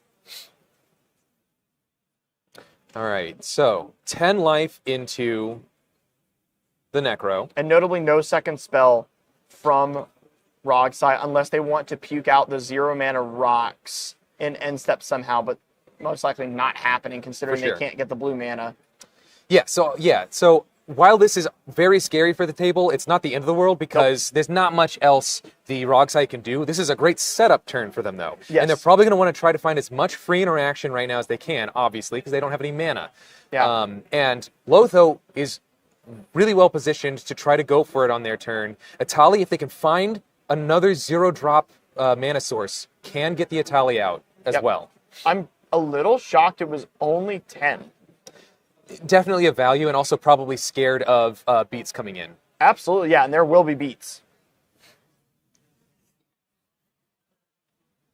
We're talking about what we are going to put into the bin here. It's going to be a Brainstorm, Bloodstained Mire, Adnaz, and a... Wow, the Adnaz Bend. Yeah, well, I mean, when you've got, like, the Necro, you kind of don't necessarily need the Adnaz at that point. Yeah, yep. The treasure from the Ragavan will come in tapped due to the Blind Obedience. Sure will. We do have a land for turn. Yeah, so real quick, for those of you that do not know, let's really quickly go over the win cons of each of these decks in turn order. First, we're going to have Lotho. It wants to win off of Abdel Adrian loops, reanimating Abdel Adrian infinitely, using usually sometimes aristocrat abilities, like whenever a creature dies, everyone loses a life, so you get infinites out of that. Rogsai obviously is going to try to dig real deep for a Thoracle or a Breachwind. Itali is hilarious because has dual caster mage wins. It also can win off of combat because you just kind of beat face. Rocco is another kind of turbo list that wants to jump Rocco out, find combo pieces to infinitely go and what is it? An infinite kill, I think. Yes. Yeah. So a lot of infinite combos here, obviously. Well, yeah, every deck's going to be wanting to do that, other than Thoracle, which is just going to slam. But for the most part, regularly, everything we just talked about, having an infinite needing to win is what you worry about when there's a Ristic study at the table and we don't have one. So yeah. These really have no barring on what we're going to see at the moment. But I'm sure that we are in the tank right now, Robert R. trying to figure out how they get around this blind obedience. Currently represented, total of 6 mana for Robert R. It was a turn 2 Atali. Most likely no longer. Yeah, fantastic blind obedience for Lotho. Absolutely. Yeah. It's just, you just got to jam that every time, I think. Yep. And how exciting is it to watch a top 4 pod that just wants to jam? Oh, for sure, for sure. Every turn could be the final turn. This does mean most win attempts are going to happen on turn unless you're Dexter and you attempt to do something at instant speed. For the most part. Lotho decks love Emergence Zone, though. Oh, that's very true. And will tutor it out. Absolutely. Yeah. You have a lot of tutors, so it's not a bad idea to get it. Yeah, for sure. I don't think Atali really cares that much. It just uses everyone else's deck. Yep. And I don't know if Rocco really does instant speed. No, unless we have a Ranger Captain in order to stop others. That's about as much as Rocco's going to be doing on other people's turns, unless they're running the Yeva Nature's Herald package, which gives all creatures flash. That's about it. Yeah, for sure. Or the aforementioned Emergence Zone. Yep. Okay, 1, 2, 3 mana tapped. What are we seeing for 3 mana? Is that a Jessica's? We are going to zoom in and take a check here. That is... No.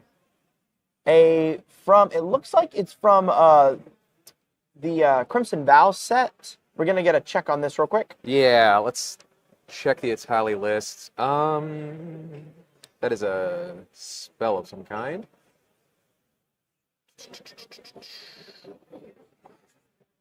It's not a ritual. It's making a lot of red, so maybe that was a will. That may be a different art for Jessica's will or a proxy. Yeah, I'll get confirmation from the judge, but it's probably a Jessica's will. It looks like it was a Jessica's will. Now, is that a breach? A breach from the... Okay, hold on. What? We have a breach being cast. Holy cow. I thought this was an Atali deck. We're cracking. Super Scrubby Series players, that is time in round 1. Birgi going into the bin.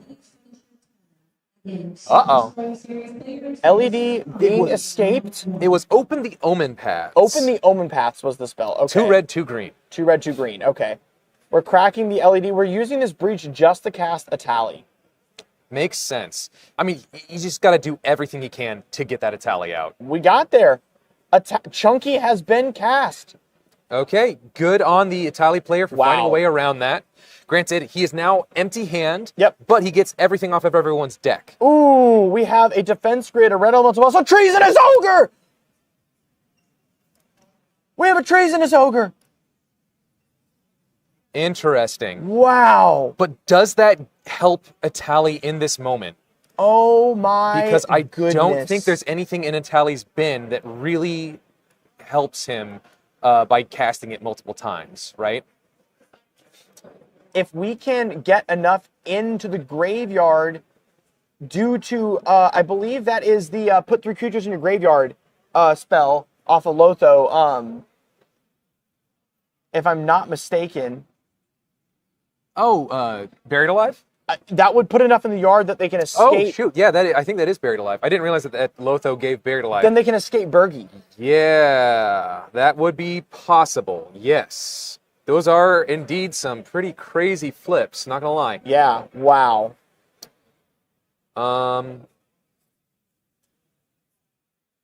They can escape something from yard. I'm still trying to think. Like, I mean, there's got to be a creature, perhaps, that can get him further. So what is it? Oh, was it just unmarked grave and not buried alive? In which case, that's only one creature. Oh, okay. But it's one non-legendary thing actually. So it could be a spell. It could be a spell. Okay. It could be a spell, but it has to be non-legendary. Okay. So the red elemental blast is staying in exile due to the fact that there are no blue cards to hit. The defense grid most likely needs to hit the bin. Treasonous Ogre is definitely getting cast. Oh yeah. If the thing is, like, right now, Unmarked Grave just got cast. We're putting something in the bin. Yep. He's got to find something good for a bunch of red to cast with the Treasonous Ogre. Yeah. But well, then we don't have enough cards in the but yard. not enough card in bin. Yeah, we don't have enough cards in the yard right now. Interesting. Okay, it's getting cast. Yep. So we'll see. Cast. I don't know if the defense grid's being cast. Is it? It looks like it's cast. It seems to be next to Ogre, so I think it's been cast. Oh, wow. Are we about to see a turn 2 chunky win? It's. I don't know how. The thing is, I don't know how. Cards in bin. If there's only 2 cards in bin, whatever's happening now is going to be 3. He's got an empty hand. He would have to attack, unless it's like a flashbacker from the grave. He'd have to attack with Rag, and someone would have to be silly enough to block and let Rag die. Yeah, right? yeah. So Ragavan's going to come in and possibly get a castable. And they just need to be able to cast it with the Treasonous Ogre mana. For sure.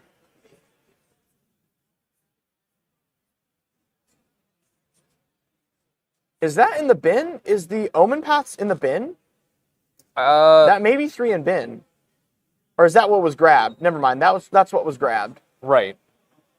That's not Omen Path. So that is this. is that spell, Ashling? is that a duplicator? No, it's not a creature. I think it's a flashback duplication. duplicator. Electro duplication. It's the flashback duplicator. Okay. Can we get a rules text on that one?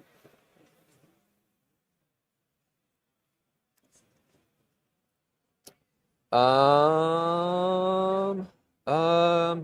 on. That's not it.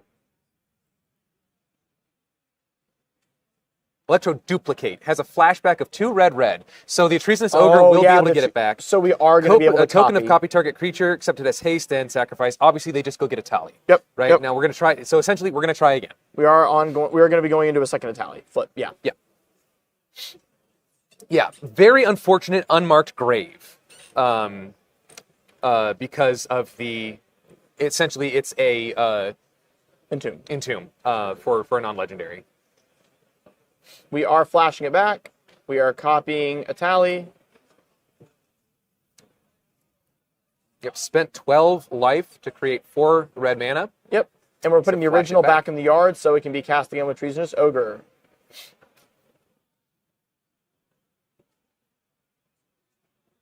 Yeah, so 3 Italies at least this turn, it would seem. Yep. I wonder if there was talk at the table of saying, hey, I won't cast the defense grid if you guys show me your hands. Because I am wondering, I just saw a tally move to the right instead of into the graveyard. No. So what we're saying, it's going to go into the command zone, so it can be recast. Okay, I thought he was going to use it from the bin in order to no, we want to recast it. Well, that's what I'm saying. He could escape something else. It goes to the command zone by being used as one of the escape exiled cards. We got Dark Ritual. Another card we are unfamiliar with there from Lotho. Are you able to check that out? Do we know what that is? That is Final Parting. So that is going to be... That's the game! Yeah. Chunky wins! Wow. Holy cow! Turn 2 Chunky. Wow! Yeah, that'll be it. That is so funny. Jam City. Steel City Jam Fest, baby. Wow! Yeah, that's super unfortunate. The lucky flips from a tally. Craziness there, bro. 6,400 going to Robert R., our winner of the Excalibur Events Steel City Spectacular 20k event. A tally takes it all. Chunky champ. Wow. Wow. Wow. That's crazy. Okay, Very everybody. unfortunate that rips off the top from Lotho were both very good graveyard enablers, but man, there we go. I'd be regretting that Necro for 10 too. I agree. That's hard, but it's hard to know what's the right call in this situation. Yeah, I will say, very interesting that our Necro player didn't seem to have any free interaction. Yeah. Let's go see if we're going to get them into the booth first, or they're going to take pictures, if we can talk to our judges. Everybody, this has been such an incredible time. If we can ask the judges whether or not they're coming over for the interview, and we're going to make sure we can give them. Yes, they are. Yeah. Let's get them in here for an interview. Everyone, we're getting them in here, so we'll be Awesome. able to talk to our winner about how he ended up pulling out that win, in case you're trying to figure out what that line was there. Yes. So Yep. I'm going to step out. Absolutely. And we're going to have Jay.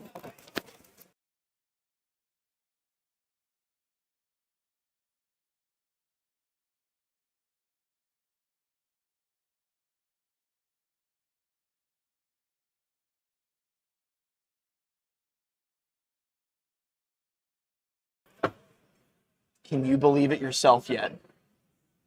You know, there's people say there's star signs. Yeah. Everything just lined up perfectly. dude. Absolutely. Oh, there's a lot that lined up that game. There was a lot that lined up. The pod lined up. No blue except for one single person. I want to say in Swiss, Yeah. no blue. Yeah. To get to the top 16. Top 16, one blue player. Goodness. Final pod, one blue player. You know what that means, right? What? It's Jam City. It's the summer. It's the Dinos. Is it summer still? It's Dino. It's Dino Autumn. Dino Autumn. Dino Autumn. We've talked about this all cast long. I want to get your thoughts on this because, one, the excitement has got to be coursing through you right now. Yeah, that was insane. Everyone talked about what does a 513 player event look like, and we said from the get-go, this is going to be the lowest amount of draws. This is going to be the most jamming you've ever witnessed, and by darn, we got it. We got it, dude. We got it. That was a spicy final pod. It's extremely low, though. Yeah. No one saw that one coming. No. That was out of nowhere. I thought it was I was getting trolled or something when I Right? sat down. Yeah, Yep. that was insane. And fighting through the blind obedience, seeing a line with the Underworld Breach for the double diamond. Can Oh we my talk about the gosh. tech though? Oh my That goodness. Omen Path card? Absolutely. All of us went, what is that? What is that, a weird J-Wheel proxy? And then we found Omen Pass and we went, uh-oh, this is it. You had so many new slots, new Edge of Eternity's cards in your Yeah, list too. yeah. Your list is spicy. Shout out to the Itali Discord, you know, they keep me up to date on all the tech, you know? Yeah, the Dino Discord treating you well. We Yeah, love to hear yeah, that. And again, communities coming together to make these lists, right? Oh yeah, 100%, 100%. Everyone, my play group back home and the Discord in itself, they're all super supportive. Everyone just loves to watch people succeed. I love it. It's great. Absolutely, yeah. And the cream of the crop, everyone who does make it up here, it seems like, has to be the most well-mannered, nicest, respectful, honest players. We didn't see anyone get up to the top that was trying to brrr their politics away. No. Calm jammers. Yeah, we're just jamming. Calm on the inside, jamming on the outside. You got it? No? No? Shake my hand. Yeah, come shake my hand. Come over here. Okay. I got 3 major questions before I hand you your rightfully earned trophy. That's me? That's yours. Okay. The first question I have for you is, if you had to tell anyone out there that has a deck they believe in, what is the advice you'd give them to run? Listen, when you're playing Gruul, you're a joke. You know, no one respects you. Yeah. I'm playing Atali, no one really respects you. Yeah. You just got to do the research, keep up to date, try all the cards that, you know, the Omen Path card. No one thinks that card is good. But I put it in there. I believe in it. You got to believe in it. Find people to just play games with. Get out there. Go to your local shops. Get in there. Grind some games. And grinding is the big part, right? You have grinding to jam. is. Yeah, you have to. You just have to keep at it. Yeah. Test your cards. Just keep going. Yeah. Nonstop. My second question for you, Atali, how did it find you? What's the love story here?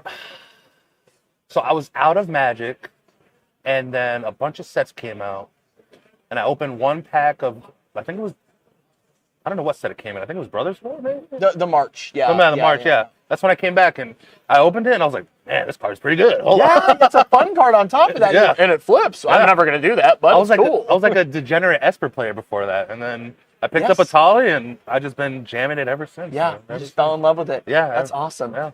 The third question's a bit of a joke. Yeah. Did you ever flip a tally today? No. No, I didn't think so. No, you don't want to be in that position. Yeah.